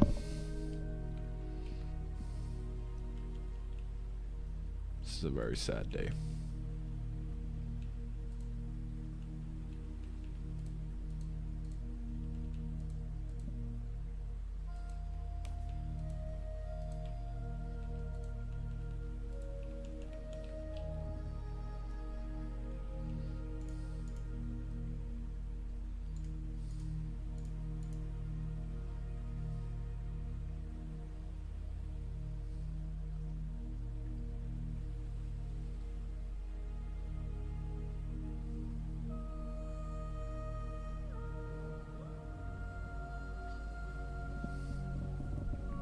Yeah, so the problem here is they kind of look like they're glitching all over the place because it's so precise. It's so precisely bad that it looks like it's bugging, but it's actually not.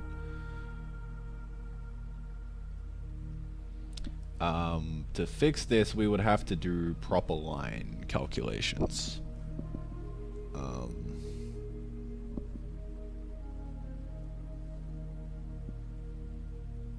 To grab like the next endpoint for things.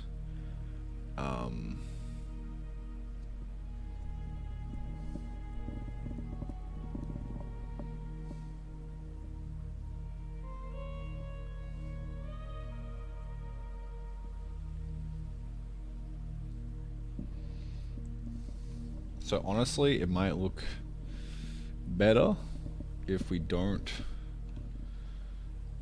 do it from the center, because I actually think it looked better earlier.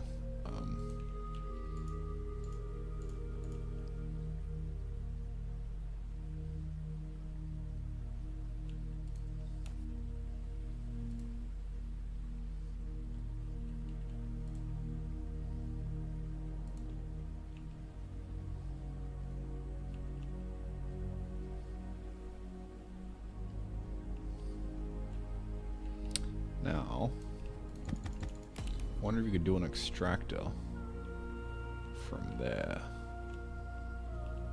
That doesn't seem to be working.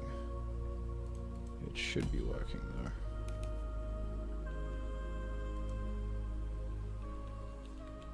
I don't think, or I probably didn't give the conveyors the right inventory or something, I don't know.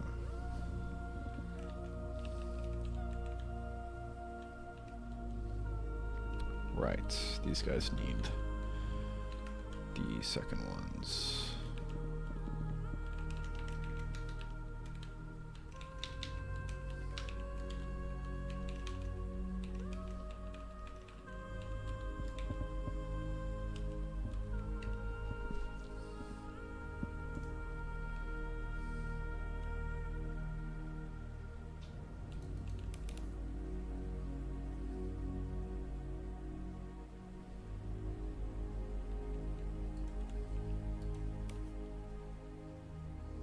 There we go.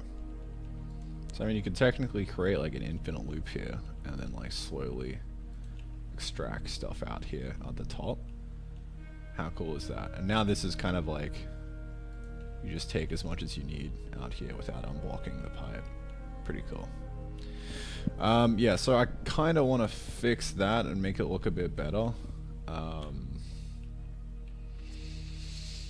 Fucking villager looking ass.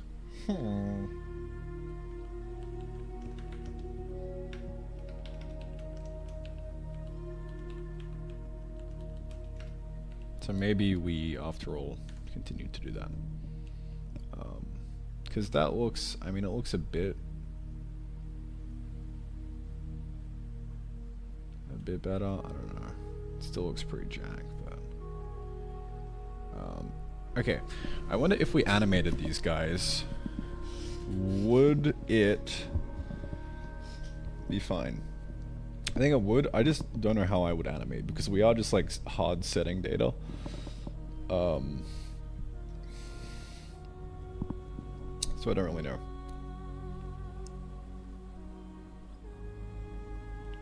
Unless we like, if we had them as physical entities, then it should be easier to animate, but that's scuffed. Don't want that.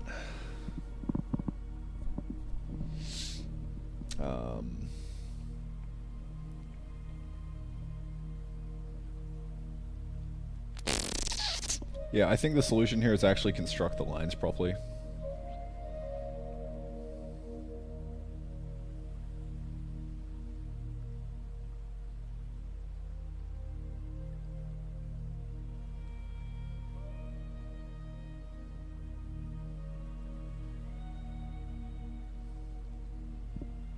Because like this whole thing right now, it's giving the illusion that it's trying to move, but it's like not moving. So, I mean, I wonder how I could break that. Because if I break that, then it'll be fine. So maybe I could just add a bit of variance to this.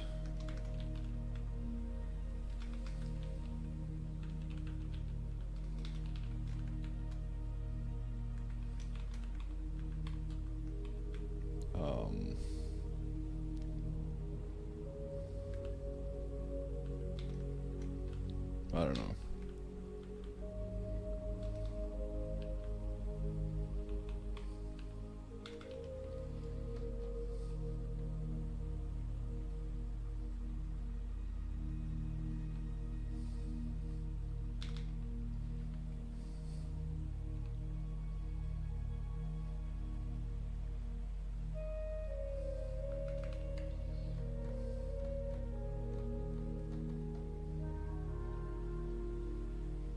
I guess on average,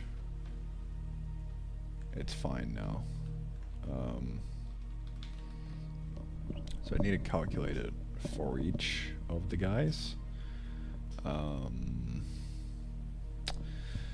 guess when we move on, when we move into the next slot, we progress and then plus rand F32 range.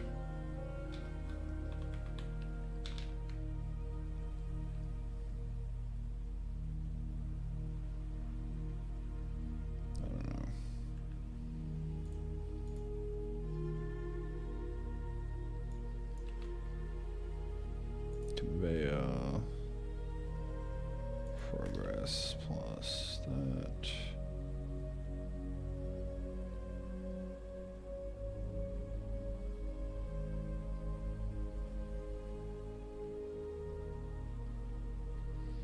Actually, okay, so what are we actually doing?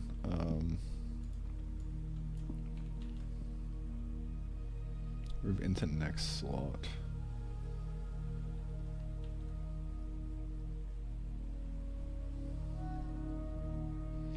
Well, I'm moving into a conveyor.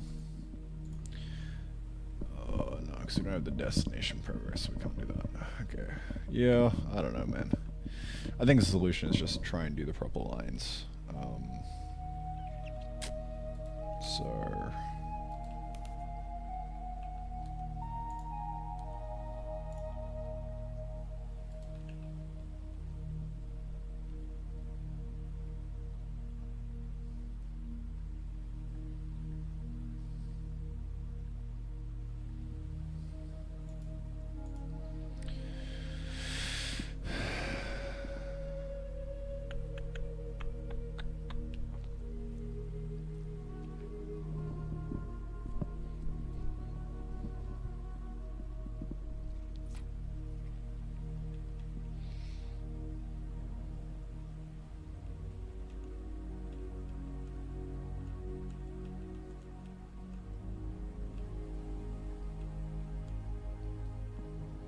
Yeah, I mean, I don't really know how I would do that. I could sit here and figure it out, but is it important right now? Probably not.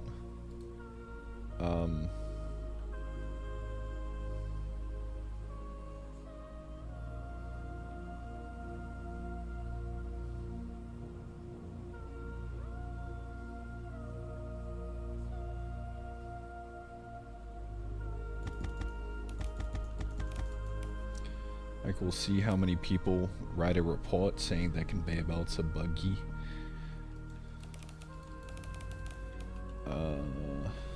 So, yeah.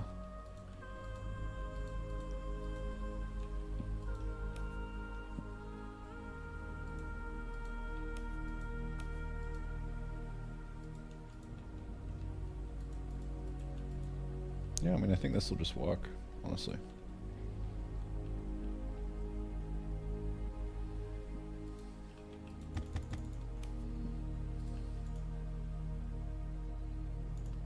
Conveyor belt on a conveyor belt. Tremendous. Yes, sir.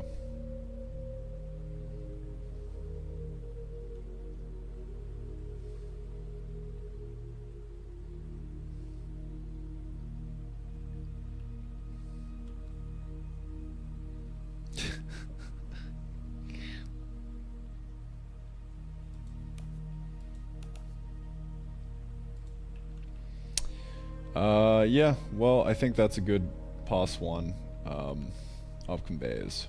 I think we can probably ship that and move on.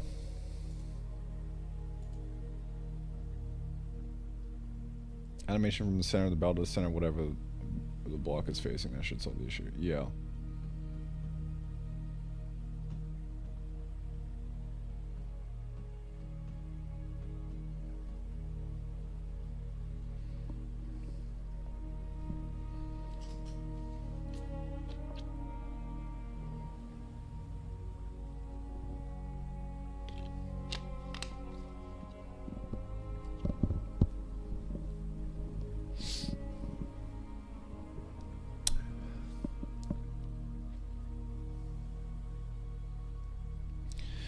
Yeah. So, like, hold up. Let's visualize this.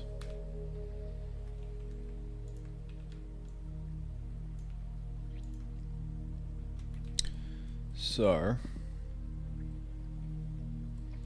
when we get started,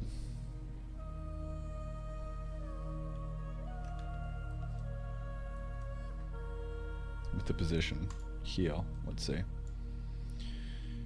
we could, yeah, if we just offset everything to be from the center to the center, so like if we just offset everything by like 1, it'll look weird on conveyor belts coming into here, but it should be fine. Like, it should make everything else look good. Yeah, we just offset this, so instead of it being here, we go from here to here.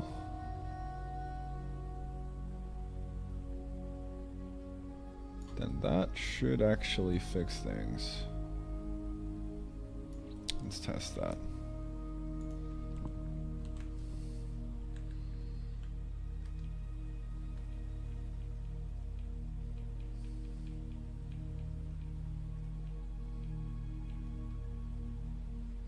So let me back this up.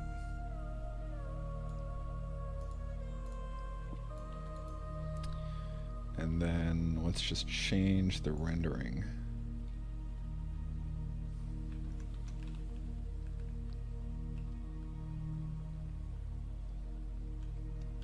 So the base pause is no longer this, but it's the center.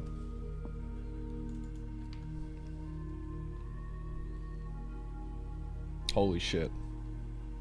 That fucking works. It's that easy.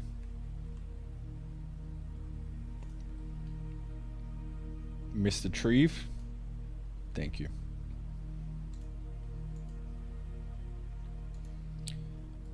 Yes, sir.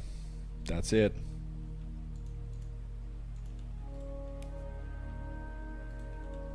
That'll just work.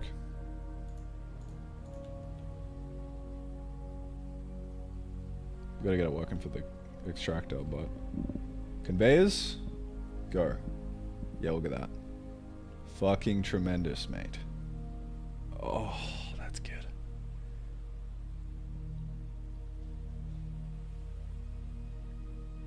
Dude, that actually looks even better. It's just merging with the chest. Alright, let's get the extractor looking a bit better now. So we'll say the extractor base pause equal this progression into... Yeah, we can just do a full 1.0. Might look a bit weird because it'll move faster, but... Yeah, awesome. Look at that, dude. Flawless.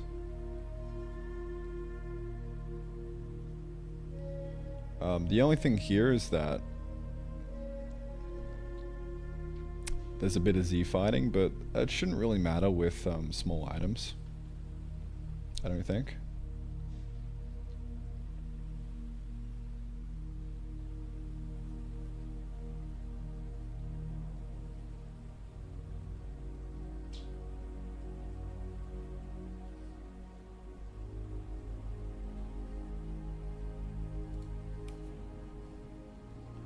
Yeah, so the only issue is that now. Like, it just looks a bit weird because it's going like way off the edge.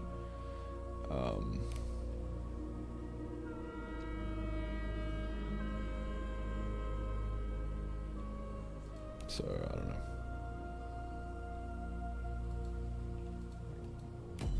It shouldn't really matter though.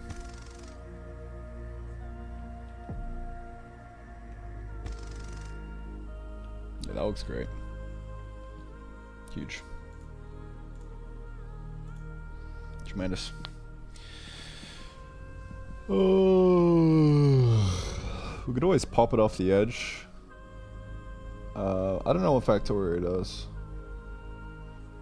I think it just like backs up if it doesn't know where to go from memory.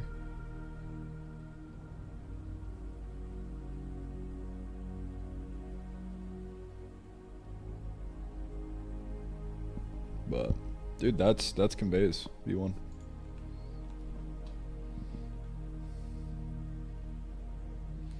Let's just fit this into the game design now. Go time. So I'm going to swap in. I'm going to get rid of inserter. I'm going to replace it with conveyor.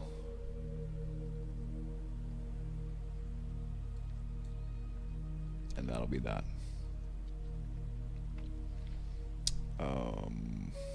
Yeah.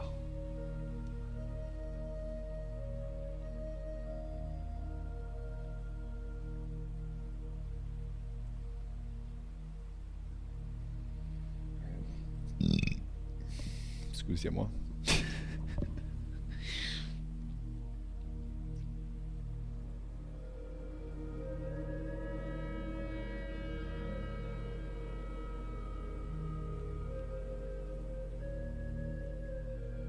Dude, that's fucking awesome. Conveyor belt's done. Alright. Let's go to the tech tree.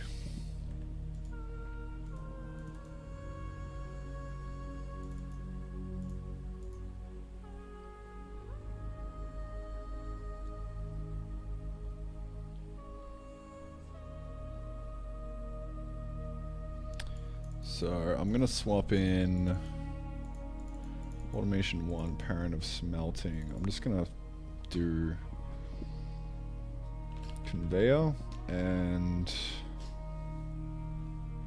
extractor.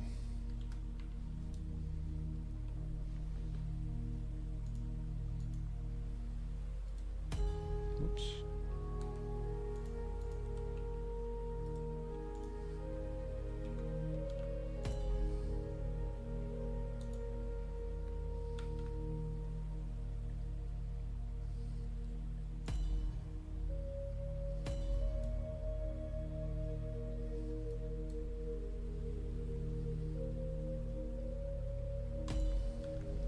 So let's give these guys some descriptions.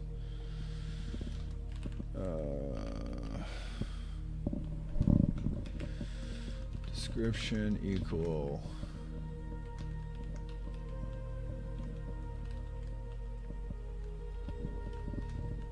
and then the extractor is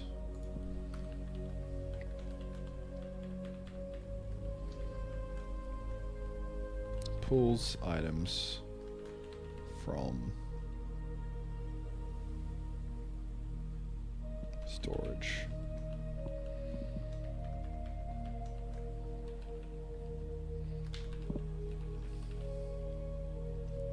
Pulls items from inventories.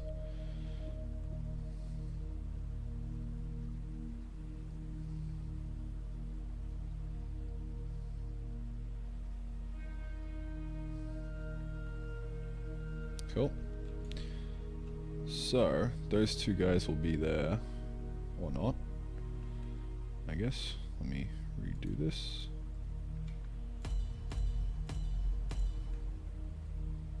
God fucking damn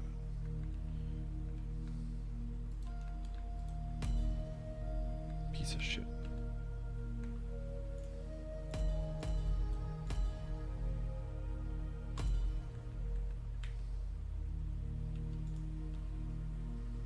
Dude, why isn't it unlocking them?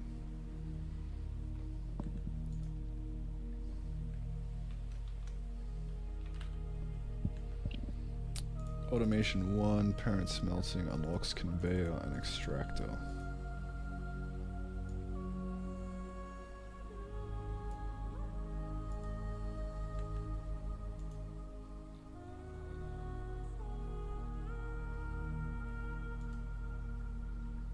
Or these guys can't be crafted right now. We don't have a fucking recipe for them.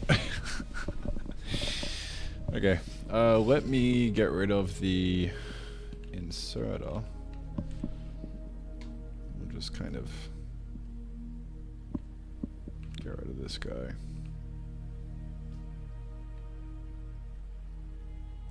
Can not craft anymore.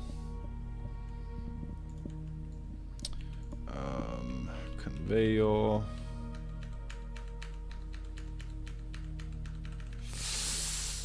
Okay, user, we can craft. So craft, what should the recipe be? Iron ingot? You need a lot of iron to make automated stuff. Which I guess is also encouraging. I don't know. That might be a bit much though.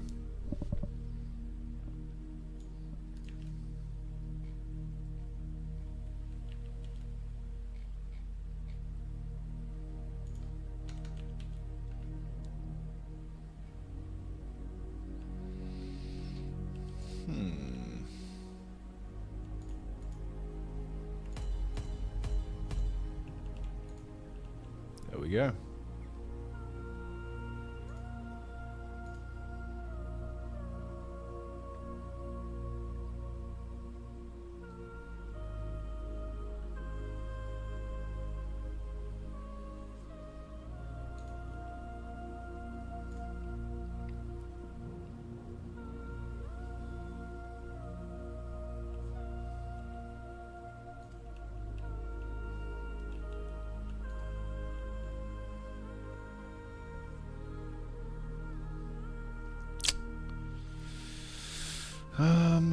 Well, if all goes well, we should be able to automate like a kiln and a furnace now.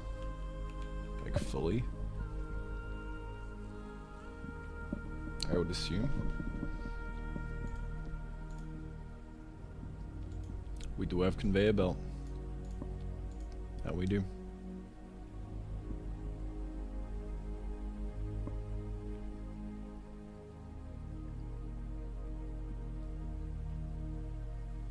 Why do you need conveyor without inserter? We don't need an inserter. All we have now is conveyor belts and extractors. So an extractor is basically an inserter that's simplified. It's a conveyor belt that pulls stuff out of inventories. Like, it doesn't need power or anything now.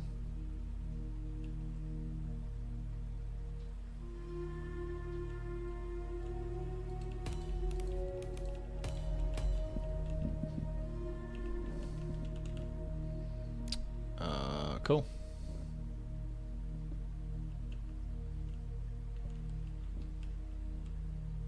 What now?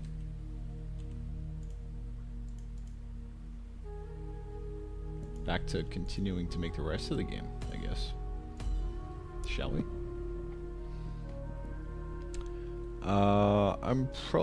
I mean, yeah, I should probably test that the kiln automation actually works. It's probably not a bad idea.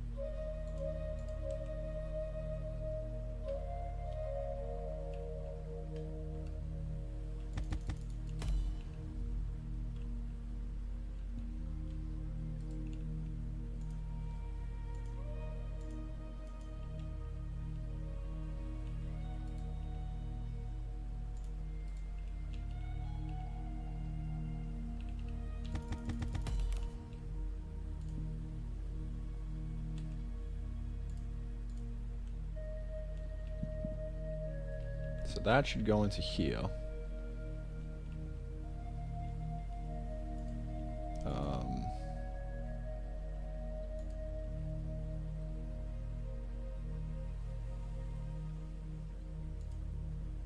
Go!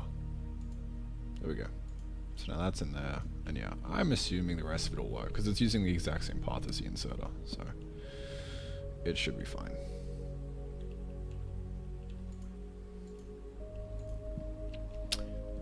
Cool. Automation. Actually done now.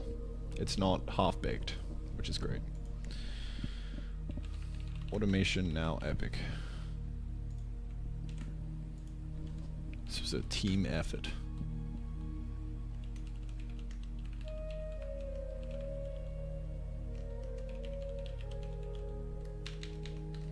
Replaced inserter with belt with extractor.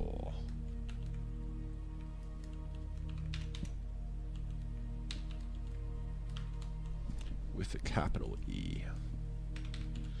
Yes, sir.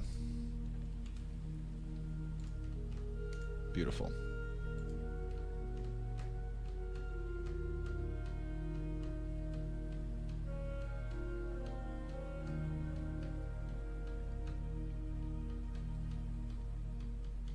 Have the perfect ECS implementation. Try and go with your approach. Actually manage to have a working version of the game. Amen, brother. That's where it's at. Easy clap. Yes, sir. Yeah. Let's go, dude. Well, that's inserters done. I mean, that's automation done. Kind of like V1. It's not shit anymore. Can actually kind of... It's workable. You can do stuff. So, I think it might be time to move back on to doing some demo stuff then, eh? Like just polishing the game, making it good. Perhaps? Look at that, bro. So fucking cool. Alright, actually automating this to go into the hold would be pretty cool. That would be pretty hype. I mean, it shouldn't be too hard. You should be able to just like do one of these.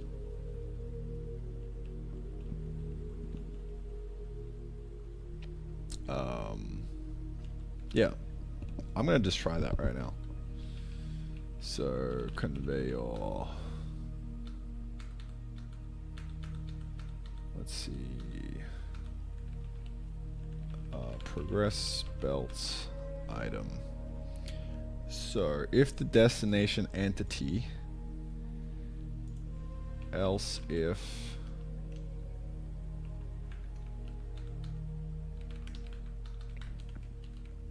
actually we can try and attempt place item in entity, I think.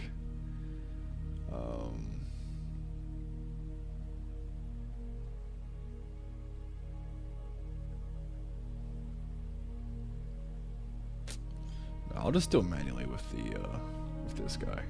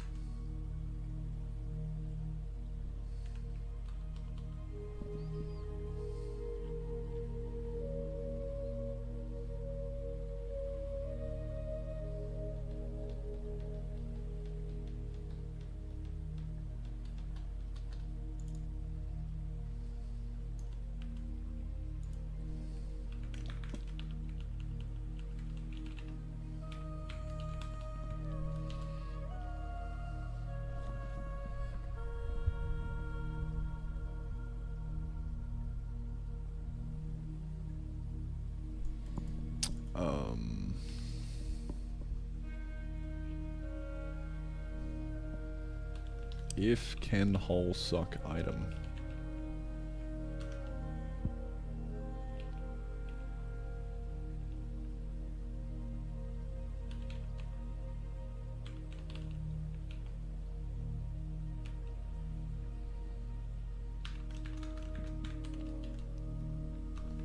Then we commence the suckening.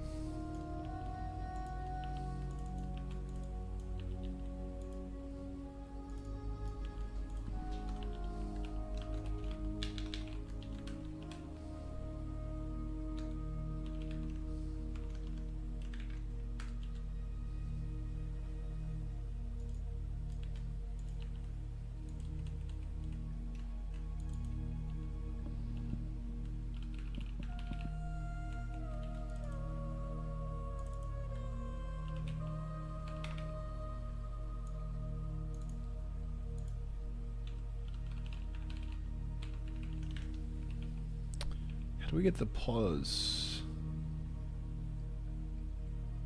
Actually, we'd just go dest e.pause, right?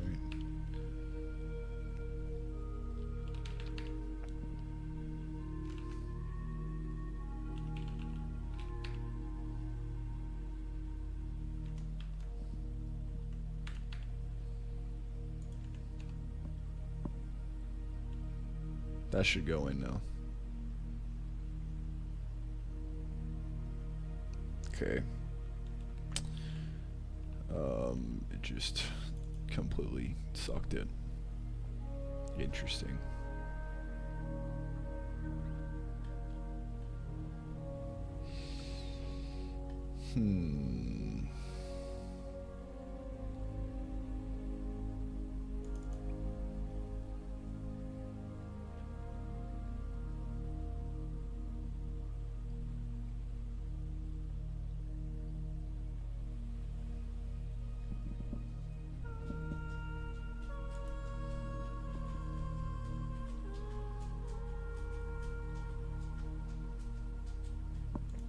Maybe it's a case of like it being perfectly on top, so we need to offset it a bit. It might be doing like some kind of weird zero shit. I don't know.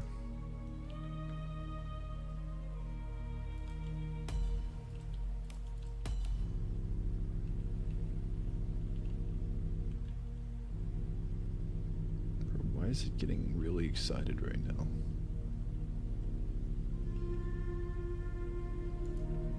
What's happening?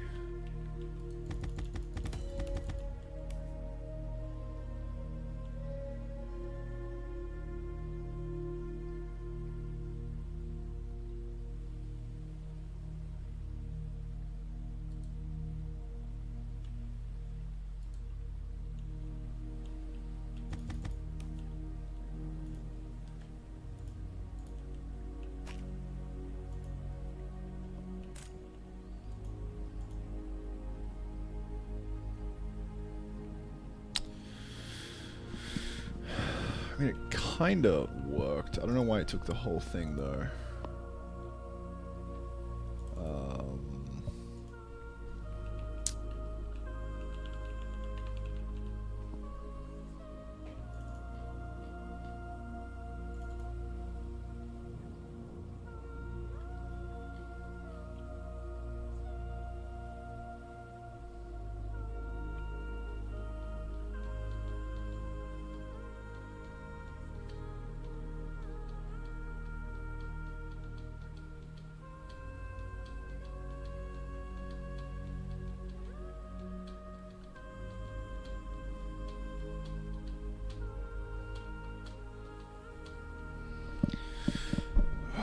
What the fuck? Why is it taking the whole thing?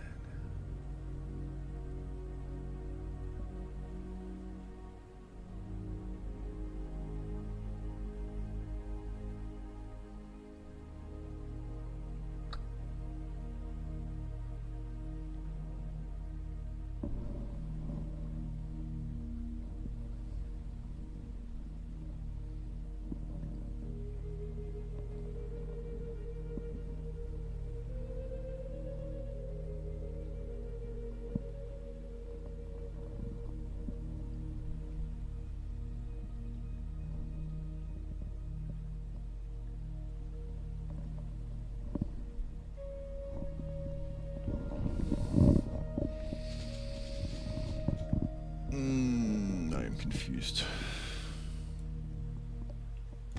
Hello.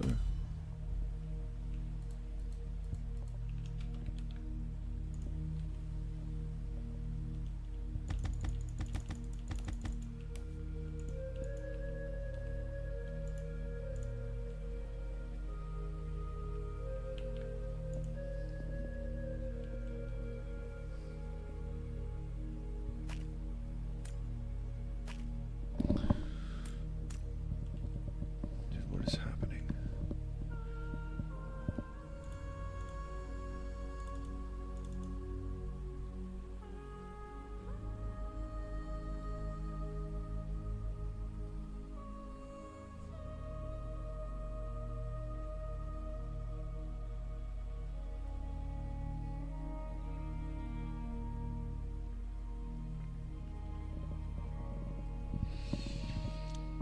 Something weird.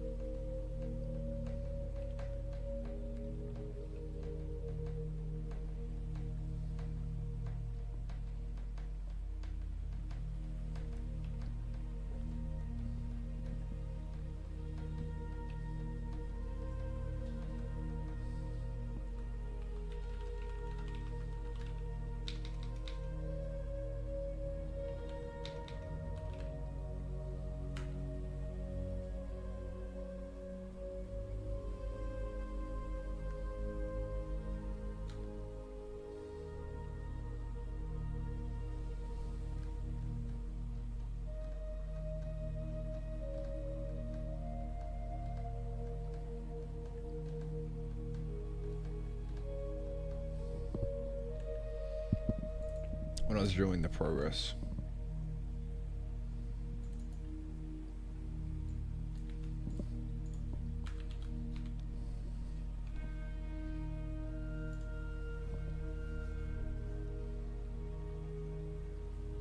There we go. Alright. Cool. Easy enough.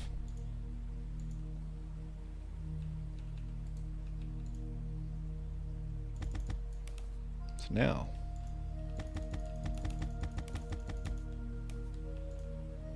I mean, I don't really know why you'd want to do that at this stage, but you could.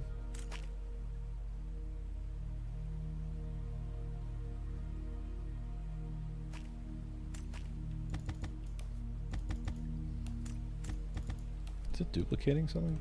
We got 3.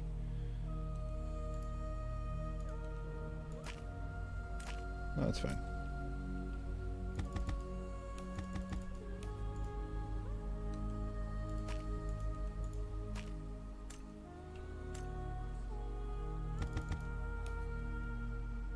Awesome.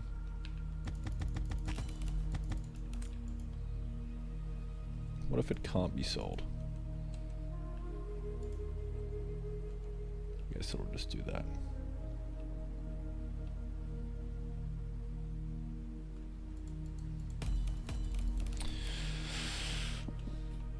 Okay. Okie dokie. I think that's done.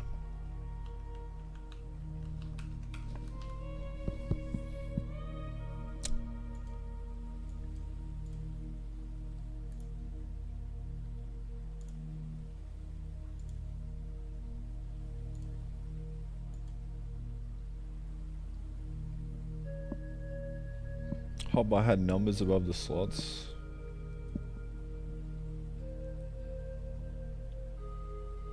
Yeah. We need to like teach that.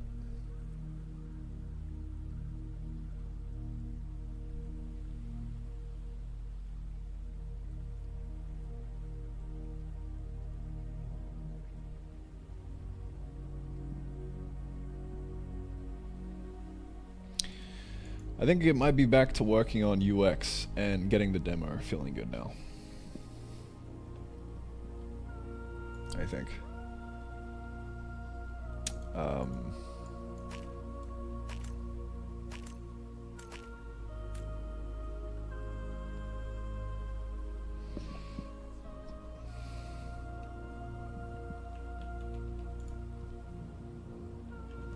Because I really want to iron out all the UX issues and just like try and get things feeling good.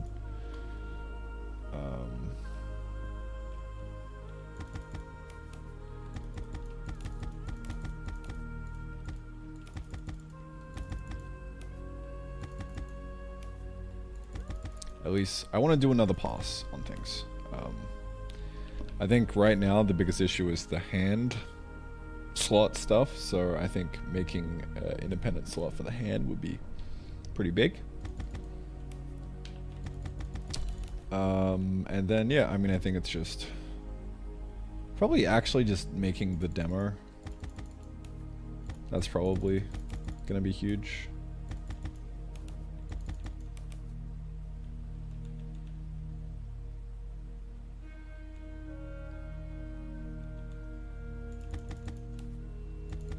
And getting it shipped.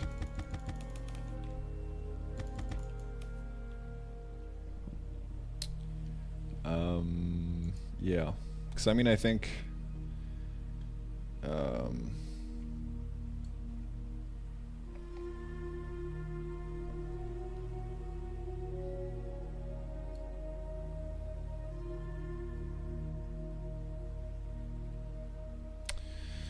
the game still needs like way more content. Like, we need to just dump a lot of stuff in here and do it really quickly.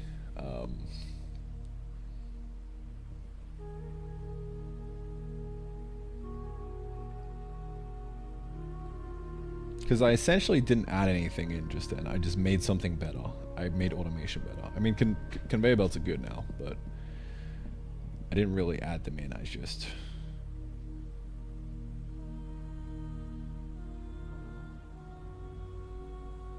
I didn't add anything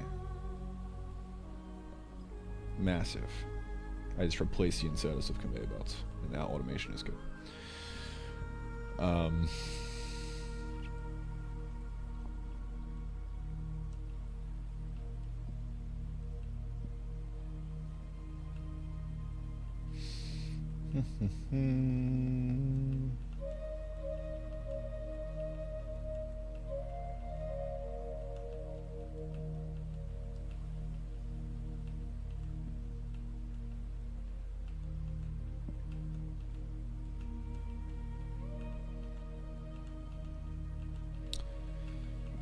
I think the biggest issue right now is probably the currency being overloaded with this. So I think maybe we work on experience for research.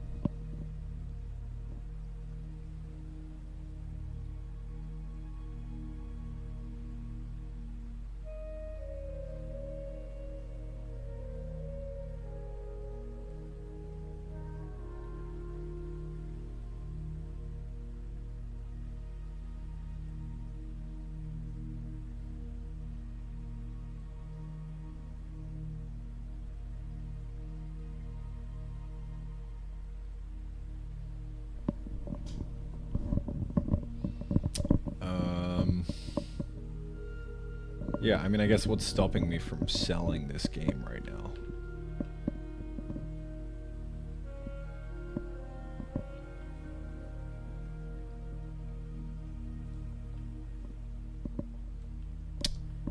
Well, I mean, I need to separate out the full version and the demo version of the game. So that means locking some of this behind the full game.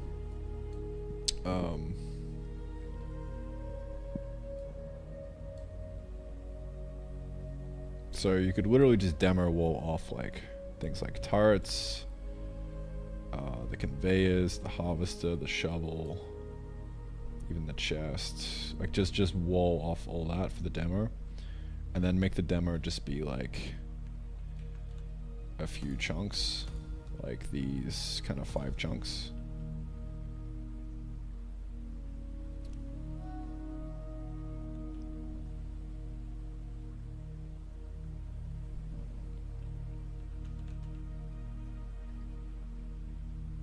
And then like that's a clear experience, right?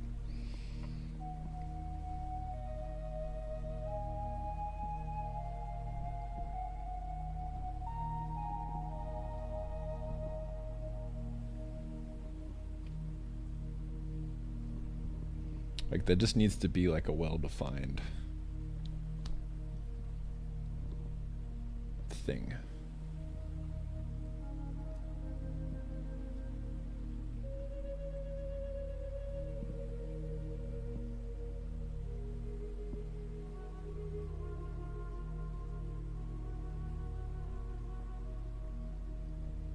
Okay.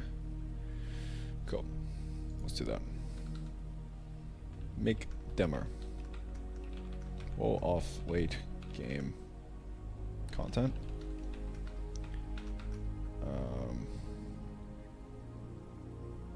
Stop chunk buying greater than 5. And then that'll be the demo. And now like that's like a clear, clean thing that can be iterated on.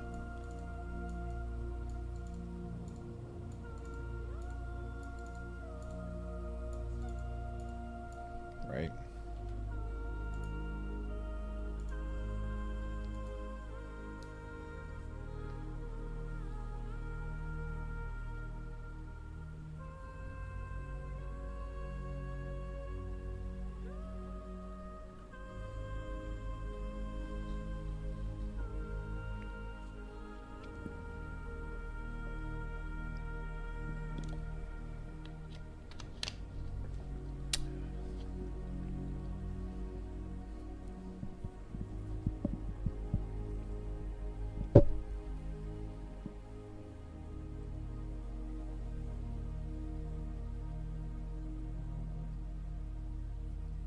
Now you need risk.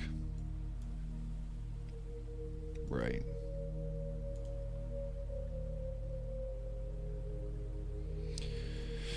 Yeah. No, the player does not get hungry right now. Oh, I think we add in like death. A death loop. So then it becomes a bit more survival-y.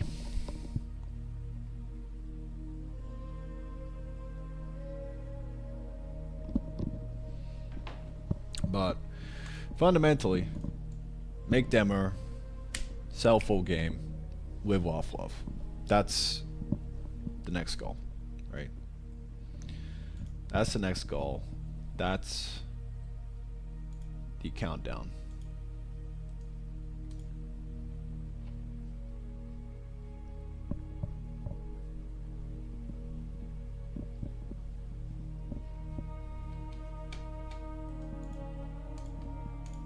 So let's do that.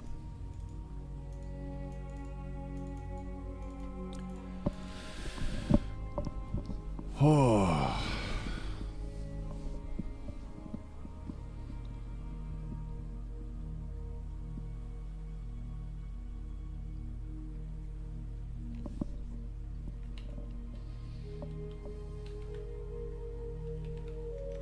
Already have a thing up here, demo. So we can use that to drive things.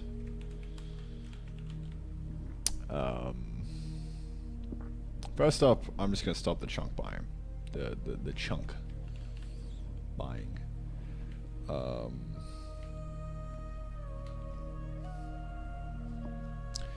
It's paywall time, baby.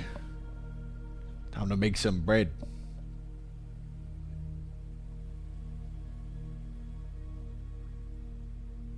Yeah, so this will be it here.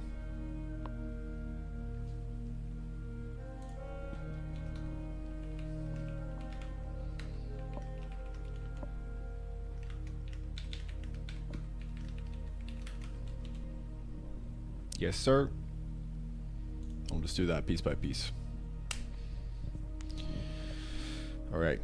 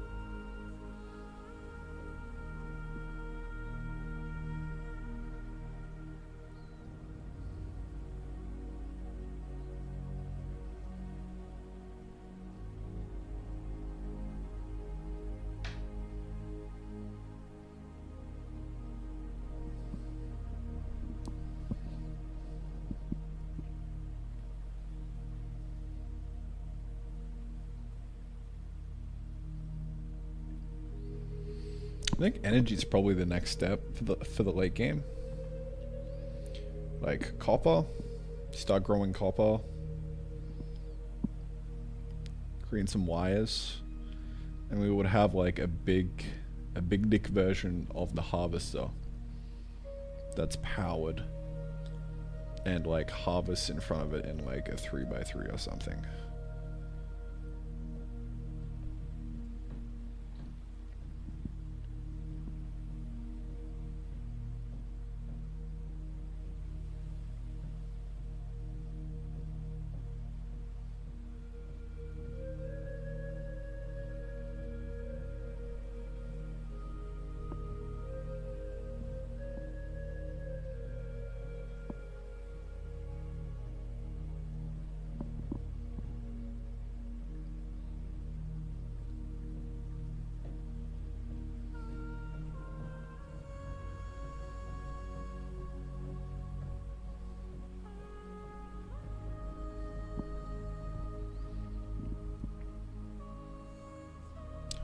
Or better enemies, like more enemies.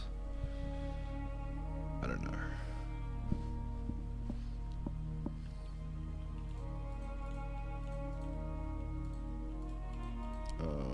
Could even make base building better, like torches and stuff at nighttime. Plenty of things to do.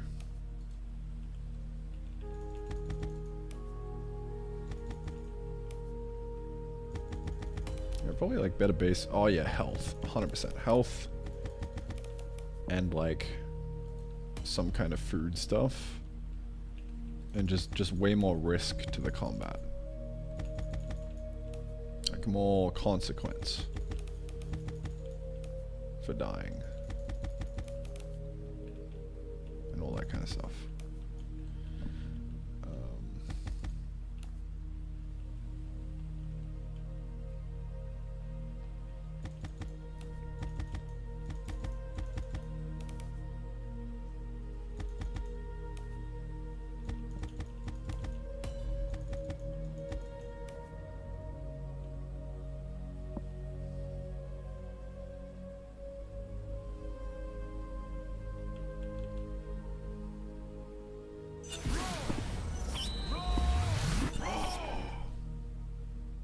Thank you. Heraclito. Appreciate it, bro. Thanks for the raw dog.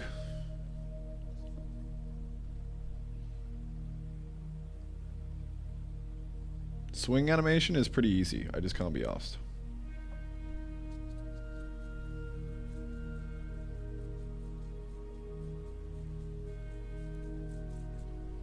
Appreciate it, brother.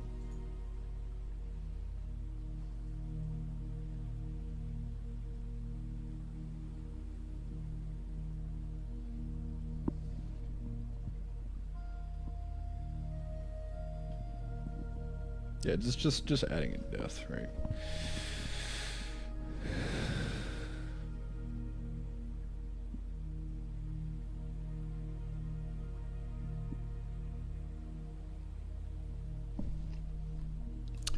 Death would be huge.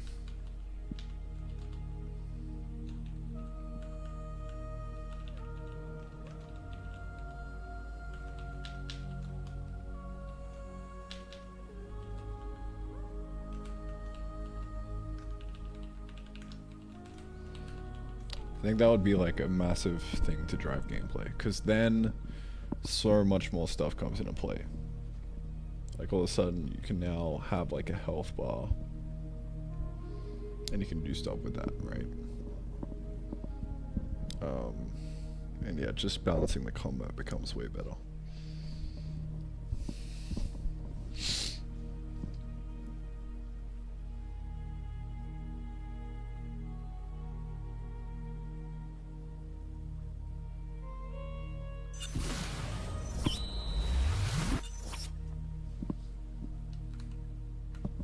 Octane, mate, thanks for the prime.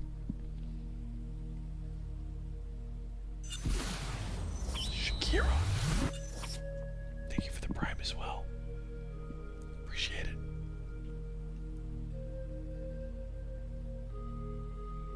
What's up? Nothing much, bro. I'm just chilling here. I'm chilling here thinking about what to do next in the game. Just adding conveyor belts today. Another one. Emery Sick. Thank you very much for the prime as well. Thanks for the love, boys. Oh, we got a hype train going. God damn. Choo choo. Here's for all the streams I've watched. Thank you.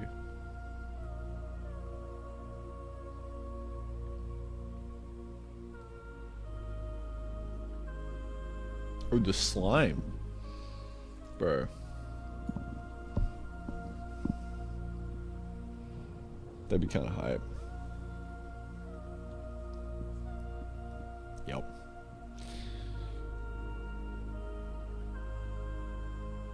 Dude, there's so much I want to do. I'm just gonna like do it. Alright, so right now, we're in the middle of making the demo, so walling this off so that I actually have something to publish and keep up. And then can start selling the game and basically focus full-time on like the content for the full game, right?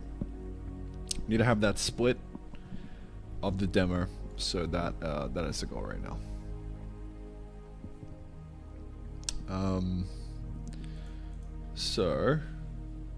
I'm gonna wall off the chunk buying up to a certain point.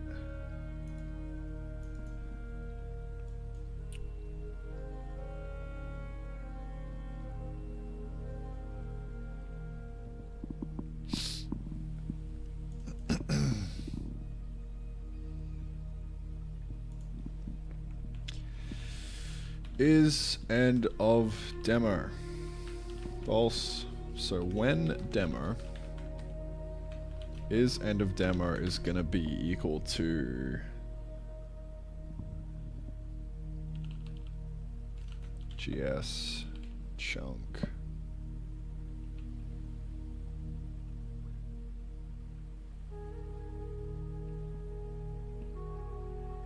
count or something.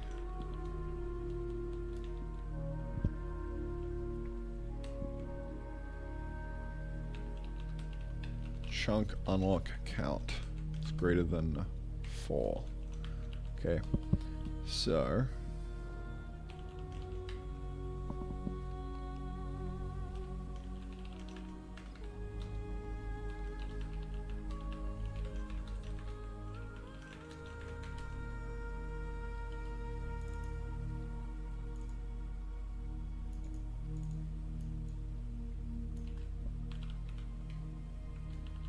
alright, if it's end of the demo, then we'll just go message equal end of demo.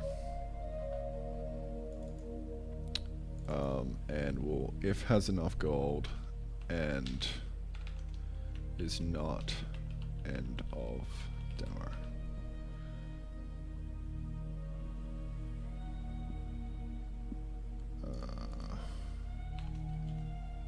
Oops.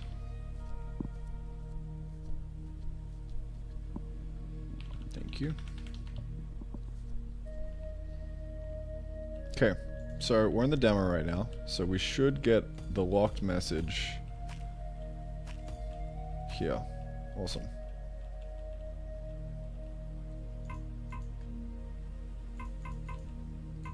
End of demo. You should click this, but opens the buy page. Pay more to unlock. Let's go, baby. Yeah. Throw some microtransactions in there as well. Yes, sir.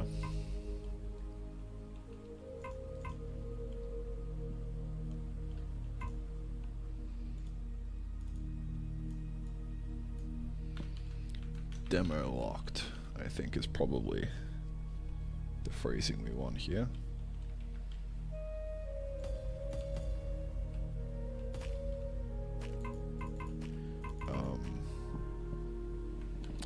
Also was briefly like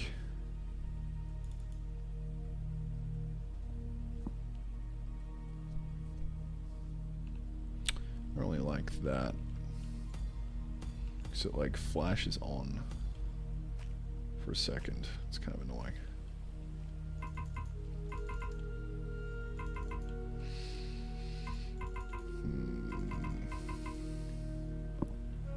Oh well. She'll be right, man. She'll be right.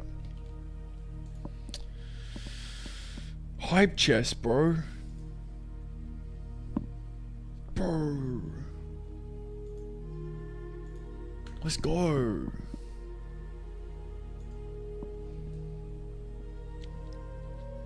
Marketing genius.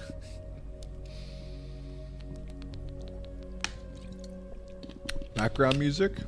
Well, Heraclito. I'm sorry for butchering your name. But this is the background music.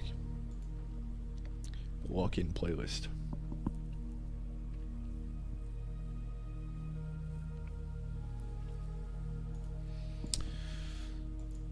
Alright, that's good enough for the chunk limiting. Done. Now we gotta wall off the late game content. So, I'm thinking in the tech tree, we basically have a line in which the demo stops.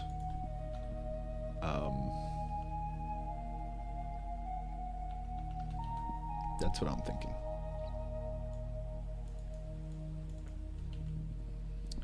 Now, I don't really want to...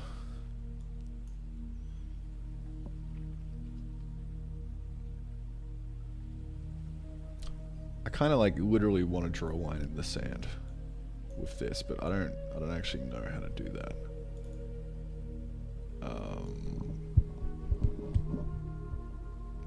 I mean, I could just have something here, which is like demo line.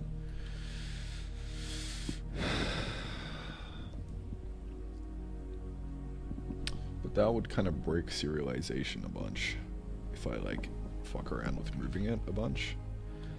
So I probably just want to do...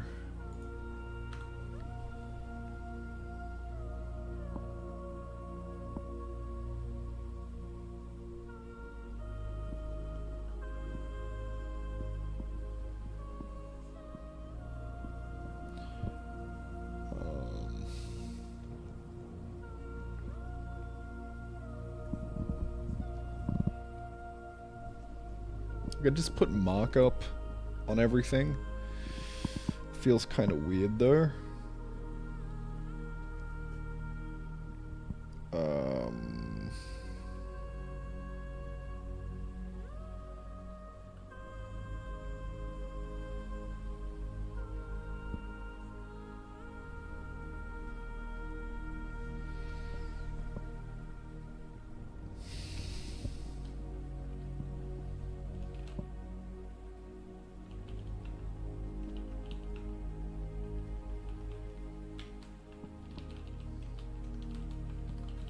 Demo content. So then all of this is just like demo content equal true, right? And by default it'll be false. So demo, stone wall, yeah. Smelting, yeah. Automation, I don't think we'll put that in the demo. Harvester, same with that. These are kind of late game things right now. We can always move the line and like experiment with what'll happen, but shovel. Yeah, I think we keep that in the demo. Axe, that'll be demo. Chest.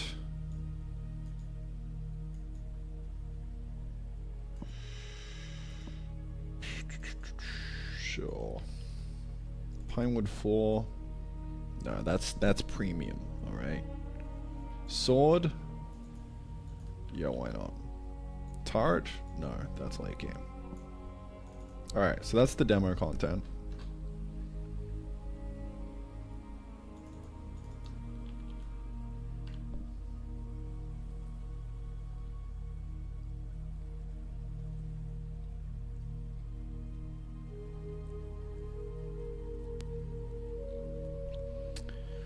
So now we're just going to create some kind of UX or like UI for just the demo stuff.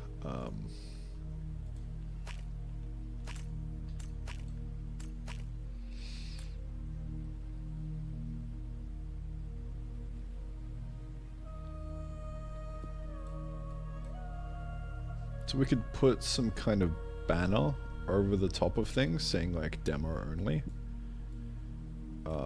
That might be a good idea. Let's try that. Rect, blah blah blah, draw background, draw sprite in rect. So over the top of it we go when demo, if node dot demo content, if not demo content,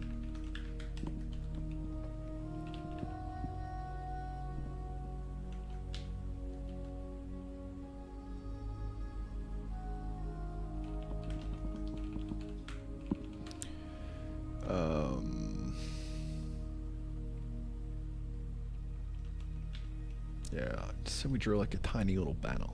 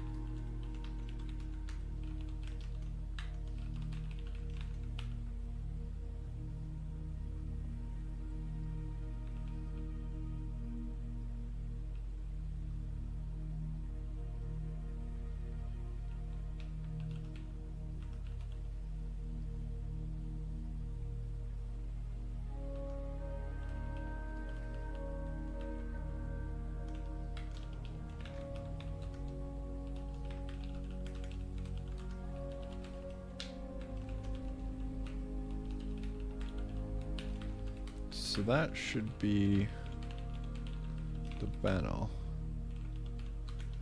I think.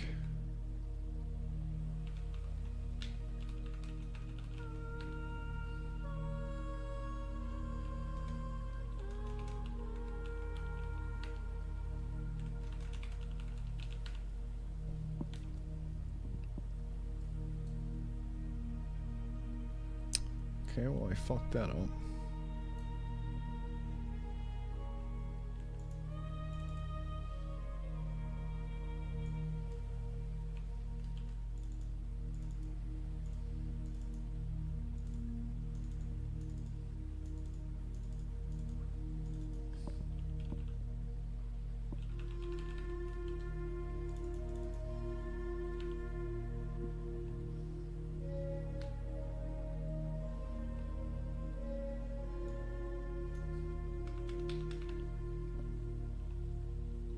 There we go.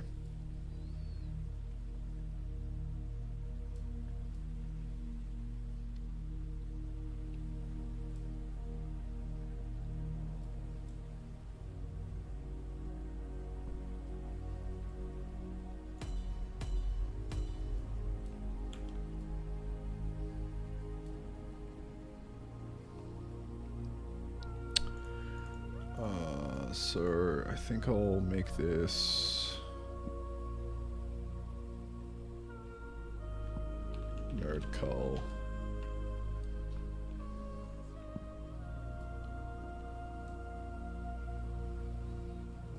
And we'll just put demo over the front of it. It's probably, it might be too small.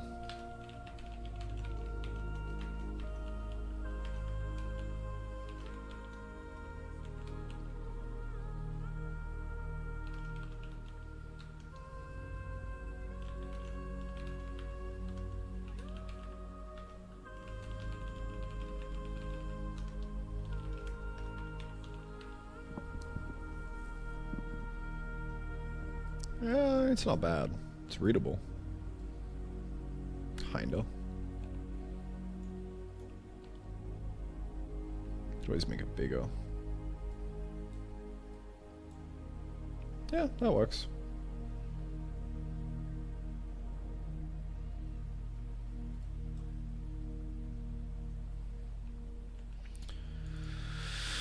So, in here,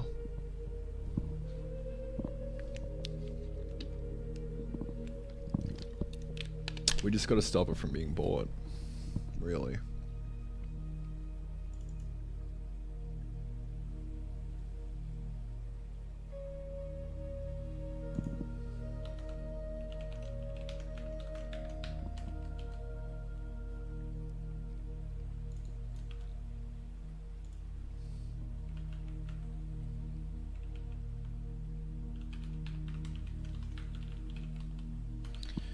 If not demo content, demo lock equal true.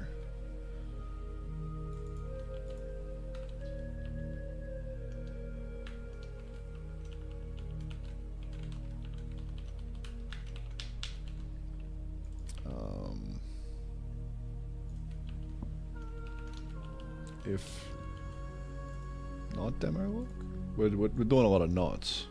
not. Okay, cool. So we can't buy this anymore.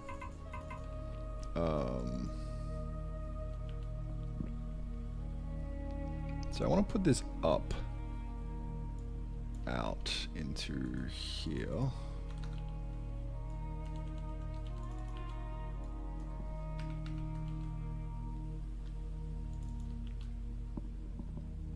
So then on the tooltip,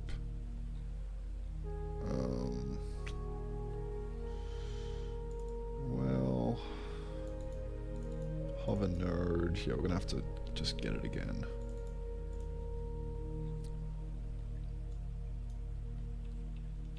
So I guess I'll put this back in here. We'll put this down here.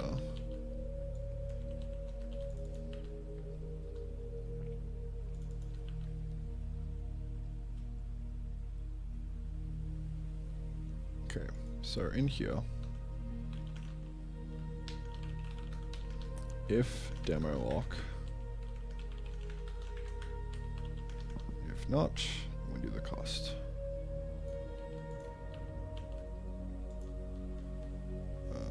Message.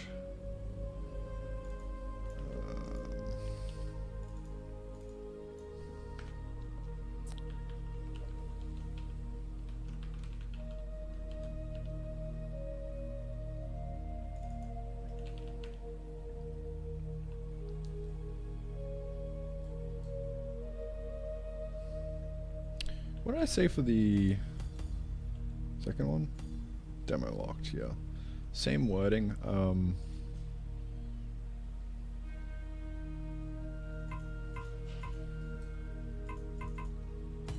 Cool.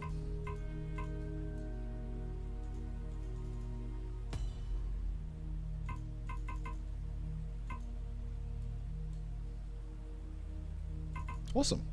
That's the demo, done. It's as easy as that. Just 2 branches, and now we're solved. Now this game is a demo. Wow, that was easier than I thought it would be. Oh man. Done.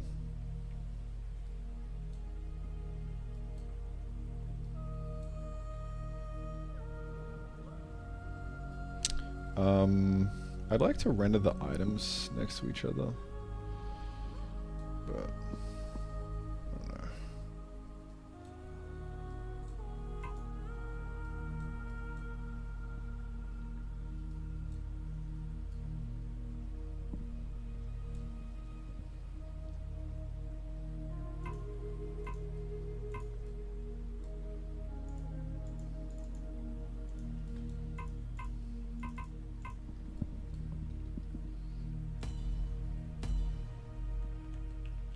Cool.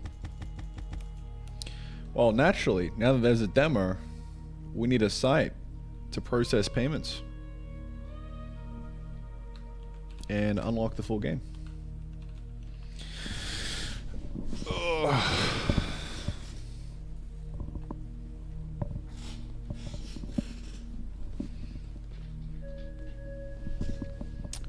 I wonder if, because it would be nice to like continue your world save once you reach the demo end.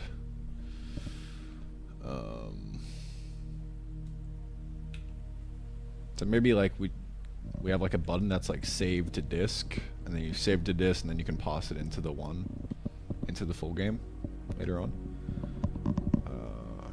I don't know. We'll see. We shall see.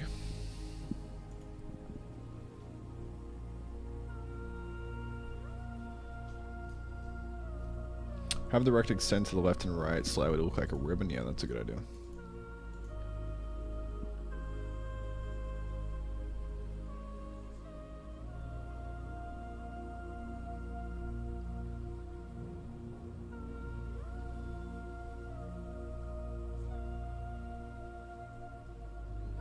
What I have to use for whiteboarding ideas?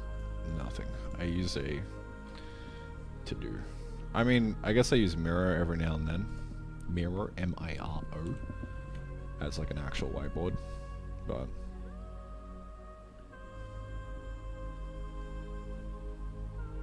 saving to this would allow file manipulation. I mean, that doesn't matter.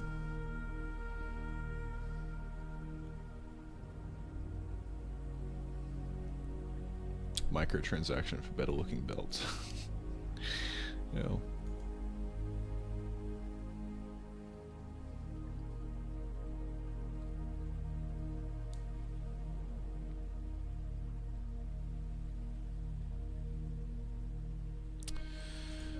Yeah, extend it slightly to the side to make it look like a ribbon, you reckon? Yeah, I guess you could do that.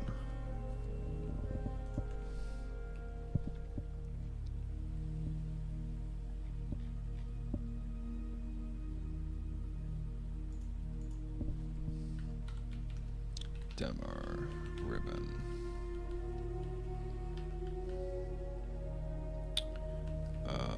Rect size. This plus 2. Yeah, that looks nice. I like that. Good idea.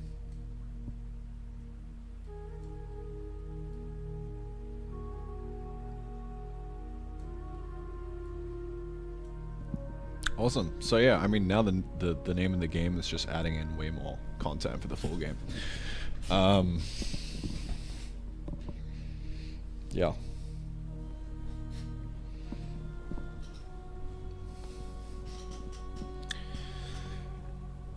We'll also need to just figure out how people can buy the full game. I'd have to go in a web dev mode and would make a website using the Strike checkout API.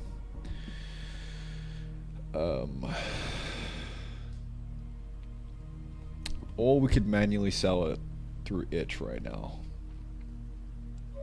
just as like a temporary V1. I don't know. I would like to do it through the website.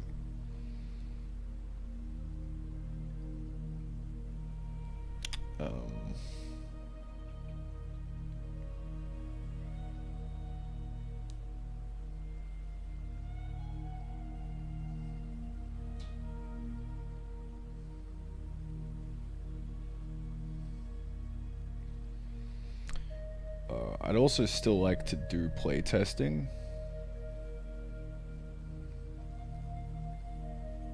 Somehow.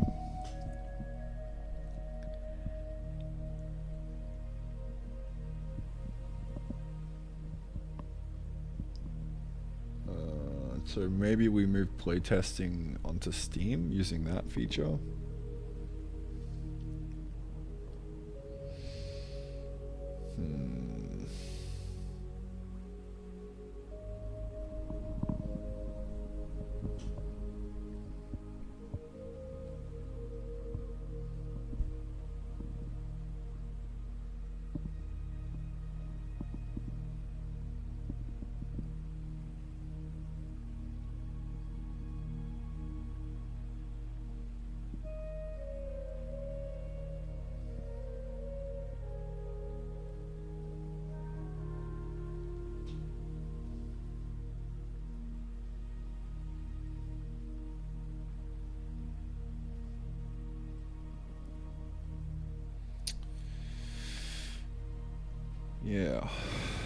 don't know.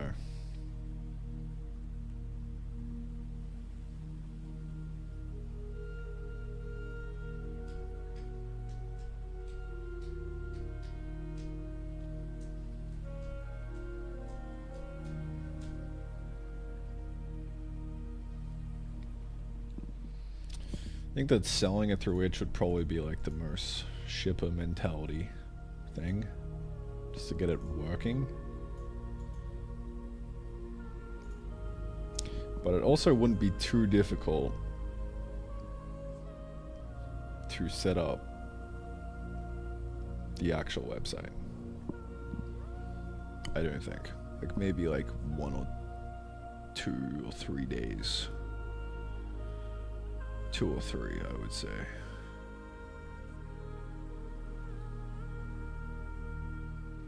Only accept payments by BC.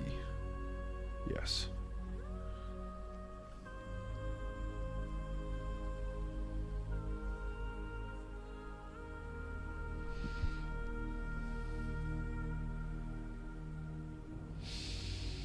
Yeah, I mean, I think I probably just have to buy the board and like get the website set up. Like it won't be too hard. I would probably need to do it offline though, because I don't want to be worried about like leaking API keys and shit while I get all that set up.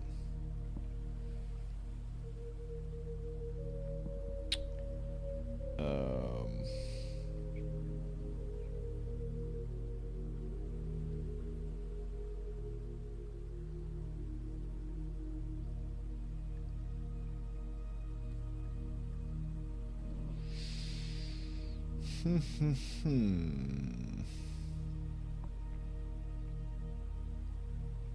mean, I could try and do it on stream.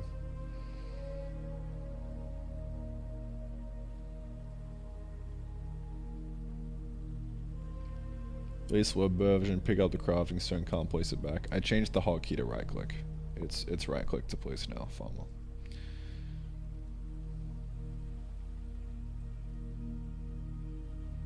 Have the API keys in a .env. I mean, knowing my dumbass, I'll still leak the .env, bro.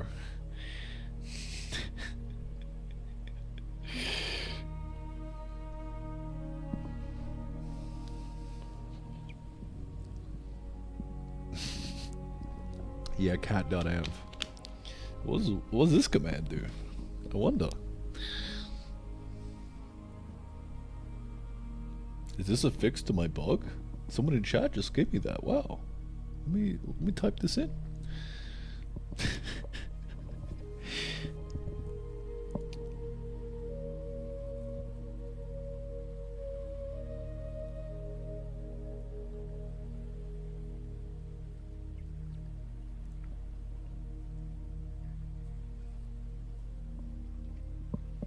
Yeah, farmer, you also gotta hold it in your hand now. Like, not in your mouse, but like, hotbar in your hand.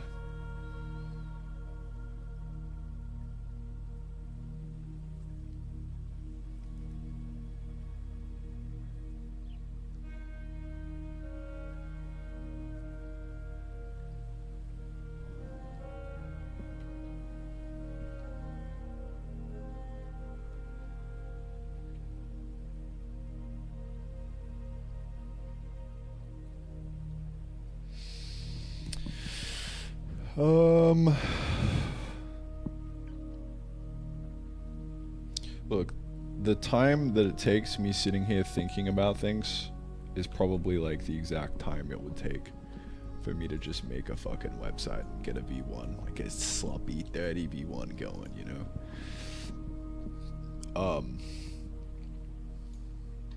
As long as you guys are fine with me kind of just sitting in this view every now and then when I get scared of leaking things. If I do leak things, you got a pinky promise to be chill about it, alright? Pinky promise. And I'll stream it. If not, I can just go offline and grind it out, I think.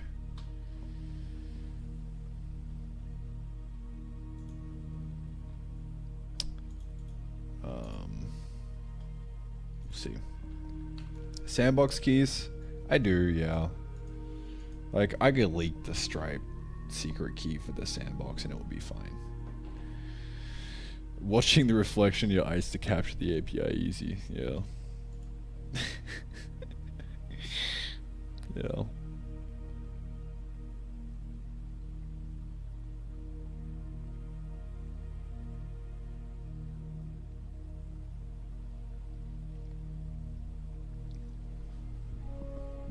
Alright, I'm down.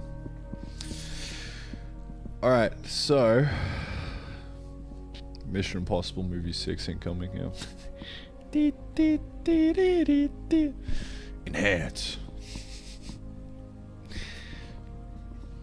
I actually watched the first Mission Impossible like 2 days ago. Pretty good.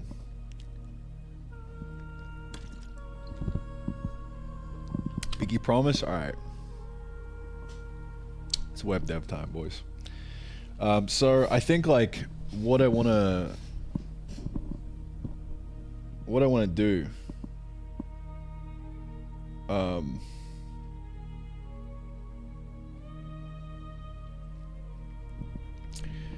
I think V1 is like just do a thing where there's a web build on the page. Okay, so right now all we have is randy.gg/terrafactor, right?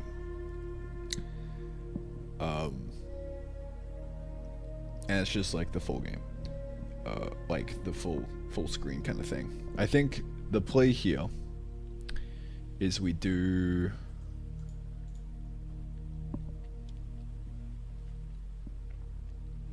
something simple where it's like, you know, click to full screen, now you full screen in the center.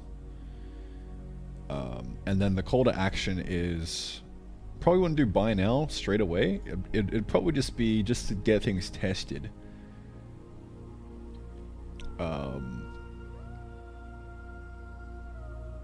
Like sign up for a wait list or something. I don't know. You could also just do the buy now. Like maybe the buy now goes to a temporary page that says, this isn't working yet. I don't know. I don't know, bro. I don't know.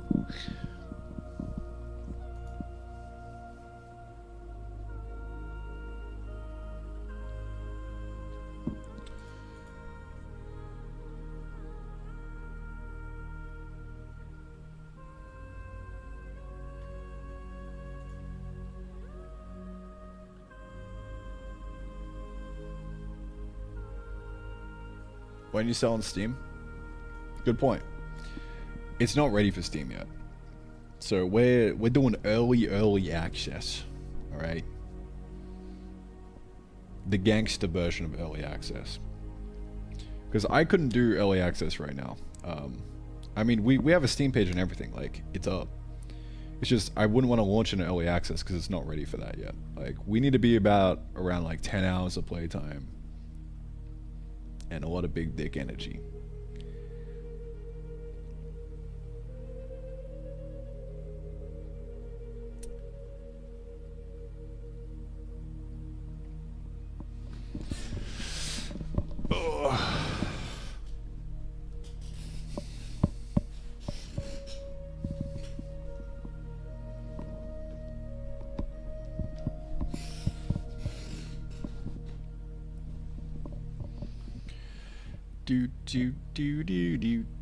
Do. I got fucking Mission Impossible stuck in my head now. It's over.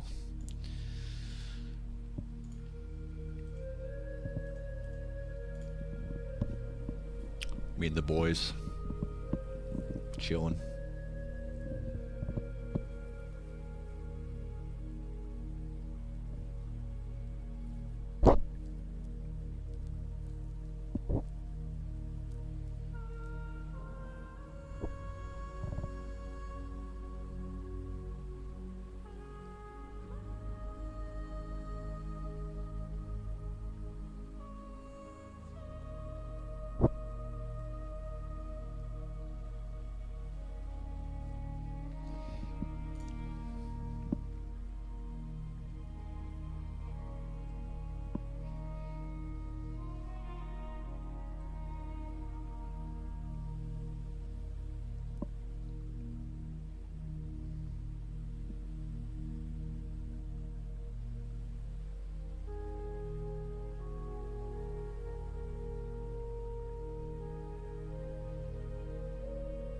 What made you choose Go? You plan to get a corporate job as plan B?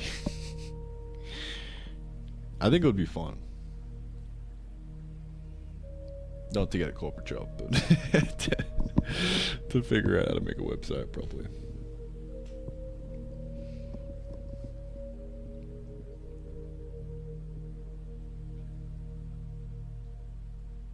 Could do it in Odin. It's just, I think Go would be way easier. Wouldn't be fucking fighting an uphill battle.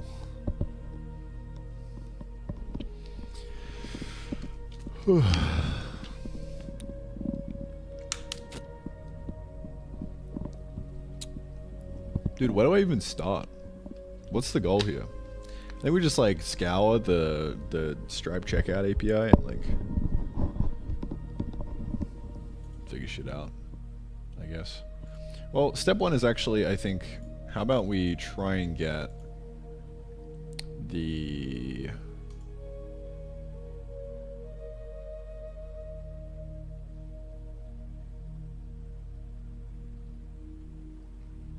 game just embedded in here.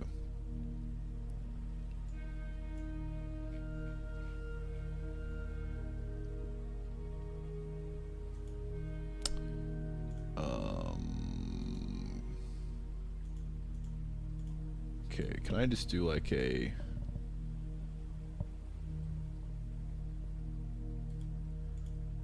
How do I add something? Add elements A, okay. Yes, I am web developer. What would we put the game in? I wonder.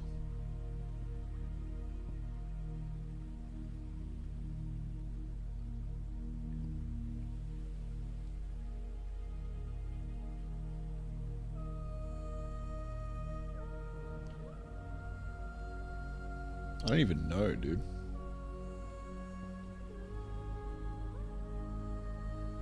Like, how would we get the game just slipped in here? I guess I can kind of look at what the current HTML is. Like, this is the current little dude.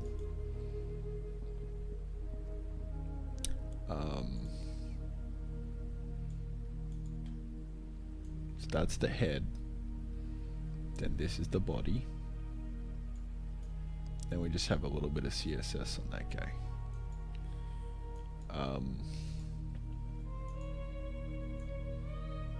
Now, I mean, I kind of need this to like generate the thing, but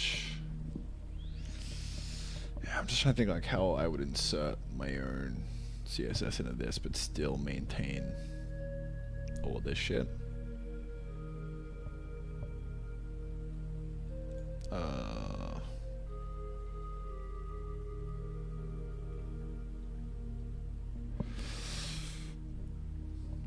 No idea.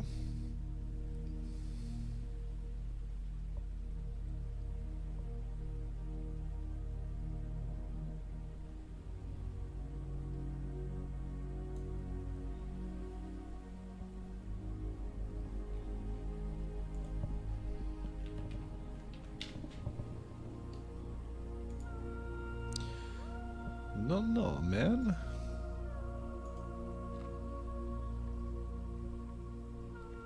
Yeah, there is a block to add custom code.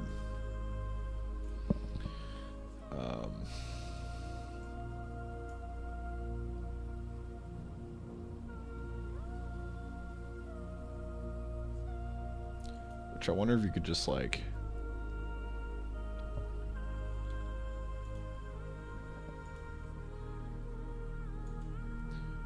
Alright, that's literally a code block.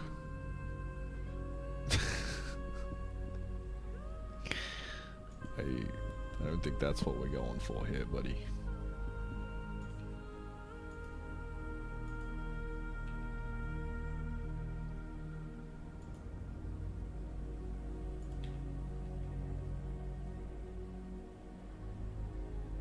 Custom element?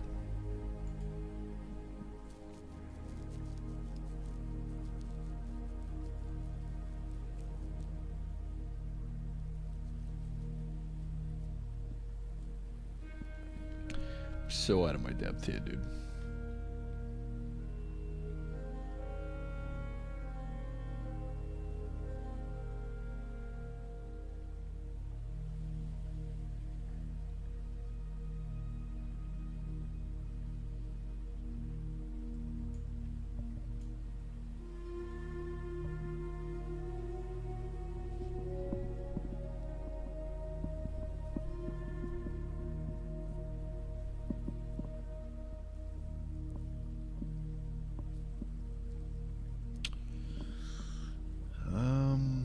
I wonder if we could go the other way around. So, alright, this is what's getting generated right now. Right.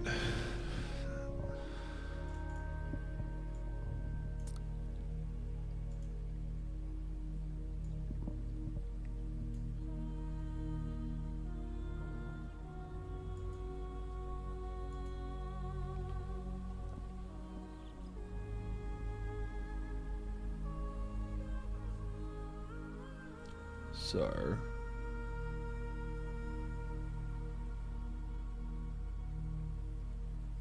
that's the canvas.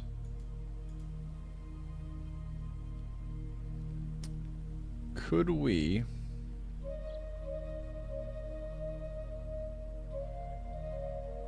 Alright, let me look at the what the export for the webflow looks like. The thing is, I want this to be like a nice, easy workflow.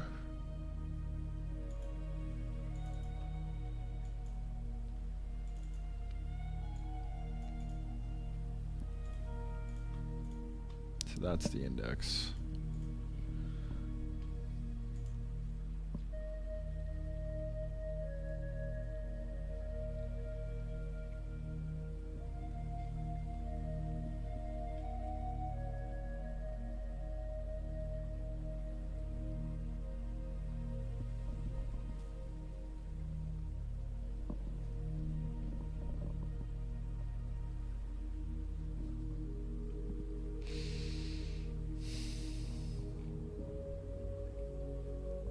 How do we merge these two?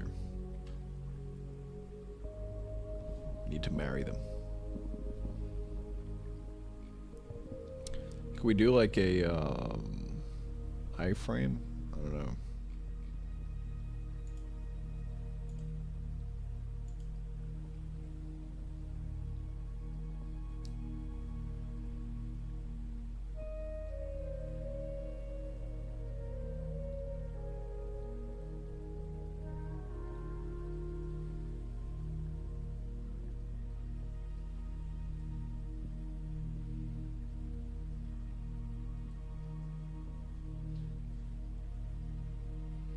The left pass is static, integrate the code into the right one.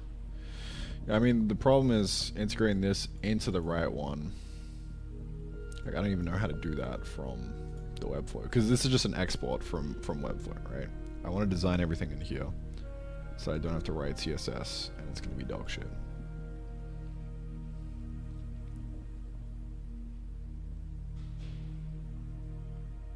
But that's looking more and more like it would just be faster to write like CSS. Or just do some like tailwind shit, right? I don't know.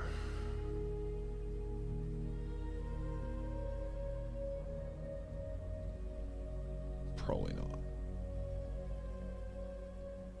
I've done it before. That's kind of just ass, right? I'd rather use a builder like this. So then the question is like, well, how do we get the generated code? Because this is I just do like a Shift E to export all of this to a zip, right? So how do we like integrate this into this or the other way around?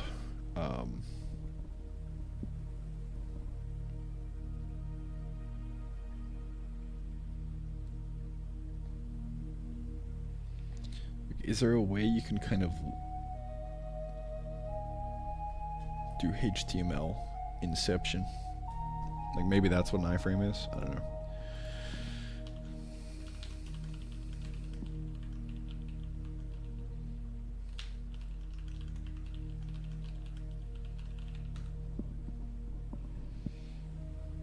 iframe.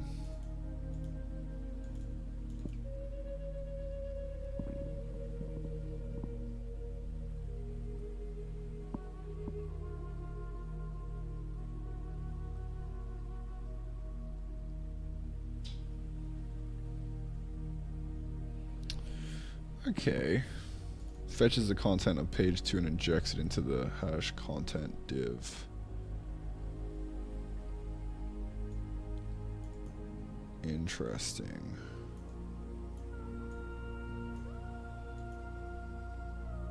Okay.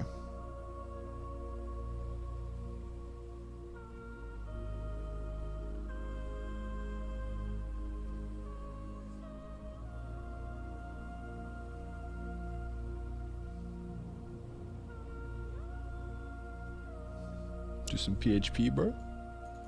Gangsta.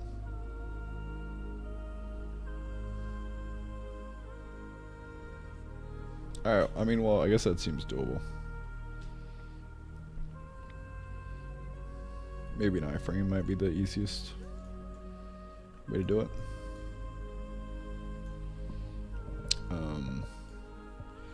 I guess the question would be like, how do we actually just make that a thing?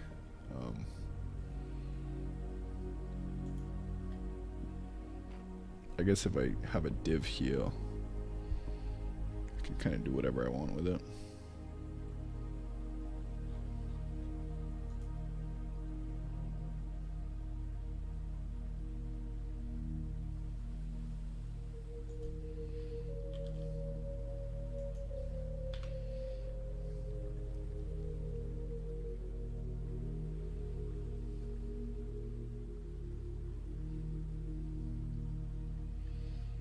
Now the problem is I'm actually trying to program, but I have to do it with clicking stuff, which is bad.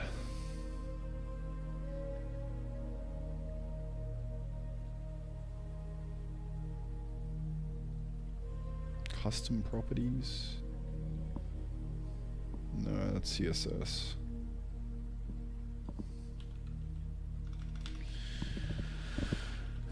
Webflow iframe.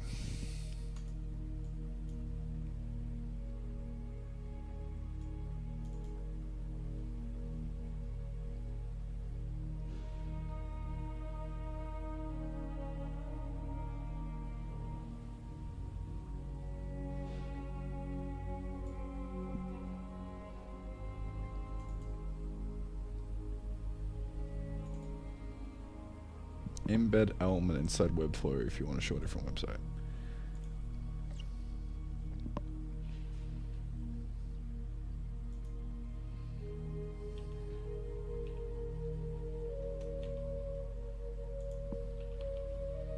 Code embed. Oh, that's what I'm after, right? Yeah, there we go.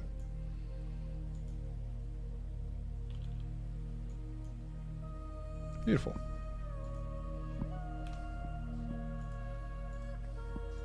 Okay. So now we're getting somewhere. So I would just load Terrafactor as an iframe, right?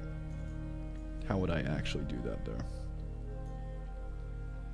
I don't know. I don't know, man. I don't know.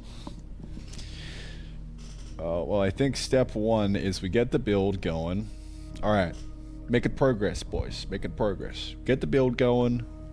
Pull it up. Gangsta. Yo, Adam, what's up, my man? He's gone now, though. He's off, bro. So, welcome in, boys. We're being web developers right now. Making a demo.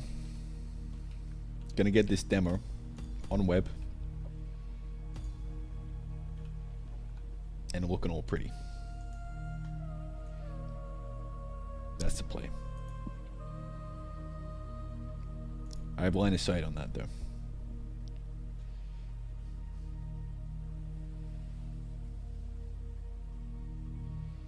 Or yeah, we could try that. That's a good idea, Legend. I mean, yoink. Yoinky sploinky. AGG Terrafactor. Yeah, because I forget, this is the web. Look at him go, dude. Look at him go. Alright, this is tremendous. Dude, the web's fucking nuts, bro. How does this work? This is so fucking strange. Alien to me. Absolute alien tech, bro.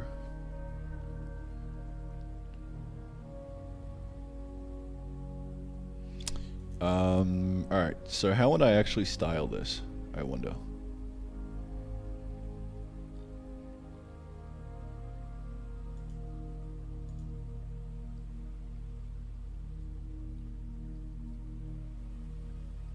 I don't even know, dude.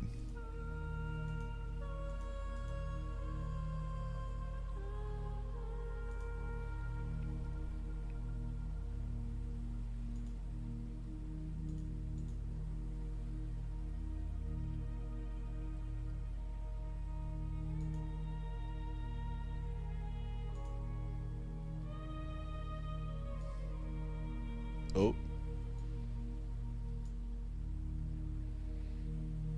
Width.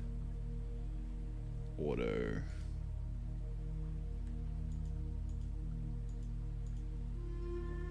Can we do like,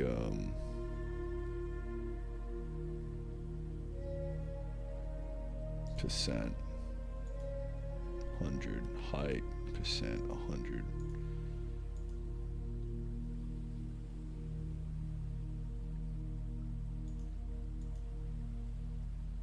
Maybe, I don't know. Or that's pixels.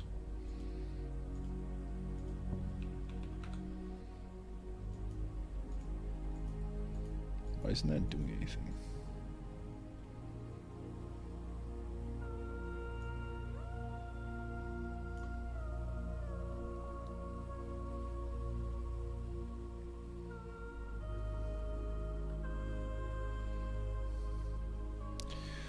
No, man, it's web development time.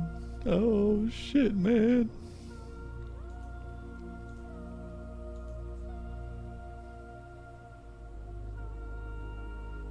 I'll change the iframe width in the code.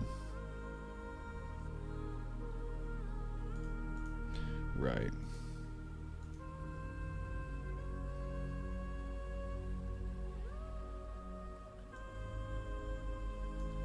Something like that.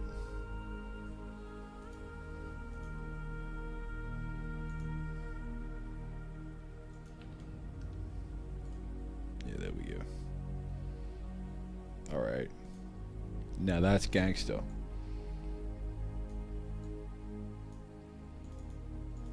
God, how do I reset? Alt click, okay. Padding.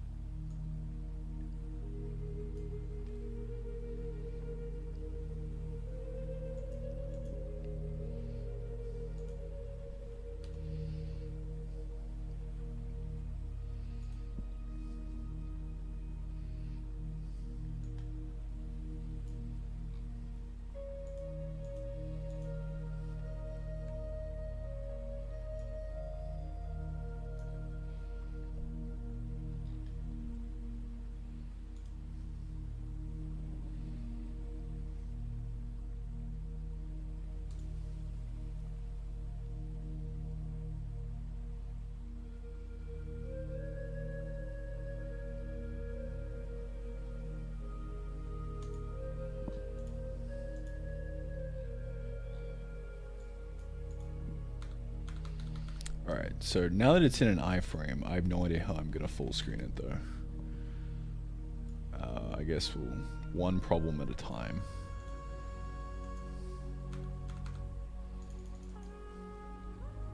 We might need a button, I don't know.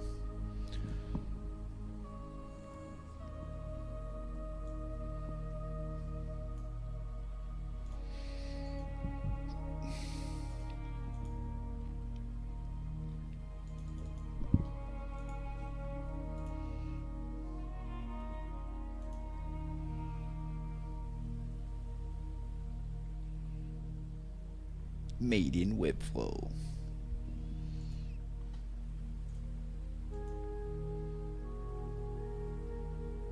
Okay, well, that's step one. Pretty hype.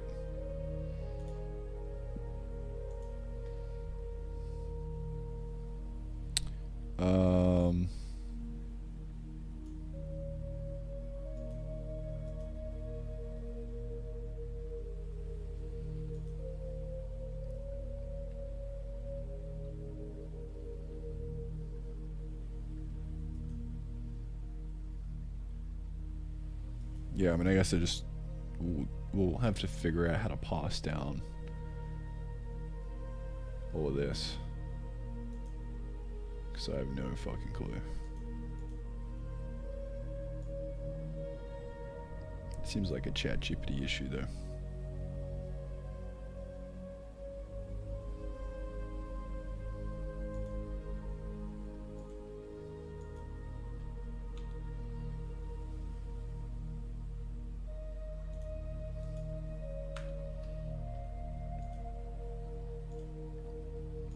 Push the prod. Yep, done.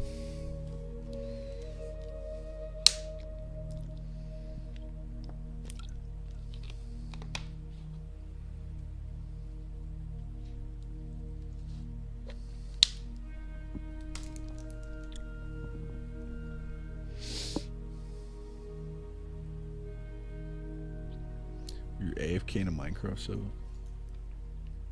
Oh. That's my background, though.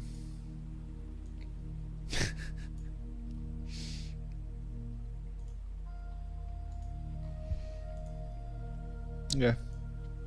That'll work.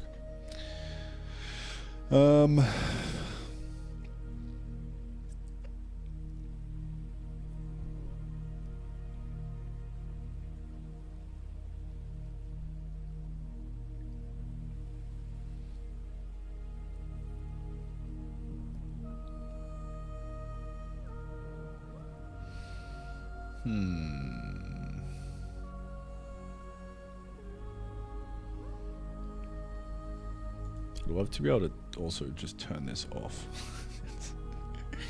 And like defocus it. It's kind of annoying.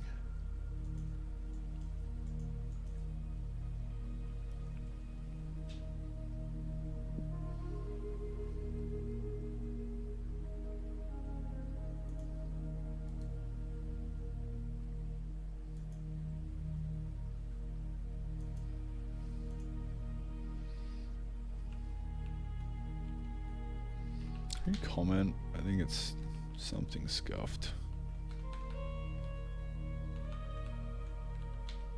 I don't know.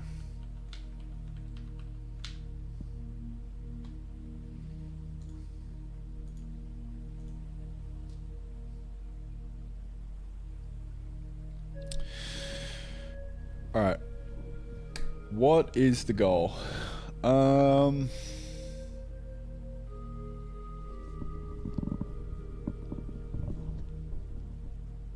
What's the goal right now?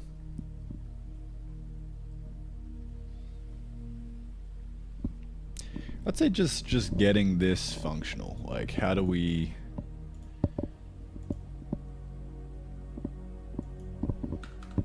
get into full screen here? How do we exit out? Like, what's that flow look like?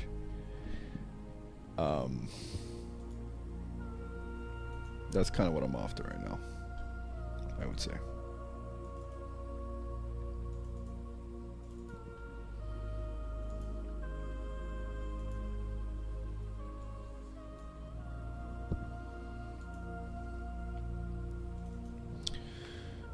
Width. Can we do like pixels?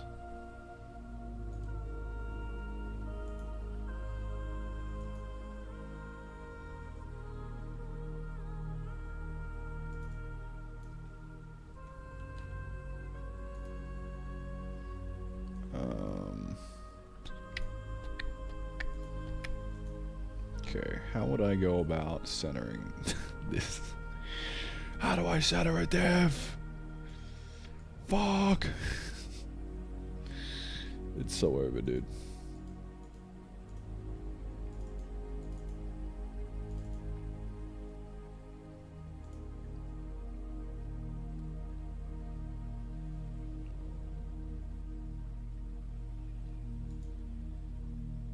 It's so over.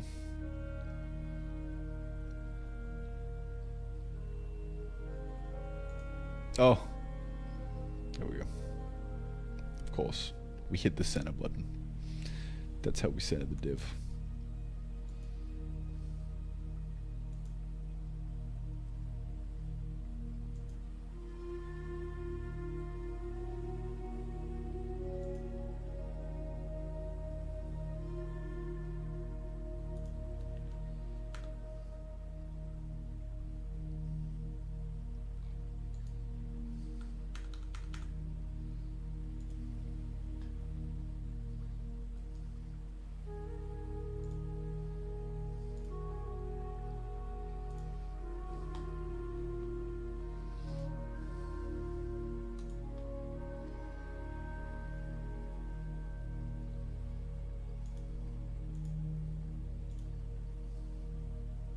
Alright.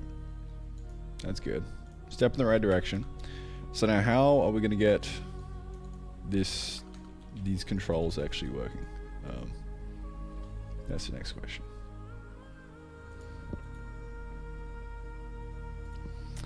I am including a game HTML.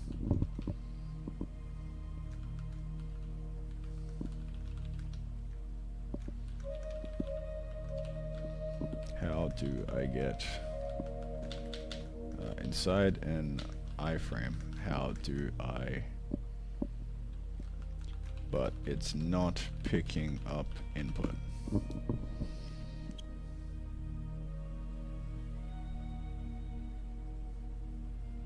Must have focus. Click inside the iframe for trying. Okay, that's fine. Allow keyboard input for cross-origin content. If the iframe's content comes from different origin, different domain, the browser may block input for security reasons. Okay. Sure, the allow attribute is probably set on the iframe. Nice. Cross-origin policy. Yeah, so if we were hosted on the same one, then maybe that's that. But, you know, maybe this will work as well. Who knows?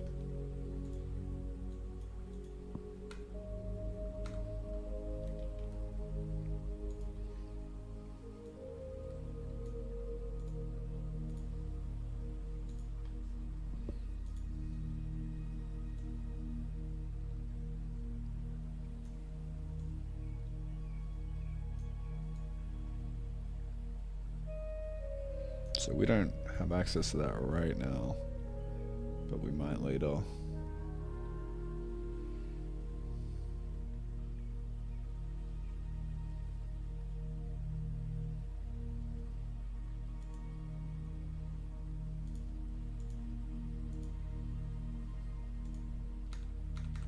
Nope. So yeah, I mean, I would guess that unrecognized feature keyboard. Okay, interesting.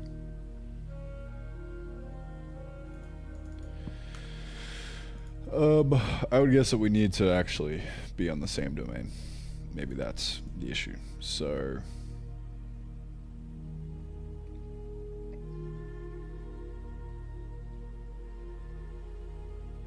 there's a bunch of stuff in here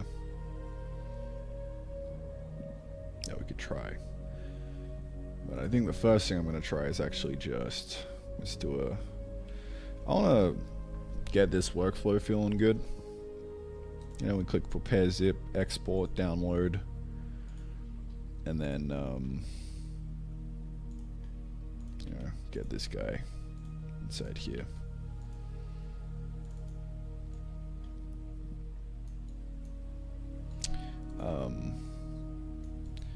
We could probably just do a copy here and then get the server in debug mode to like unzip and plonk in. But we could also just not be lazy.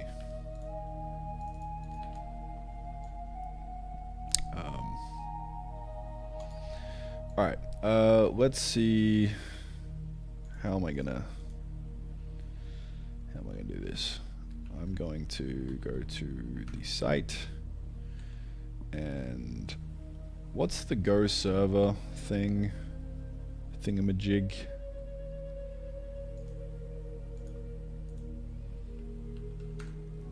It's got a nice hot reload.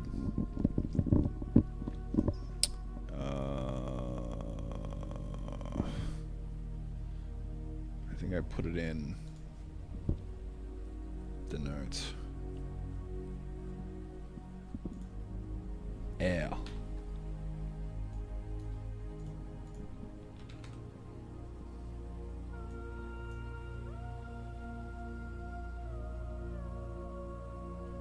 Dude, why is this taking so long to build? What? First time, maybe?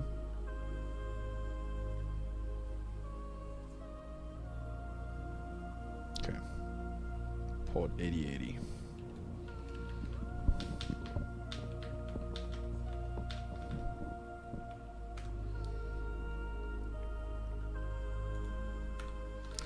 Alright, so we need to get this coming from the old local hosts, mate. We need to get it internally. So, I mean, I would say we just kind of copy the build web release into here, Terrafactor. And then we just use that.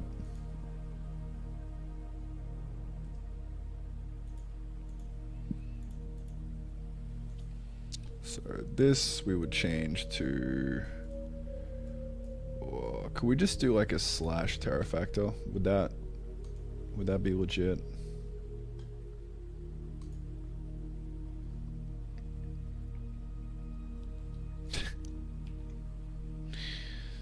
Most fucking scuffed web stack ever. Yeah, so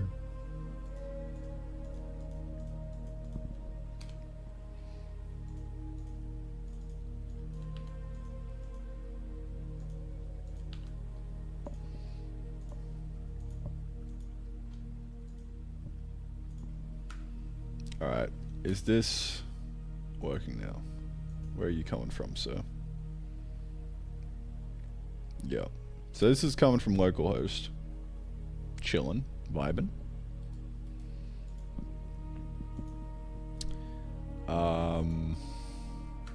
But the answer still isn't working. I'm gonna fucking commit die.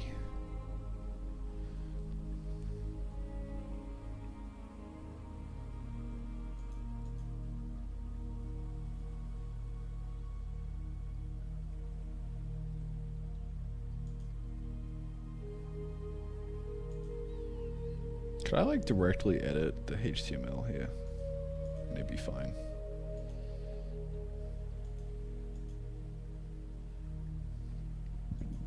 Or wait, it's totally got something to do with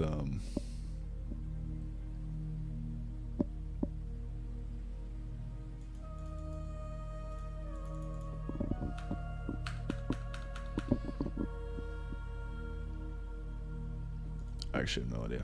Talking out of my ass. But it might have something to do with the actual script itself, because we are... I mean, the fact that it's not running any of the lock-in stuff might be a bit sus. But... we try it out, man. Step by step. Figure it out. Try adding the allow full screen attribute diaphragm.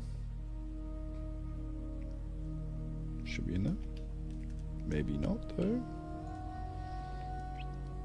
We have allow equal full screen.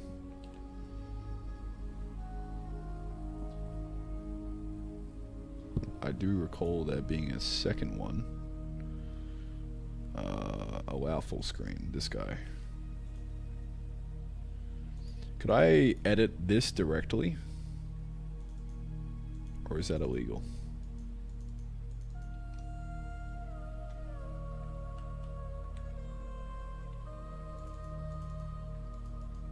I think that might be illegal.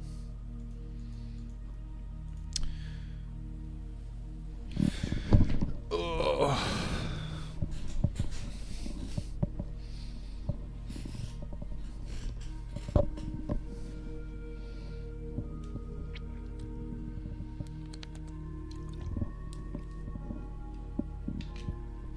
Yes, you can.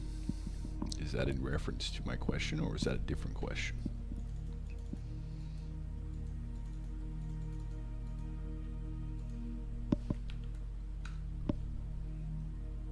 Will that do what I want?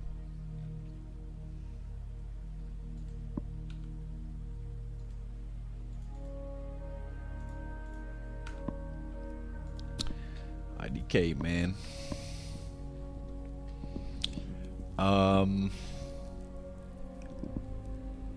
It might be easier to like iterate on this with just raw dog HTML.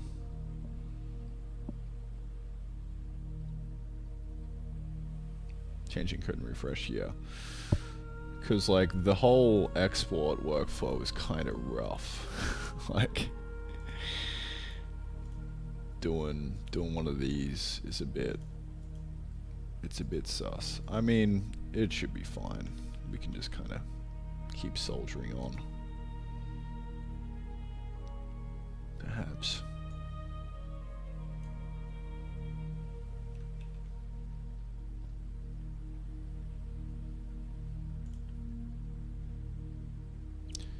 There's gonna be a lot of preparing and downloading zips.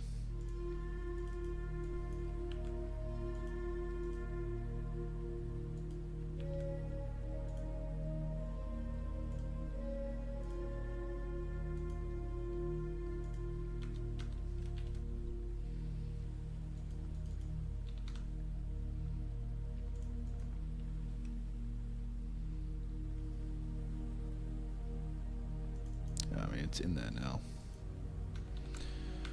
Still ain't full screening though. I don't even know if we're focusing it. It doesn't feel like it. Yeah. So I would actually like to just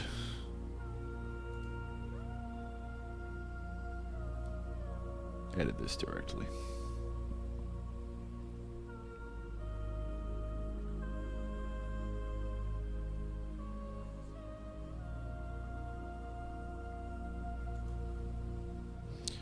Button is less cool, direct game window on the homepage. Exactly. We need it to be direct on the homepage. Slide straight into it. Worst case scenario, we do make a button though. Because clicking a button to go to the page would actually be fine, I think.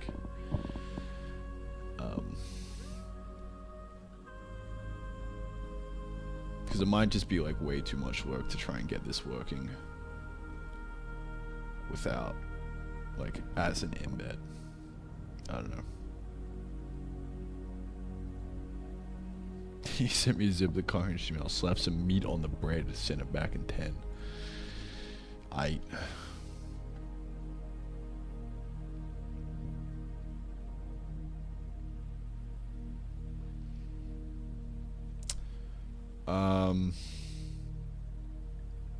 Yeah, let me send it in Discord. I don't think I even have the Terrafactor Discord anyway, though.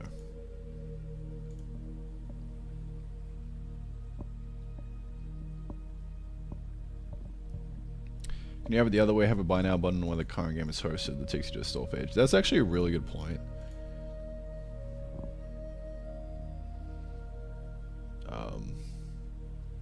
That is a very good point.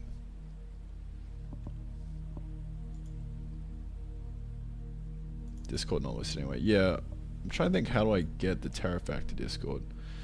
If you go to the actual game, there's a Discord button to join in the main menu.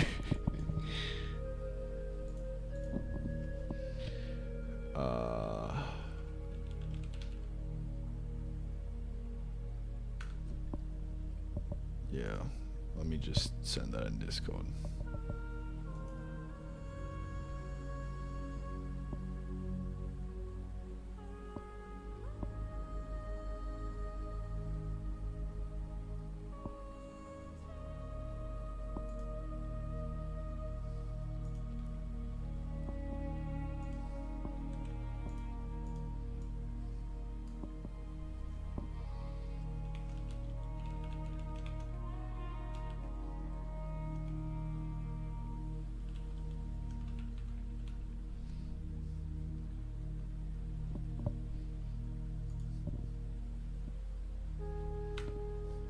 I've sent it in the Discord.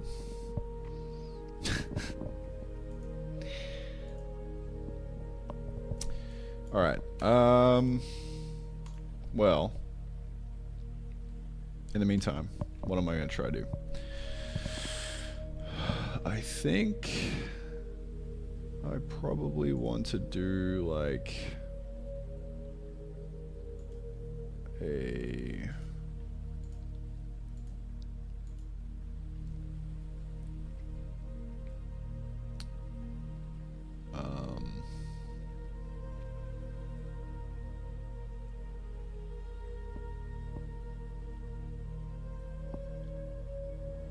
yeah, I really do want to get like the single page thing working, because it would be hype. Just imagine, ended a full screen, now you're playing the game, exit, now there's the buy button right there. We could also have a buy button in the game that would just take you straight to checkout. Could be cool.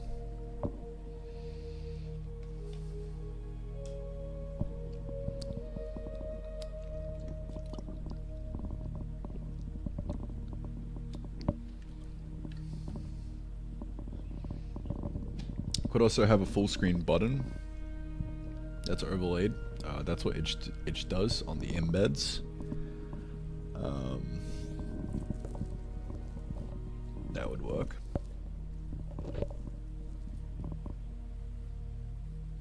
But it would be less cool than getting the player to press a button like this, I think.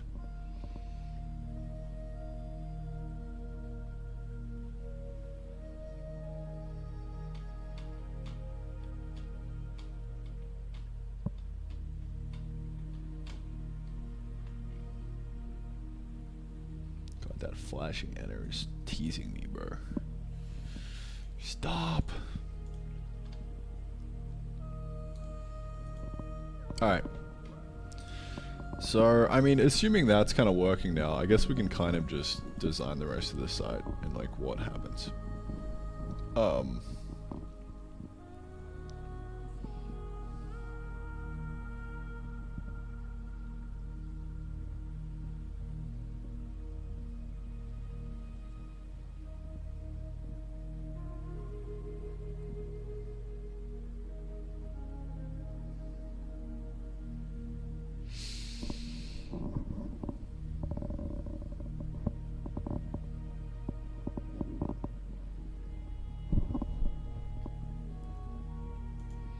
I mean, I think the most important thing, because, look, everything else can kind of, like, speak for itself.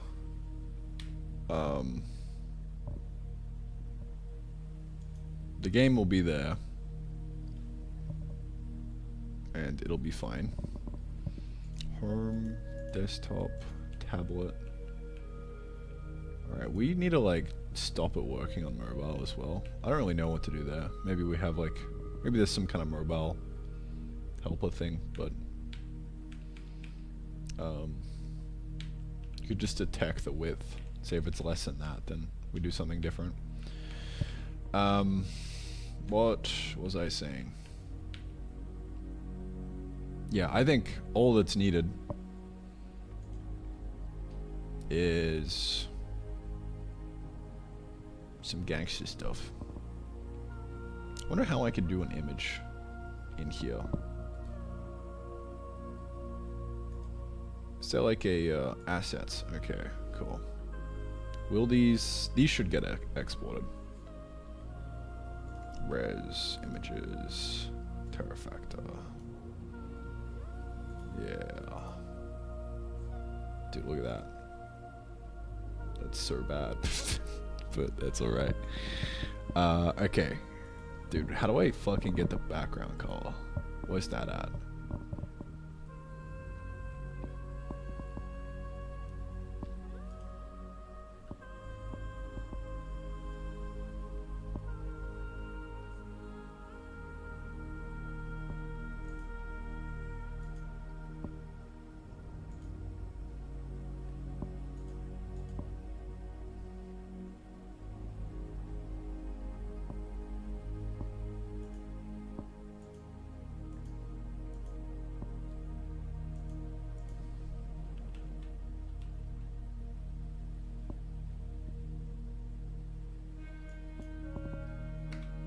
Maybe we don't have a background color.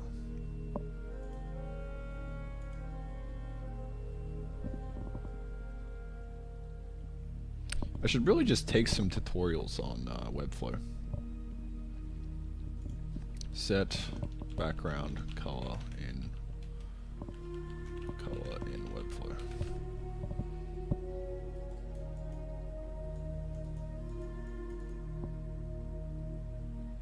Background styles.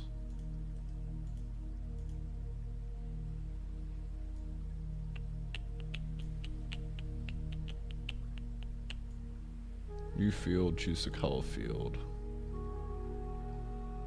In collection settings. Bro, what are you smoking?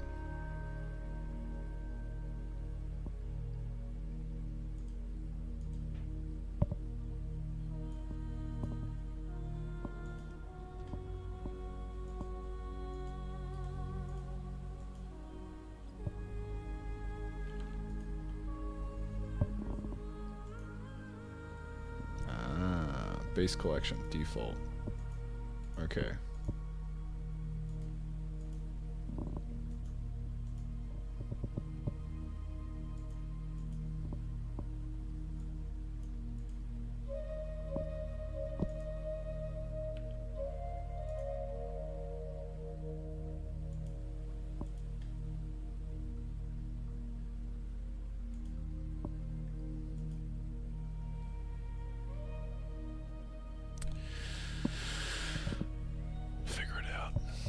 Piece by piece.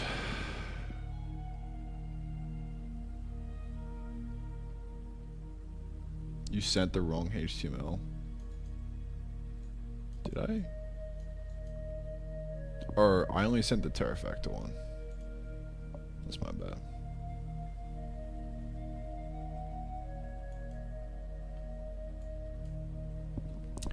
Can you DM me as well so I know it's you? I'll just send it directly to you. So we don't pollute general. If you are still around. Tab cycle the focus? Yeah, we can try that. Focus was another thing that ChatGPT said to figure out.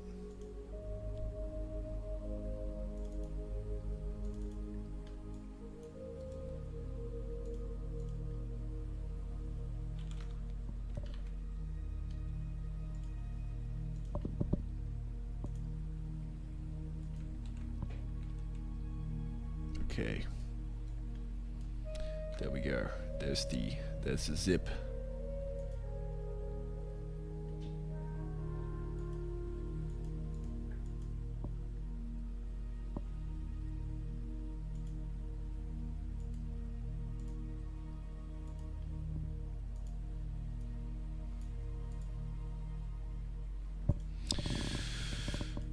Okay. Thank you, sir. Yeah, we can try the focusing as well. Suss that out. Reload. Alright, the problem is I can't even focus anything.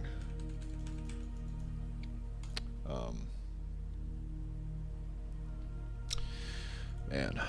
Color field. Honestly, learning Webflow like this is gonna be like... It's still gonna be quicker than me trying to fuck around with CSS by hand.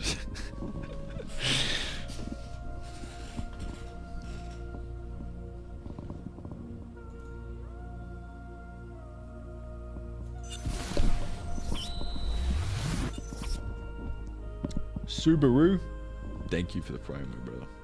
Appreciate it.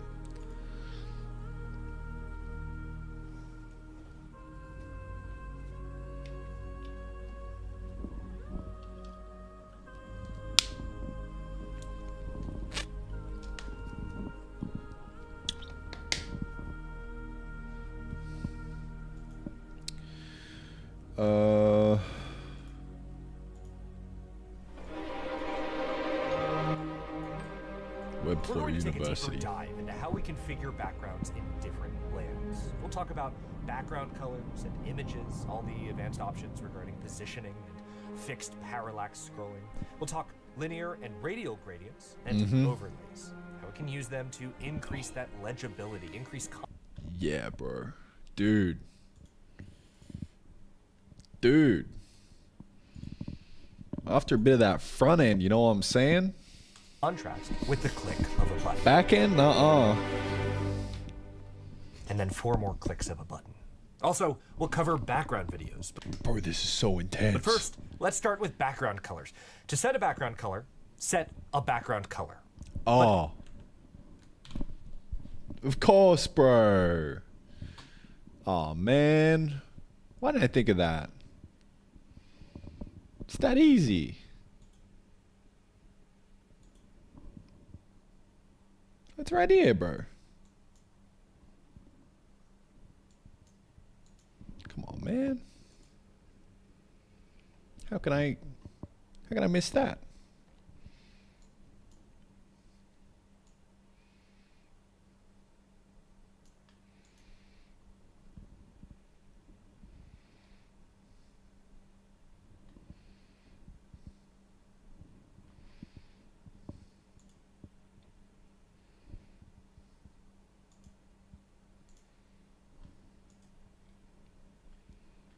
Dude, this is huge.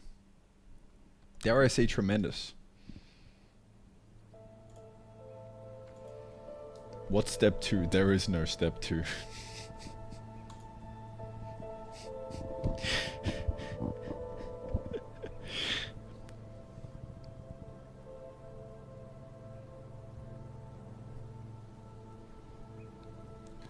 Following since the early days, crazy to see you finally back streaming. Yup, we back. Getting shit done. Let's see how you manage Terrafactor and your time. Dude, show the work manage sheet. I don't have the work manage sheet. I don't record my work hours anymore. I just work. Crazy. Crazy how recording and jotting down worked hours isn't actually doing work. Just take that time, do work instead. Big win, more work done.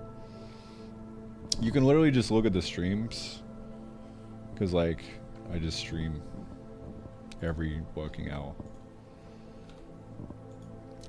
Occasionally I'll do offline stuff, but I mean, if you want to see the work mountain, it's right here. Yesterday, 11 hours, it was our fattest day yet in the series. 9 hours before, 6:30, 6, 9, 10, 7. Like, this is just each day, you know.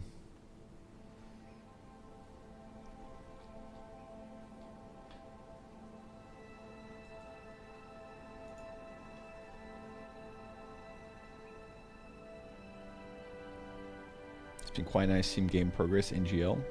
It's been feeling nice. Has been. I've seen you work for 11 hours straight. Do you avoid eating? No. I ate yesterday. I ate on stream at like the 6-hour mark or something. What I do is we just do this. Easy win, bro. Sit here, mute my. Eat done, back to work. That's where it's at.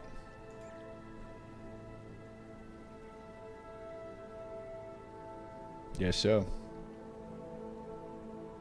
You should ditch the iframe approach and put it on a page directly. Cringe. We must put it in the iframe, okay? Otherwise,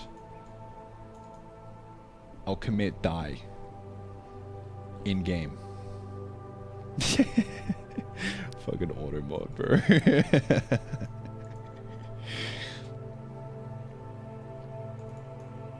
Script, const frame selector, click. All right. Check Discord. I know if I will, man. I know if I will.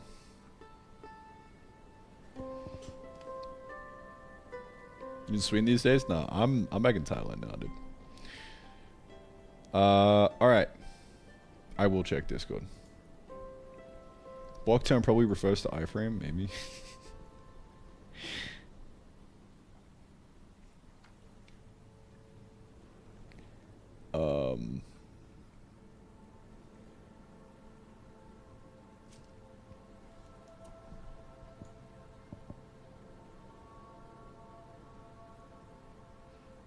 Yeah, it's just the selector, right?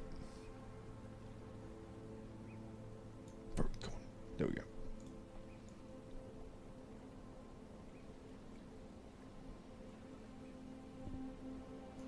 Alright, Yonky Splinky. Dude, where is the index? We have 5 of them. Here. Where is the iframe?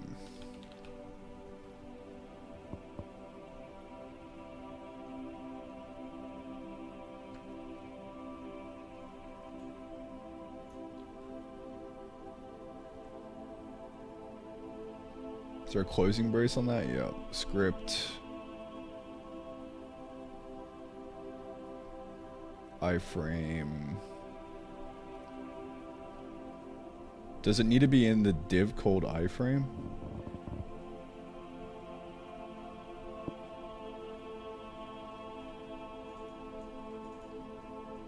Or will it find the element iframe? Does it match based off that? I don't know. We'll see.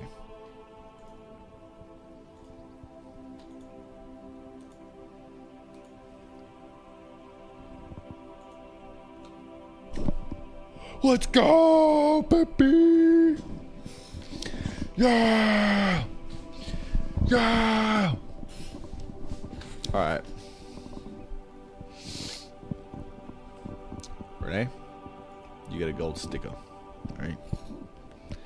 Gold sticker.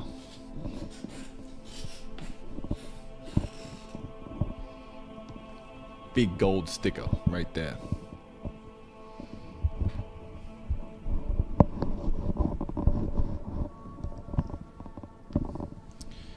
Huge. Tremendous. You live so long in your backpack, you're learning lessons on minimalism and stuff. No. I did not.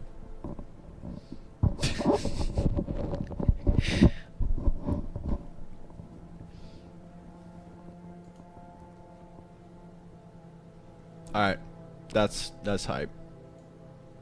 It just needs a script to select it. Cool. Let me slap that in.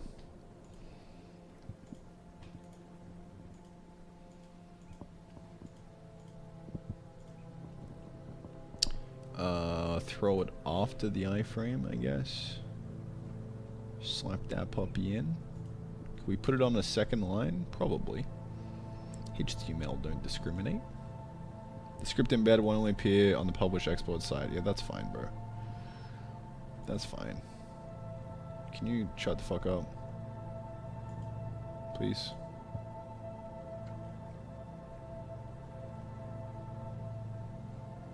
Come on, man.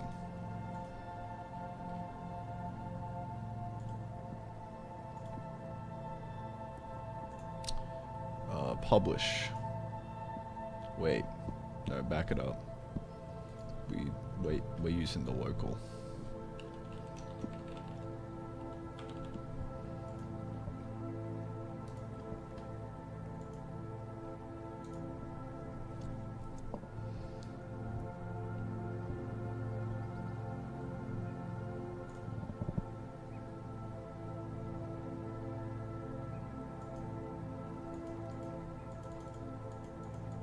Oh no.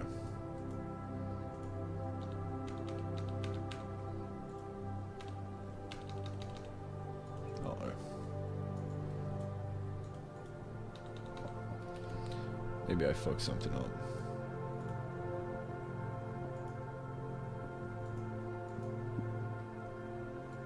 Or why isn't the script there? Or the script's going after? Alright, maybe that's sus.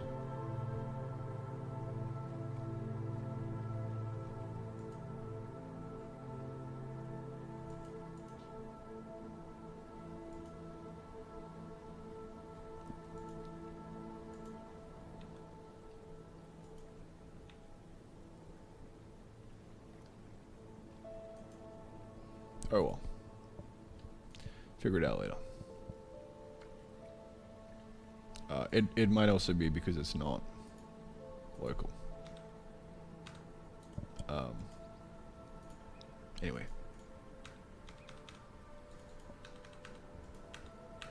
Oh, okay. So when we click out, it's kind of like...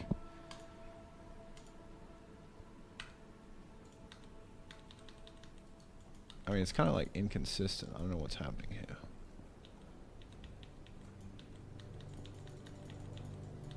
Something funky's going on.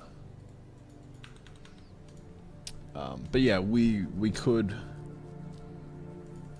just keep moving.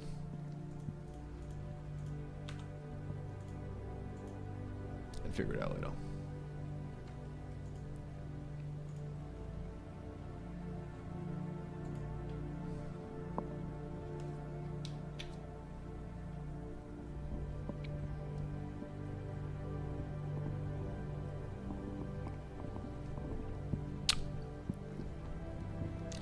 Click iframe n% and how the normies figure it out. This is true.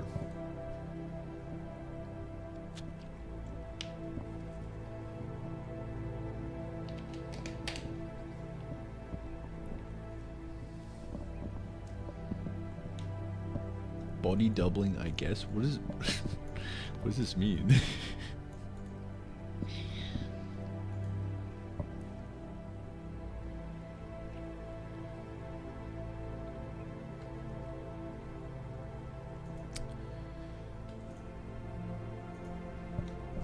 Alright.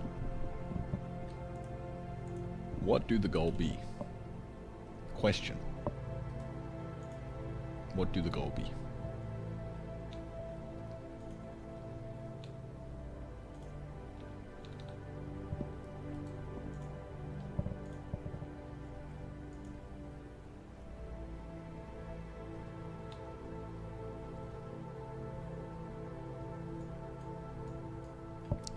I think the game just crashed.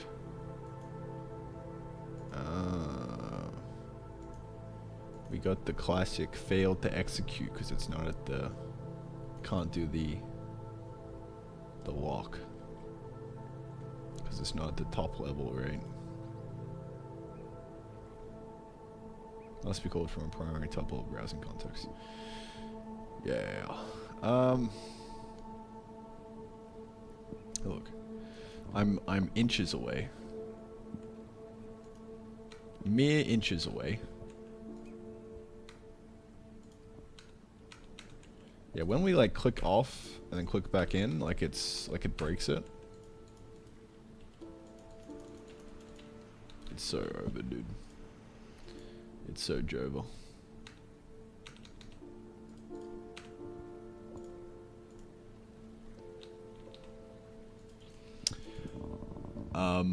I'm inches away from just trying to write my own HTML.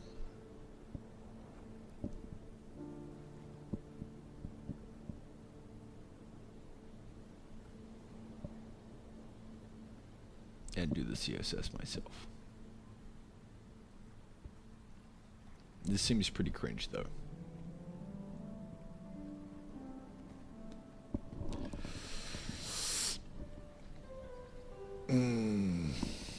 Alright, look. Easy fix for now. To move on. Would be doing the separate page and copying the L on the embed. Or we just like be big boys and figure this out. I think that's also a solution. Depends. Depends what I feel like doing. I don't know what I feel like doing. Who knows? Who knows? Do I feel like getting back to work on the game? Yeah. I can do some web. That'd be chill.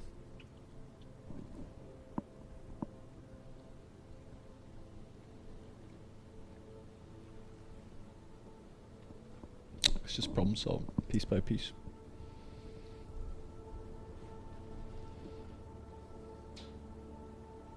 Should work always. What's the change here?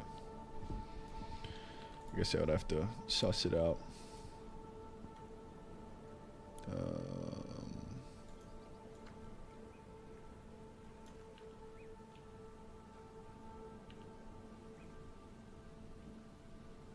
Oh, you adding a... I actually don't know. put this inside. Okay.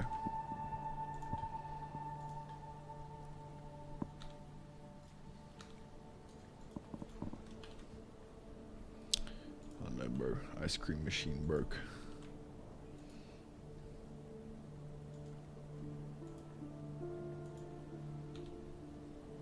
Okay.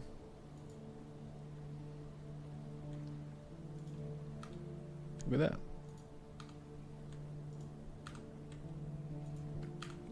Tremendous. Works from anywhere.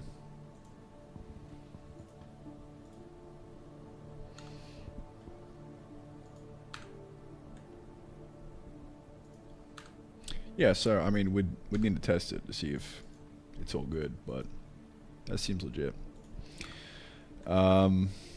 Yeah. We also don't need to do the full screen lock anymore because I got rid of the dependency on escape. So that should be fine as well.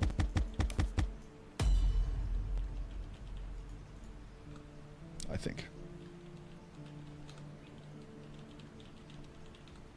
Cool. I think we rip it and ship it. Thank you very much, Renee. Or Rennie.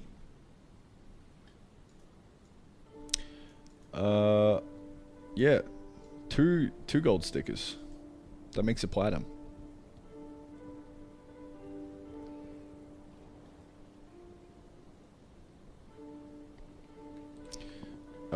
Now comes to the part where we just bash shit together and try and get it working.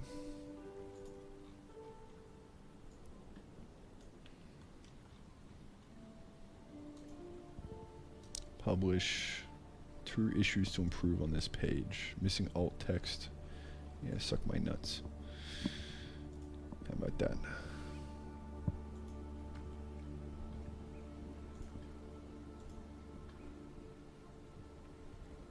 Okay, I haven't touched anything. I'm being prompted to enter.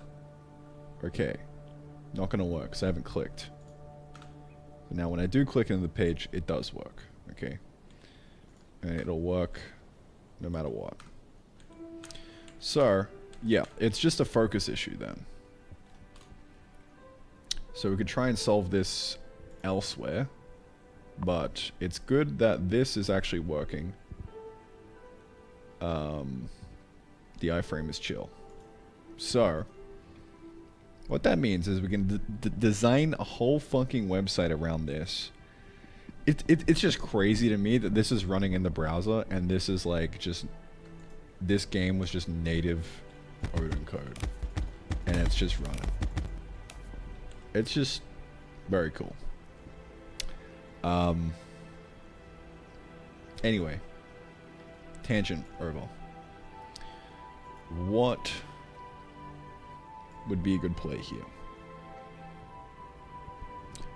I mean, I think this is kind of good enough, but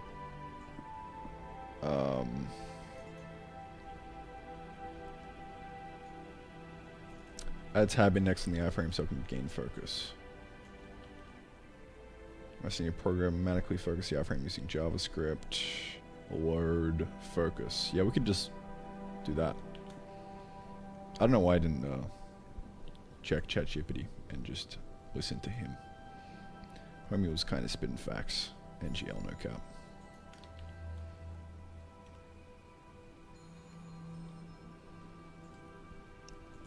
What did he also say? Something like this. Add event listener, load, context window focus. Yeah, we could try that as well. Let me just like publish that real quick. This is kind of like a fast enough workflow for iterating on things, I think. It's not that bad. Haven't touched anything. Alright, well, we're tabbing stuff. But, okay, we can tab in and click it. Cool. That's alright, I guess.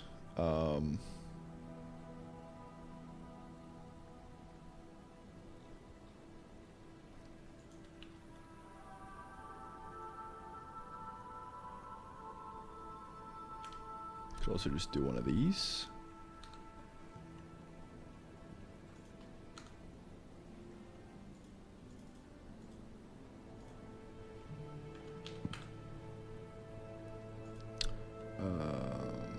This is putting it inside the listener, but this is putting it outside. Interesting. I mean, it shouldn't matter. Because this is on load now, so.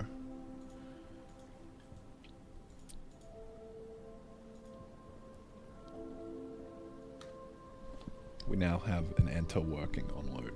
That's epic. And also working when we lose focus. Alright, we're cooking. Now, the full screen lock isn't kicking in, but I think that's fine because there is no escape in game. Really?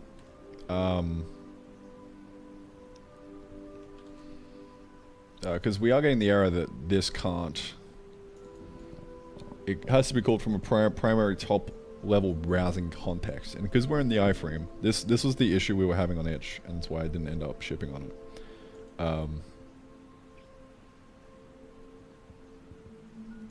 So we can't do the keyboard lock, which basically makes it so you have to hit hold escape in order to lock. Not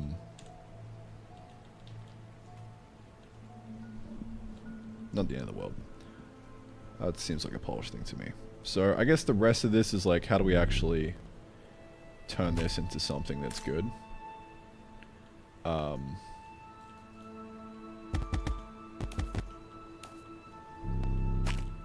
That seems like the next kind of move here, right?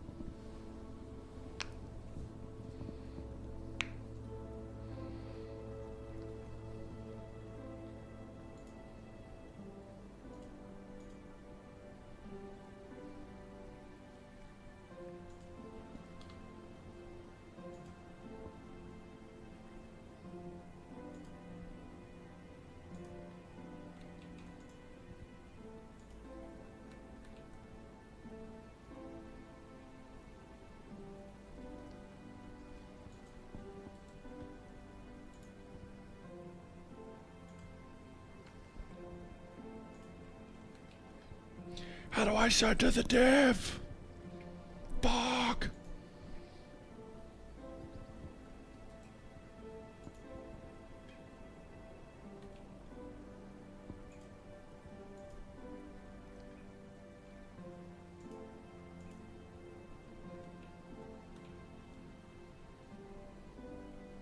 It's so over, dude.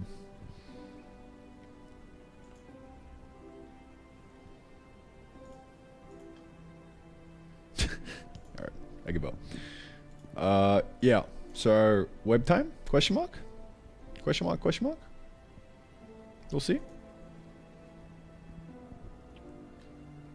So we got a background color. And we also got a text color here. Look at that. Tremendous.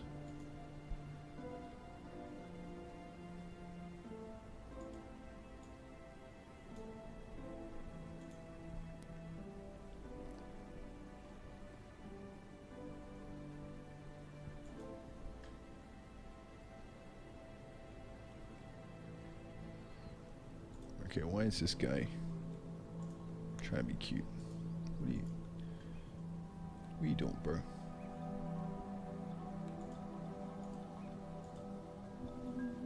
Dude, why is that going blue?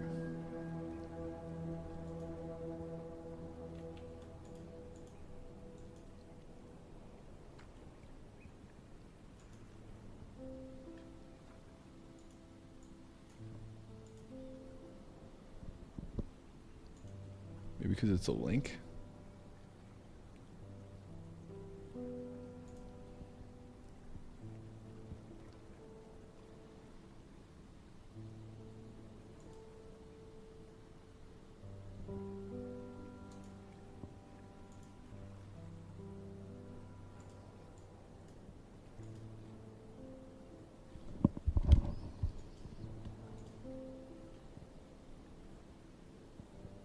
I'm about to delete this whole block for real.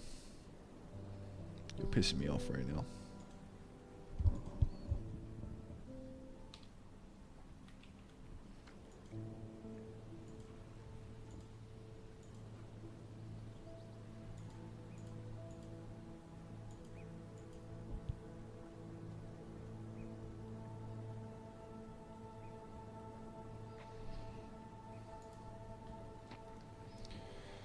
Visual CSS, still having CSS problems. Crazy. Crazy.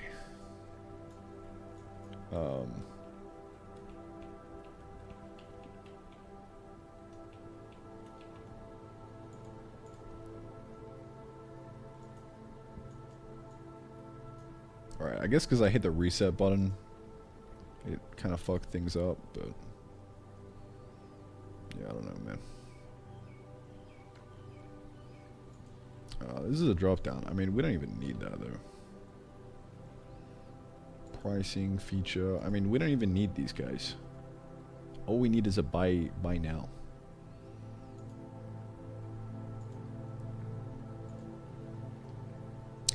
Pricing is probably a good thing to have. I don't know. Because it would just be like, it would just lead to a page that explains what you're gonna get. It's like more info. Buy now is like bang, check out. Pricing's more like, tell me more, you know?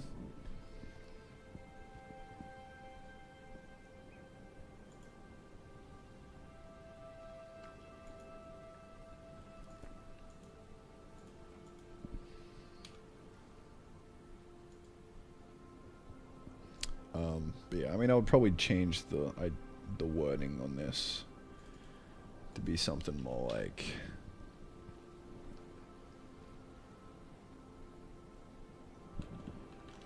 full game, or maybe like word map.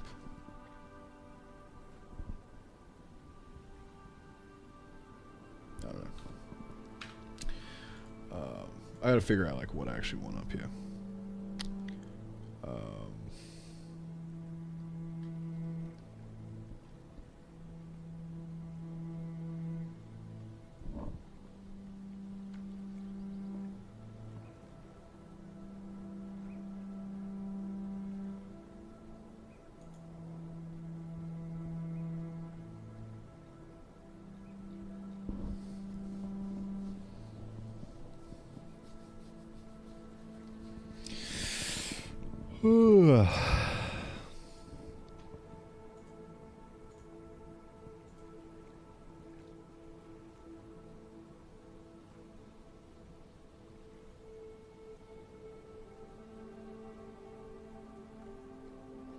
There's a hover and active CSS somewhat separately. Nice.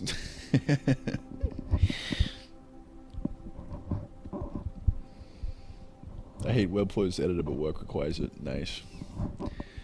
Do you have a preferred editor? Like a preferred way of doing CSS? I don't think there is any preferred way. There is just shit and slightly less shit.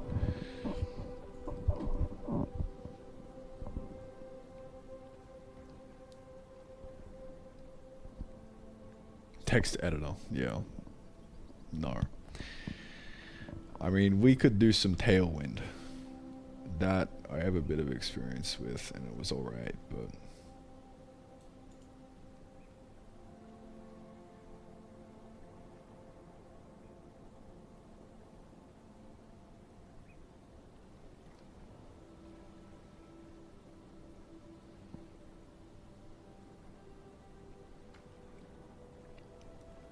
Maybe as soon as you click on the page somewhere. Yeah, I just put yours in as well, and it was fine.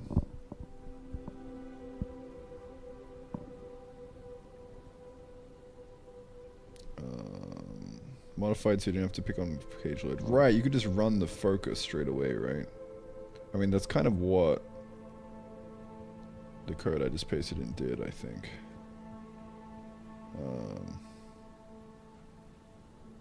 Keyboard lock didn't work before either. Yeah, it's not gonna work. We could try and get around it. I don't know. I think it's that important to fix.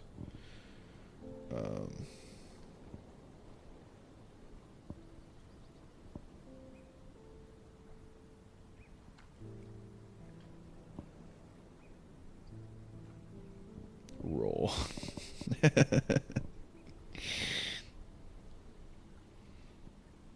Tailwind is good. Yeah, no, I mean we would just do Tailwind raw, like no Webflow. Like that's like the best I've had it feeling with like just typing, because you don't have to worry about like code duplication and like writing CSS in a file. You just inline it with HTML and it feels great.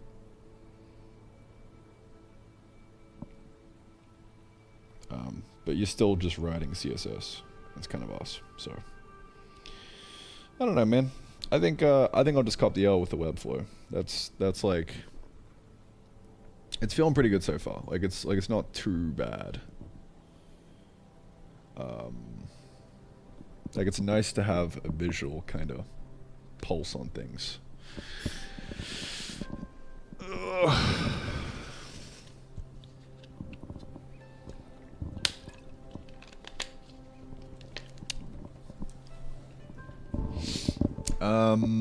Okay, so what am I trying to do here? Well, I think I'm just gonna simplify life and just say that there's like a buy now button up here, and that's it. We could also just say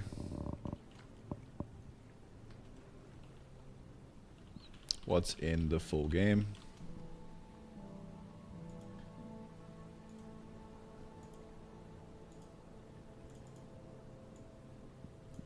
Or like what you get from the full game.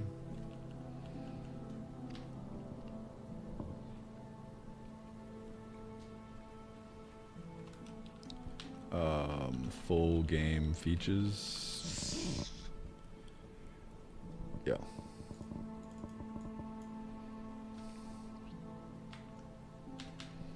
Can I do a listicle? I want to do a listicle, my friend. I guess that works.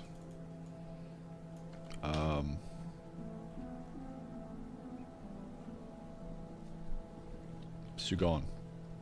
Bye now. GG.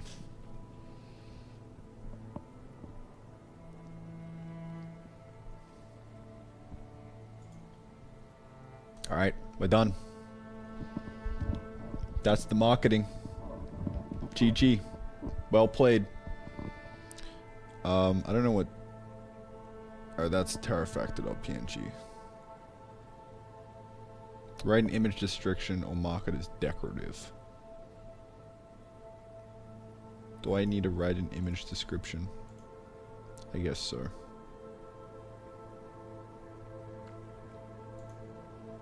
Thank you.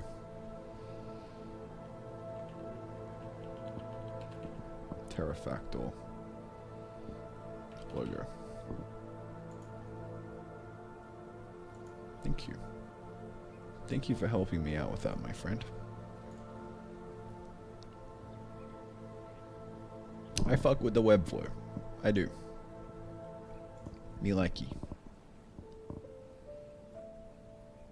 Alright. That's V1.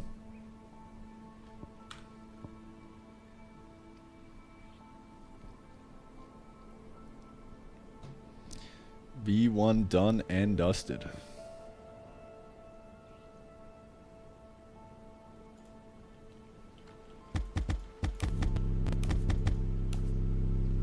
Boop. Full game features Sugon by now. Yes, please. Dude, I want me some of that Sugon.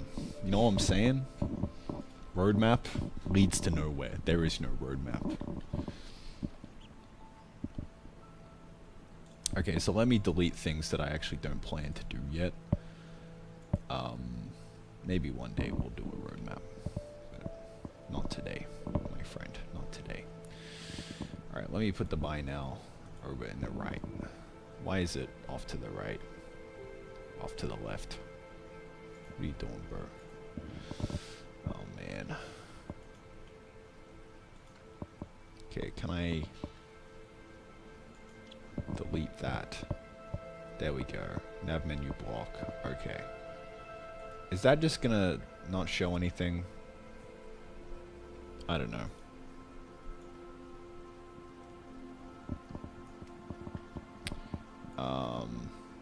Can I scale this?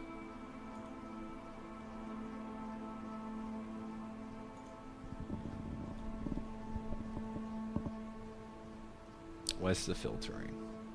Filter, filter, filter, filter, filter. Can we change this? Can we change the filtering on this? Somehow? High DPI image? No.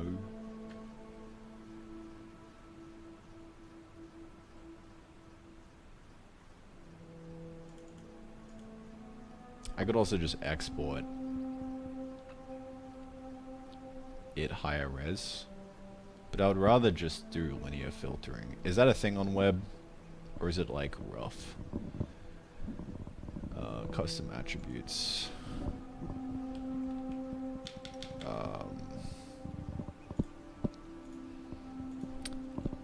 Can I change image filtering on web to nearest neighbor? Surely. No, bro. Give me CSS. Image rendering, pixelated. Nearest neighbor scaling. Okay. Is that just... What is that?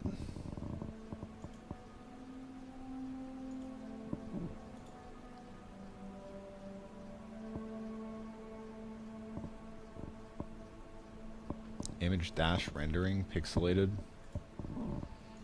Maybe. Or this is custom attributes, so maybe this goes into HTML. I have no idea. I have no idea where this goes.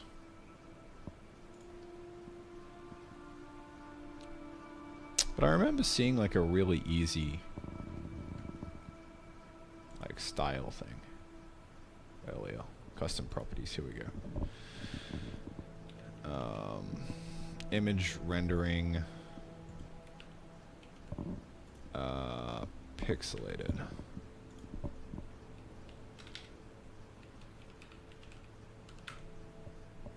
Look at that. Instant, bro. Huge.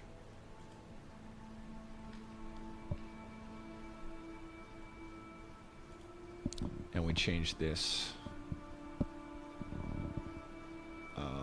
Edit. Grab the background color. And we eyedrop this motherfucker. I see you. I see you. Oh no, it's making it cringe. Okay, let me bring it in.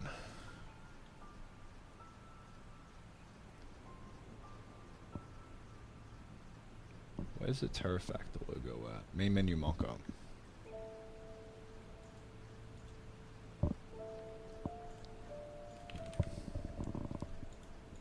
Hit me with it, bro.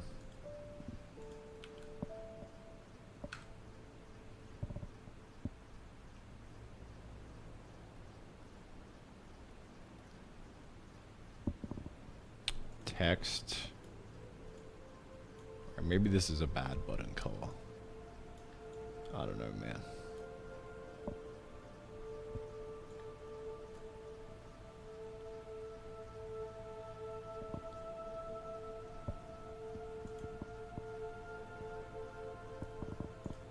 I want to make it fat.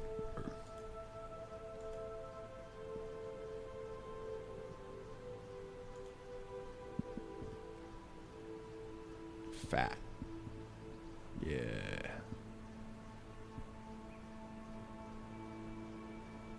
Arial? Nah. Give me that Comic Sans. Or where's the Comic Sans at?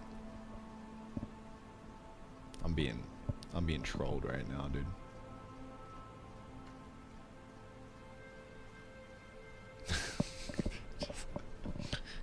Fucking useless. Alright, I mean I'm gonna keep it real. Arial knows how to get it done. It's kind of a shit button, but I mean, that'll do. Just don't like the black, like it just looks weird. Yeah, it should be fine.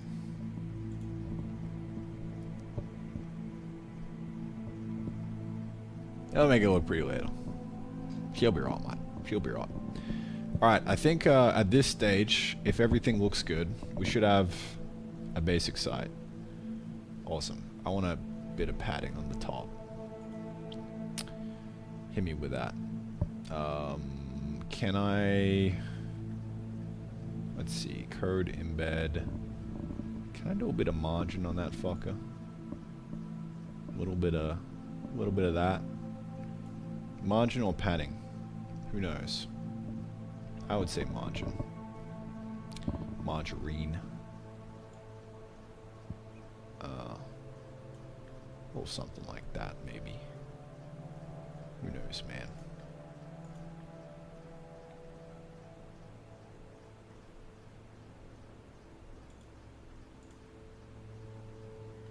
There we go. Defection. That's a website. I mean, it's kind of shit with the border.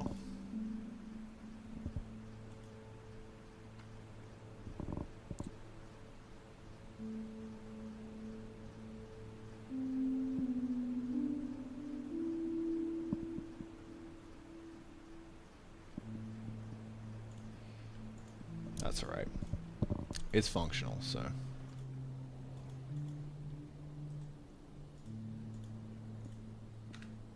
Dude, look at that.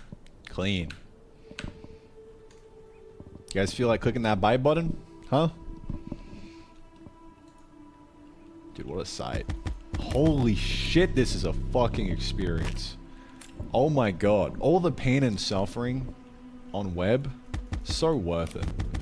Just look how good this is, bro. And if we link this up to a Stripe checkout, man, this is gonna be clean as fuck, bro.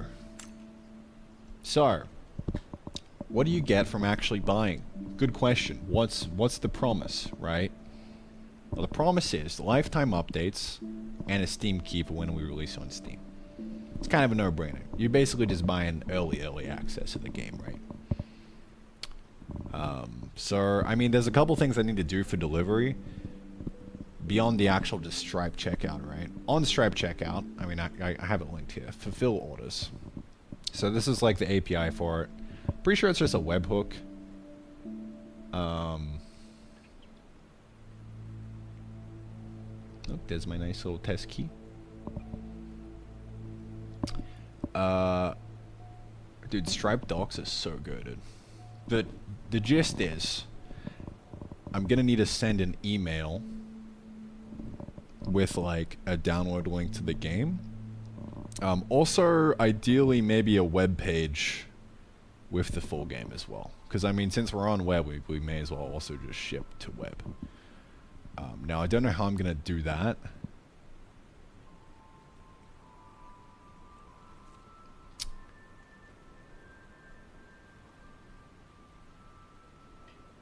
For the full game, I mean, it's basically what we have right now, right? But yeah, I don't know.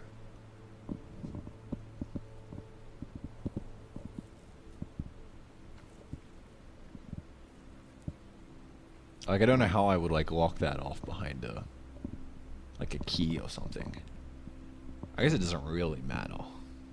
I mean, it kind of does, because you could just share the link anywhere. You kind of need like an account thing at that point, but then that's just really complicated and annoying.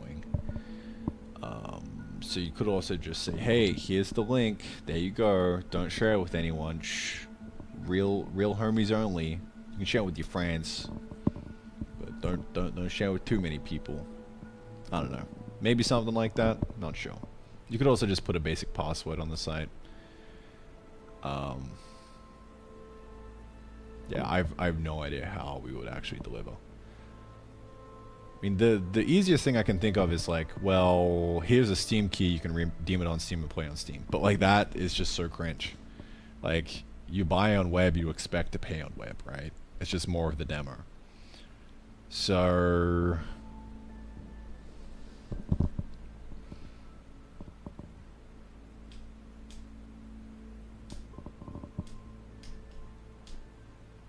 not sure. Not sure, bucko. Not sure. I actually don't know how we would fulfill.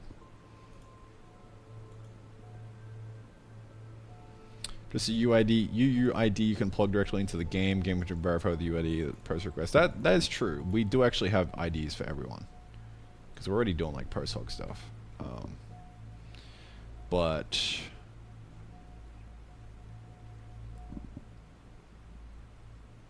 I don't know. Steam login the site, nah.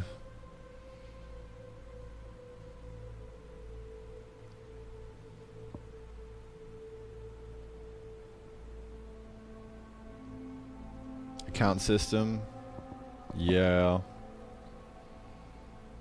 You kind of need some very basic database for an account.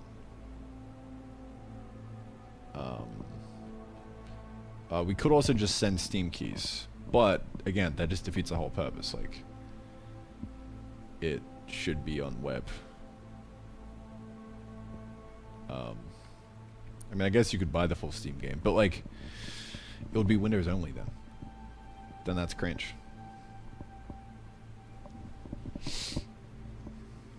Stripe, gen license key, use the plugs key into game and store as cookie.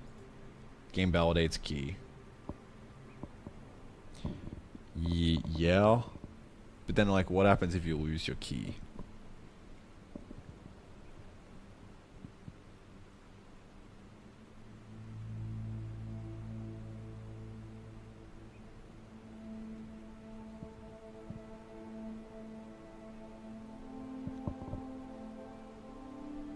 If you lose your key, you're fucked. Yeah, GG. Thanks for the $10, loser.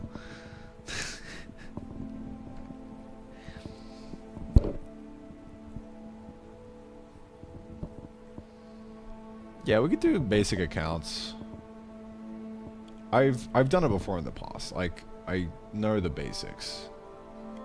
We could just do like Google login even. I don't know.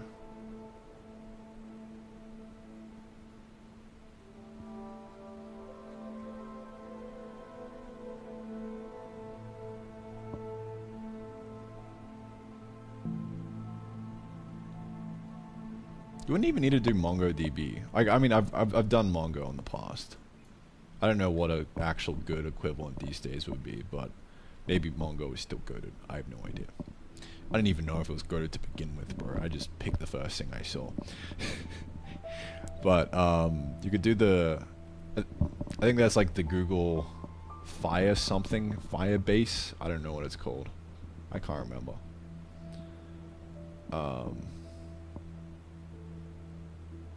Yeah, Firebase.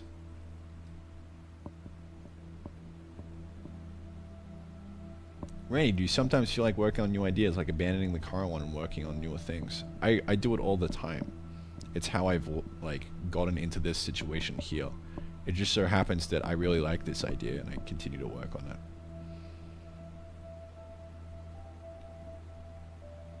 Superbase? Okay.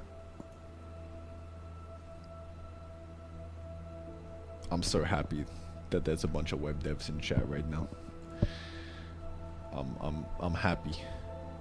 I can cross-reference with everyone who is actively doing web jobs, and we will see. We will get the right answer here. All right. We'll crowdsource the tech. We'll get the pitchfork out if people keep saying Firebase. Yeah. I mean, it also does mean that if we aggregate everyone in chat right now, then we might just get average answers. That do be how average works.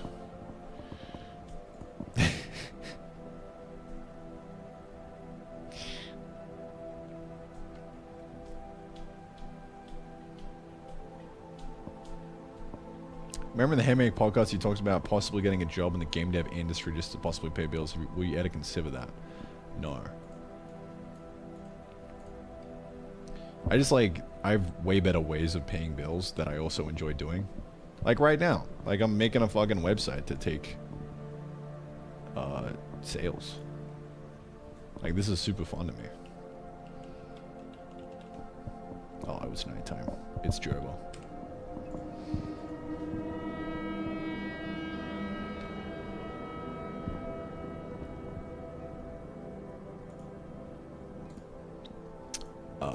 Yeah.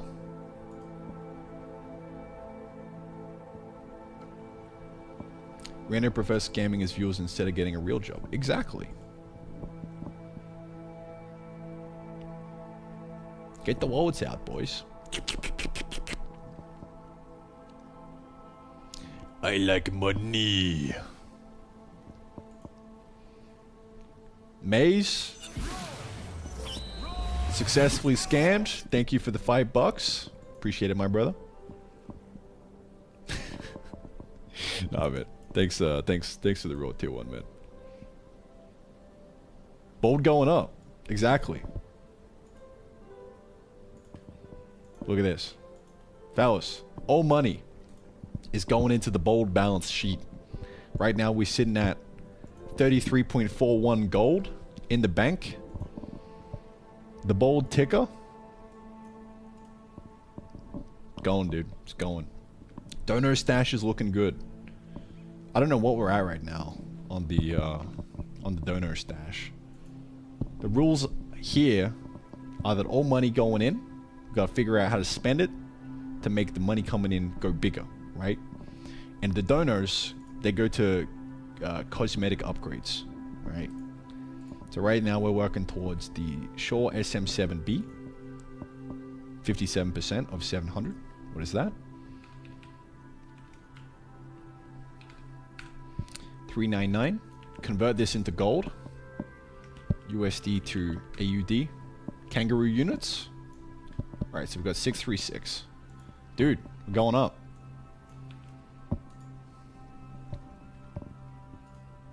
Huge. Webflow subscription, 45 schmeckles, bro. Rough. But at least now I can click around and do CSS.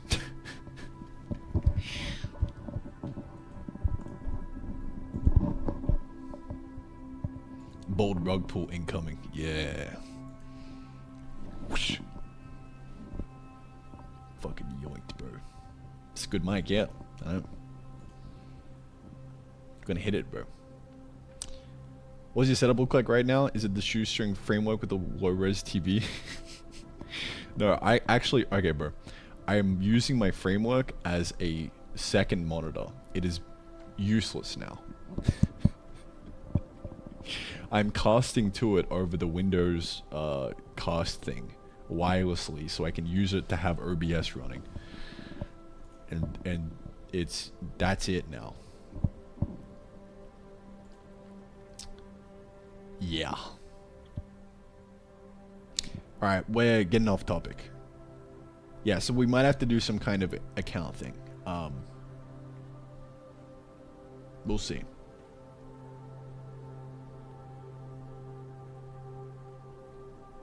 I think V1 might, like we might be able to get away with just sharing, like, a unique link. And, like, generating an ID or something. I don't know.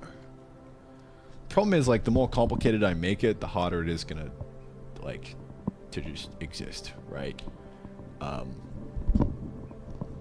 there's gonna be problems. And problems mean development. But I guess it's okay because sales. Getting paid to do this. That makes sense. Why disrespect the framework? It's fucking useless, bro. Framework is actually good. It's just I can't order parts here to Thailand, so bit of an L. Send the code piece that fixes the locking, dude. Thanks. Thank you, Legend, Mr. Red. I'll have to suss it out, see how it goes. This fixes the locking. It says full screen when pressing escape. Let me read this. Const iframe, get element ID frame.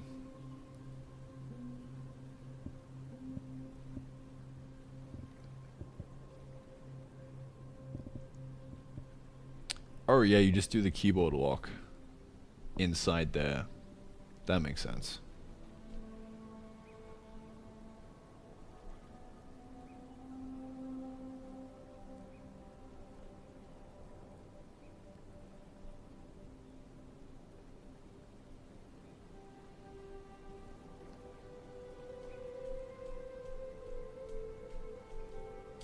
Cool.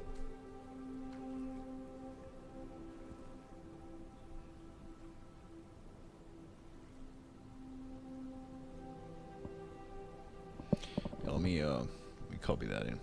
I'm guessing it's just that last part of navigated or keyboard.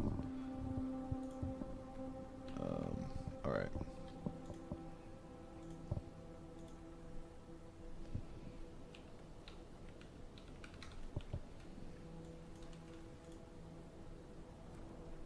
Now, if navigator.keyboard and navigator.keyboard.lock,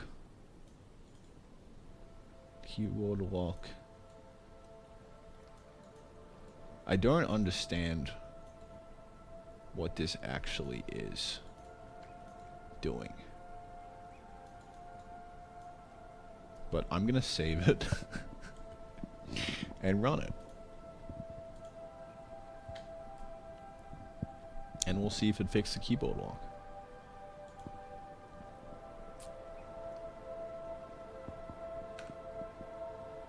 Yeah, there we go. We're locked in, bro. Good shit. Alright, if we escape and back out and go back in, we're still locked in. Fuck yeah. Dude, keyboard lock solved. Thank you, my man. I could remove it from the HTML thing in there if I wanted, but that's all right. Tremendous. So now we can just hit escape and it's fine. Beautiful. Rug pull. Rug pull time.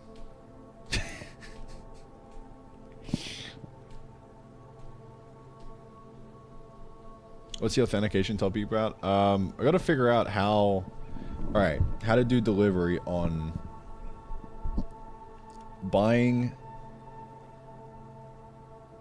the game. And then how do we give people access to the game who have bought the game? I mean, we could just literally share a link and say, shh, don't share. That could be like V1 solution to ship. And then later on make it better. I don't know. Would that work?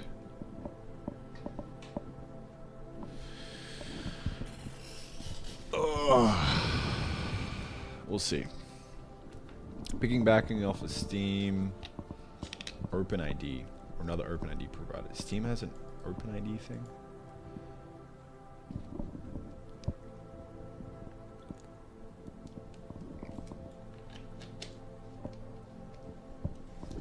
Can't make sense unless you're planning on people to just share an IP connection with server. It would be nice if we could do an all-in-one like multiplayer experience on the web. That would be pretty hype. Just like go completely off-grid, like don't even... I would still ship to Steam, but it would be cool to go off-grid.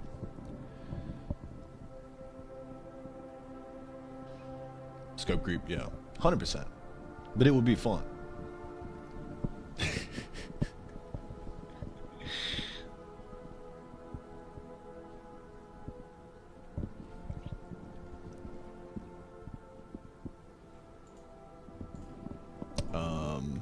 Yeah, maybe Steam has some kind of thing.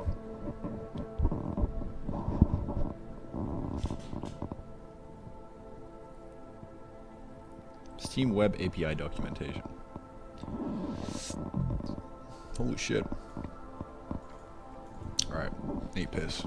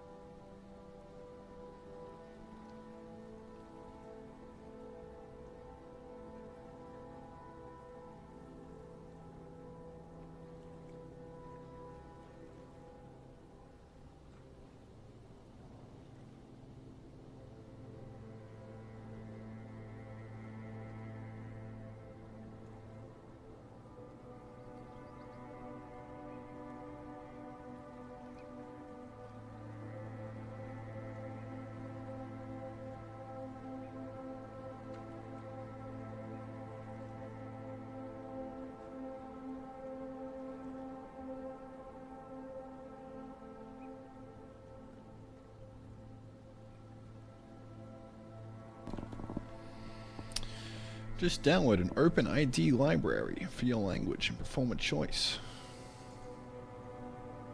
Platform of choice and use this as a provider. Return claim ID will contain the user's 64-bit Steam ID. This might be the play, dude.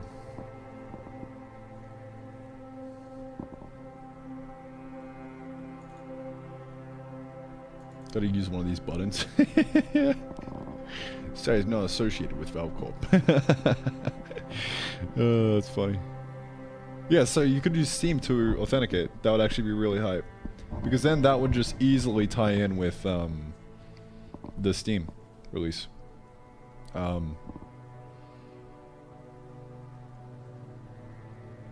be great.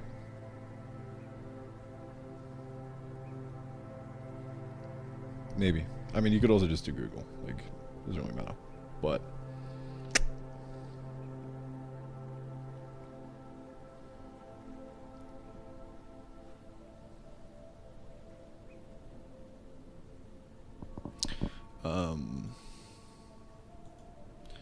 I wonder, how would databases actually work? Like, would we have one on the server? Is that where we would store it? Like, what is SQLite?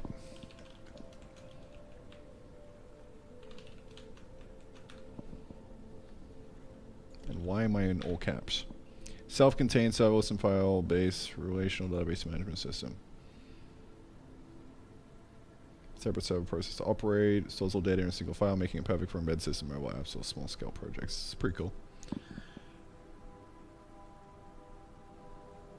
It operates directly on the database file. So we could have one on the server that's just a database file. And you just operate on that constantly.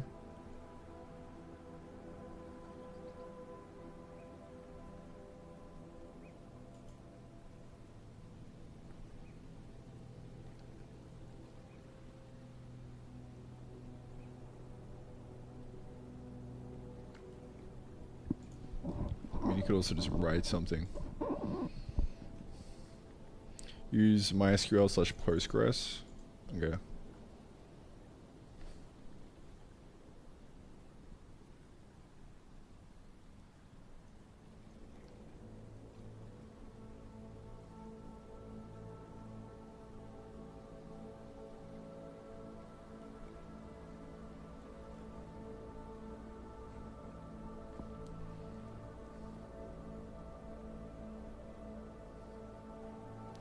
Odin can link to C++ binaries. Yes. Firebase is C++ binaries. Yeah. Firebase is probably the easiest, cheapest way to get an account system set up running. It gives you login with X easily. It handles most of the heavy lifting. Probably don't want to think about. We're not running the thing in Odin. It's in Go, so it'll be fine. Server's in Go. So I don't care how it works, but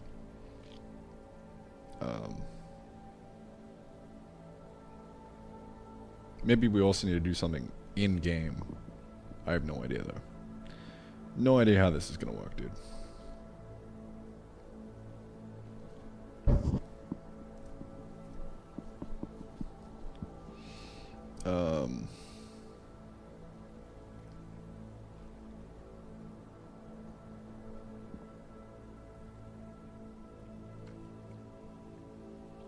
Oh, well, slash open ID will save a bunch of time, maybe. Yeah.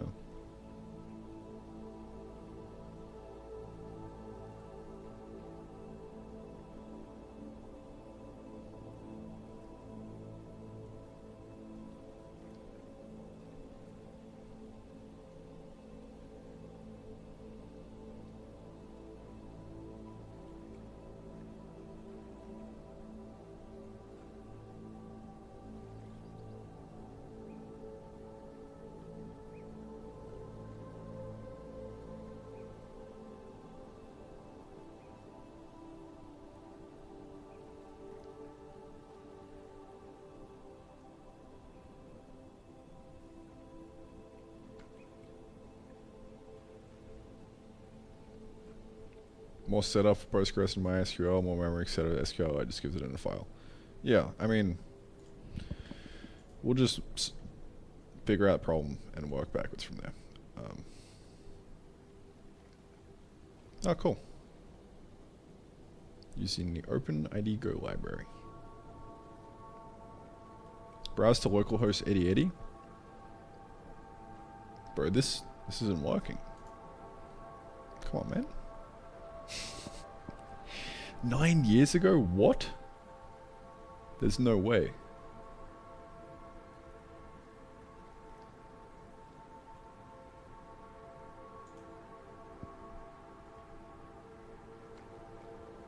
Holy shit.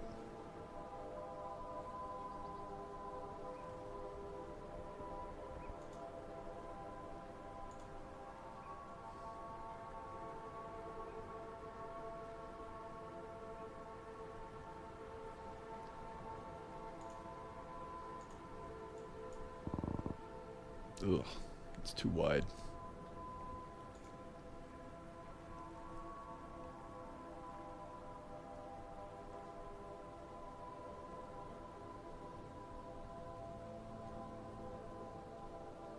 Just skip over your workflow, might be in your libs now, lol. Yeah, right. Cool. Will the user log into the game itself or just log in to access the game page? Yeah, that's kind of my question. I'm not sure. I don't know. Probably just the game page. It would be simpler because we don't have to do anything at the game level, and like figure out interop with Odin and a bunch of weird stuff.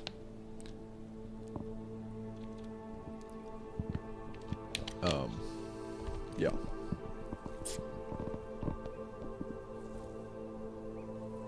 It would also depend on many things. I don't know. Like, what's the problem? Work backwards from there, right? Glasswave, good morning. How you doing, buddy? Easy to bypass authentication if not done at the game level. Yeah, maybe. I don't know.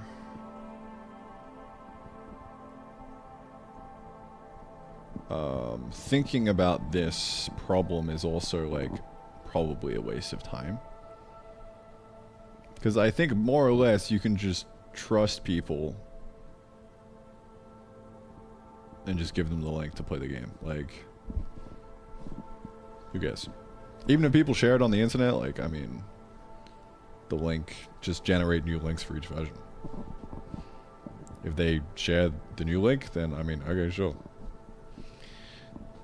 I don't know, man. I think it's fine. Unique link for each version, except that some people might share it. Yeah, I mean, that's probably like the play. And if one link gets shared a lot and you see it has a bunch of downloads, just ban it.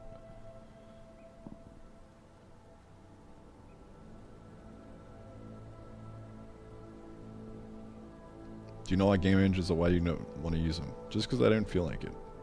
Why do some people like broccoli and others not?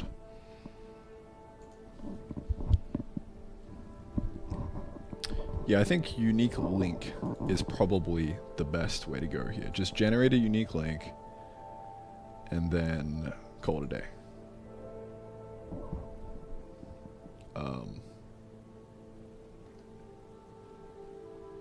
Keep them automated there pretty easily. Check if a bunch of IPs using the same link and disable it. Yeah. So just if there's greater than 10 IPs using the same link, then just disable the link.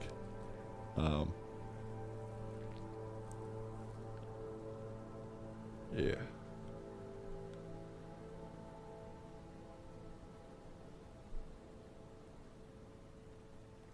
Yeah, I think that's the play. Because then you wouldn't have to do any like account management or anything. You just hook it up with Stripe, do the delivery, send an email with a link. Call it a day. VPN users will be mad. I mean, it shouldn't be that bad because like, I mean 10. Like, what, is your IP gonna just in one day change 10 times?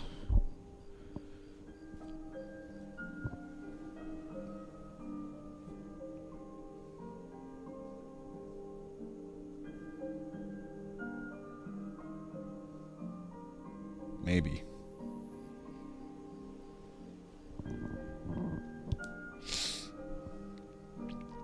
You could also just not care and just send the link. And I think it should be fine.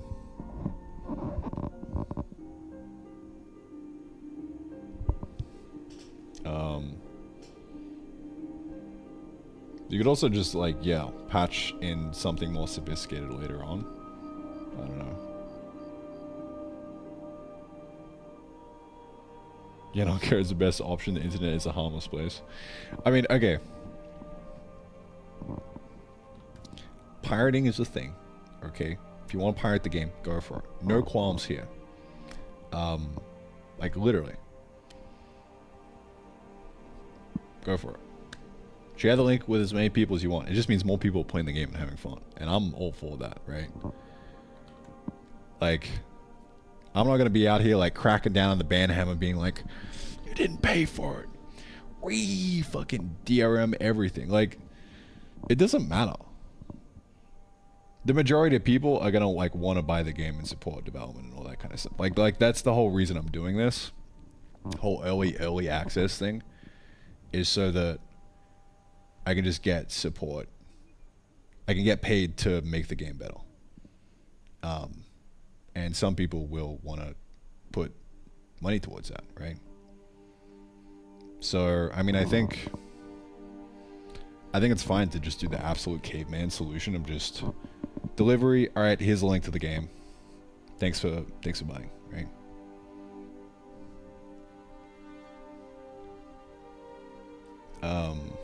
Yeah, time is best spent making the game fun. 100%.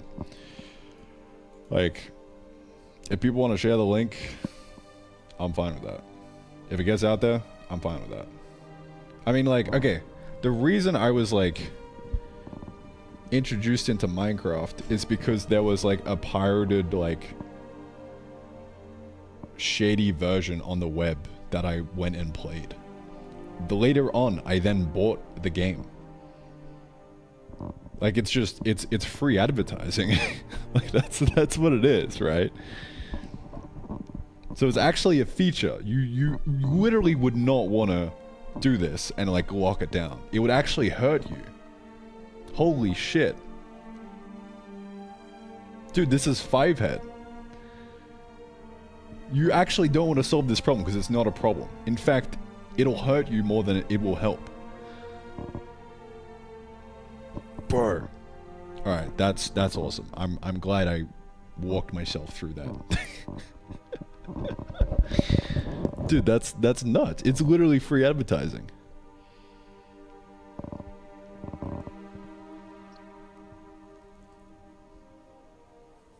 Don't forbid access, slowly reduce character speed if you detect it's not a legit user. Yeah.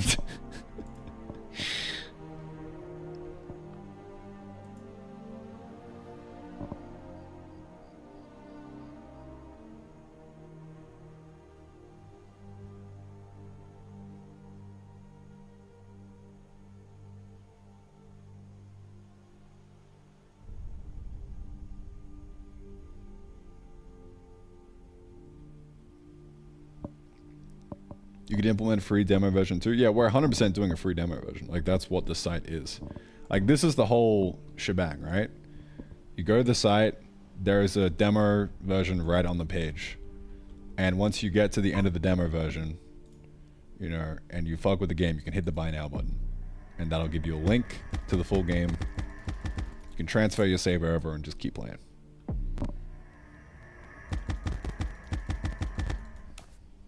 Easy as that, right?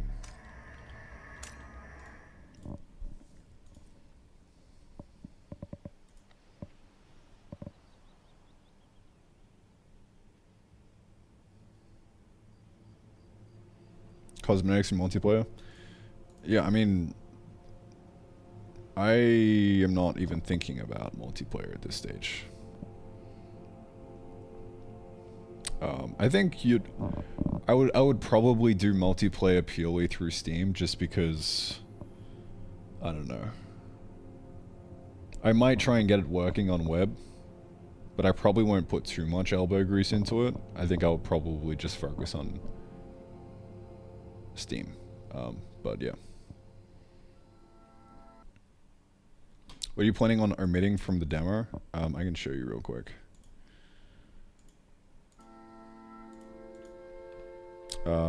The demo build of the game right now walks off at... This is the content. This is all the demo content here. So you don't get the conveyors or the extractors or the harvester or the turrets or the pinewood floor. And then also locking off currently at the 6th chunk. So there's nothing beyond this.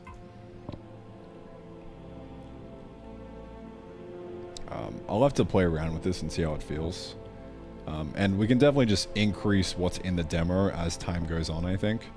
When there's like more late game content. But yeah, we'll see.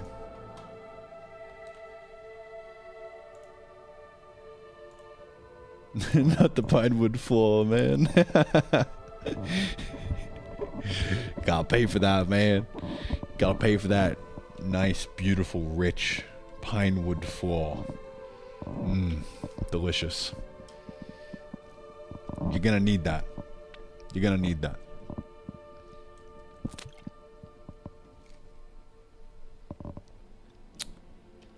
Demo should include minimal automations. Yeah, I'll add that in once we've got later game automations. It's just, if I include that right now, it would be the full game. How much will the game be? I'm thinking $10. 10 smackaroonies. I mean, it's hell overpriced right now, but it's really as a like a support thing in these early days more than anything. So yeah.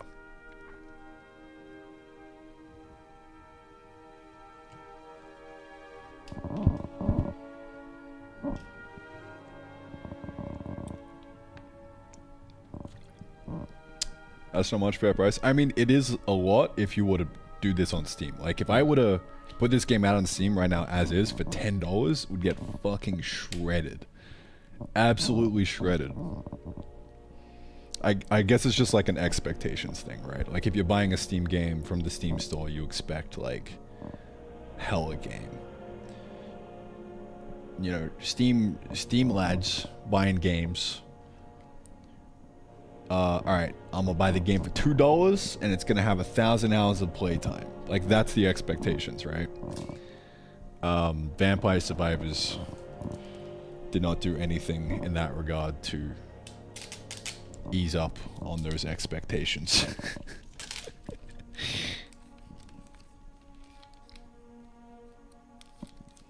I think they actually set the bar.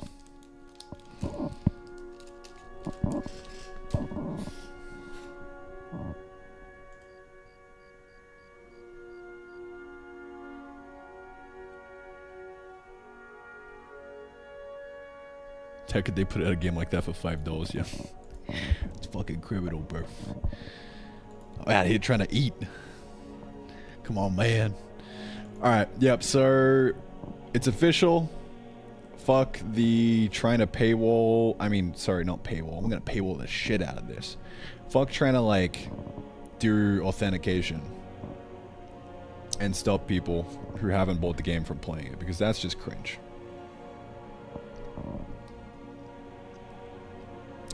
Free marketing, baby. Let's get it. That'll make the bold ticker go up even faster. Less work, even better. That's what we're all about here over at Bold Incorporated, alright? Less work, more money. That's what I'm saying. So in order to fulfill, all that's going to need to happen, we've detected that the customer has bought, and now we are sending an email saying, thank you, here's the link he posts. Here is also a link if you want to play on desktop Windows.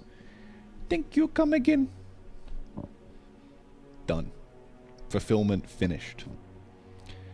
I'm also going to want some kind of newsletter that people can subscribe to for updates, but that's going to be really easy. We just do a beehive. Beehive, absolutely goated, bro. Really good.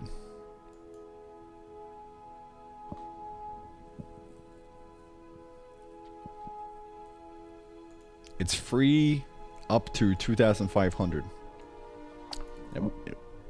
We have 2,500 people buying the game. Hey, that's a win.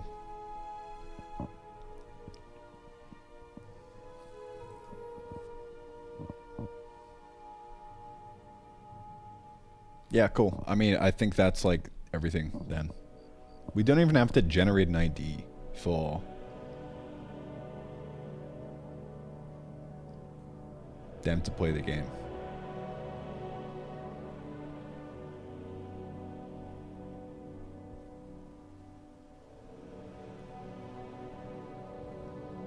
You could probably like, I mean, you probably want to generate like some kind of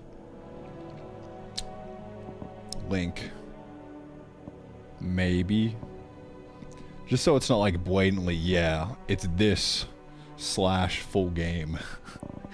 Here is the link, and it will update forever. You'd probably want to like generate one for each version, so it's like kind of a bit.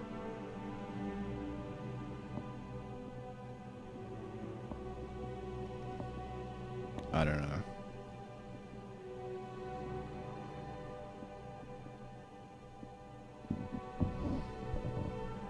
I'll have a think about it. That's what I'll do. And we'll figure this out later. So, what is the next steps? Well, I mean, I think we're pretty good to made in Webflow.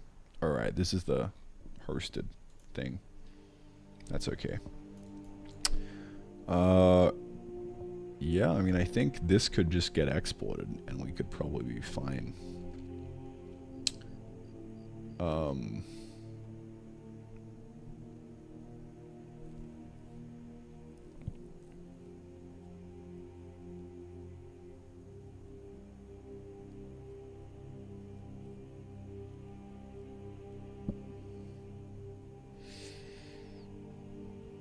Yeah, I want to figure out like how do we actually do server stuff with the buy now button then.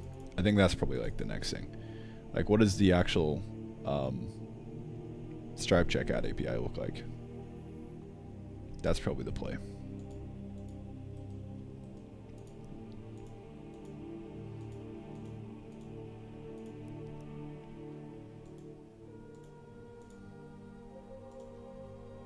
Because then we're a stone throw away from this actually being legit.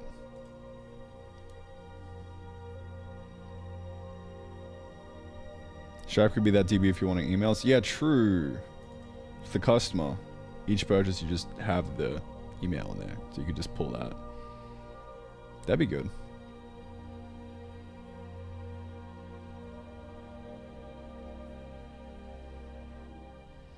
This should work super secure. Yeah. Yeah. That's where it's at, bro.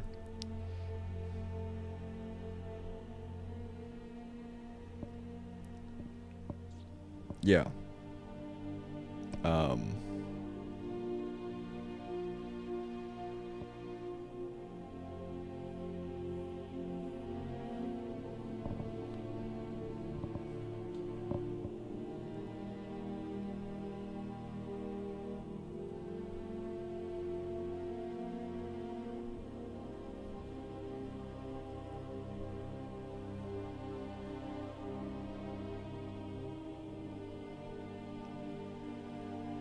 Email them, we'll link off to checkout. Pretty sure you can do that without any code. The Stripe checkout API needs code, so we gotta do it anyway. Want an old school floppy disk? We should have a tier. $500. I'll put it on an old school floppy disk and sign it and send it to you.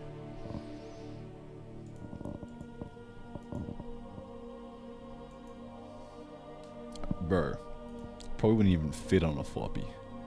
I mean, hey, if any game's gonna fit on a floppy disk, it's gonna be this game. How much storage can a floppy disk hold? Uh-oh. It's over, dude.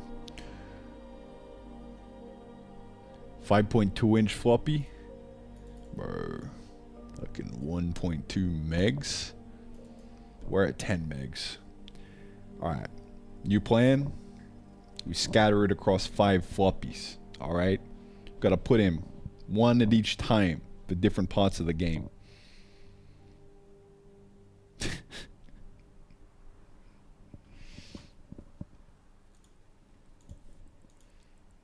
I mean, I could also just try and figure out how to optimize that. I think most of it's going into Fmod, I'd say.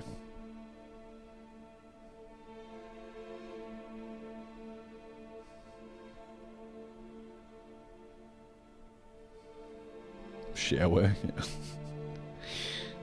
You like click the Stripe checkout button and there's like instructions with a mailing address. Send $50 in cash to this address and I'll mail you back a floppy disk of the game.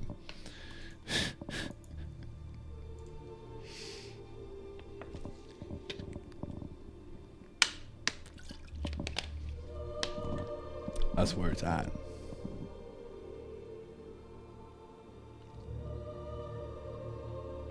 Alright, boys, I just realized I have to go out for dinner now.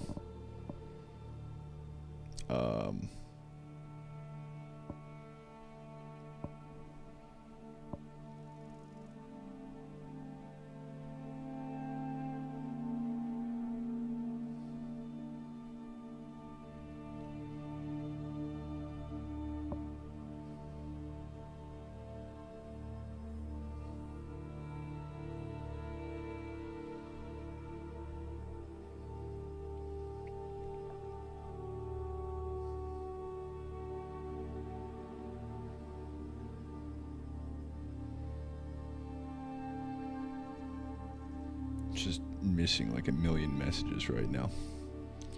Whoops.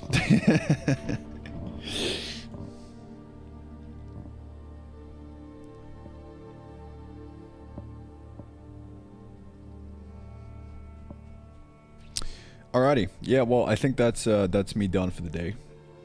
But we made a good start on the website, dude.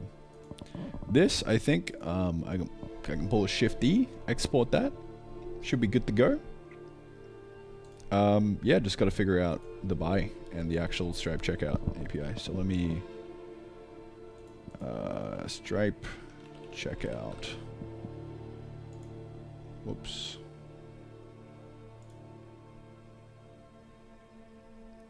Quick start.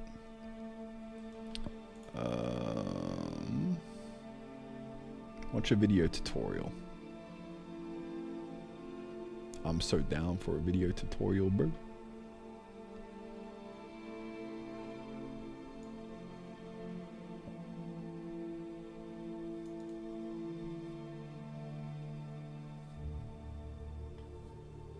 Stripe posted page. This is what we're gonna do.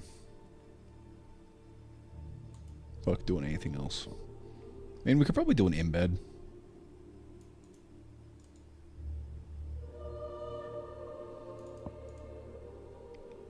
No, I'd probably just do this Stripe page, I think. Wow. Building a conversion optimized payments Wow, experience it's is hard. Business Form time, formatting, boys. Error handling. I actually remember watching this the other day. It just says what's on the docs. Okay, so this is the page we want. I'm going to favorite that, and we will circle back around to this when it is time to do some more dev. I think I'll probably continue this off tomorrow. I don't know. Maybe we'll keep doing some work on the game. But I mean, I think the demo build is kind of like already ready to go. So we just got to figure out payments in the full game, and I think we're ready to rock. Even if it's going to be like a shitty kind of B1, just as long as it's out there, man. As long as it's out there, ready to go, can start iterating on it, I think it'll be awesome. So anyway, I'm going to head out for dinner, boys. Bold to the moon. Indeed, dude. Indeed. I'll see y'all tomorrow. Peace out. Thanks for tuning in. Adios, amigos.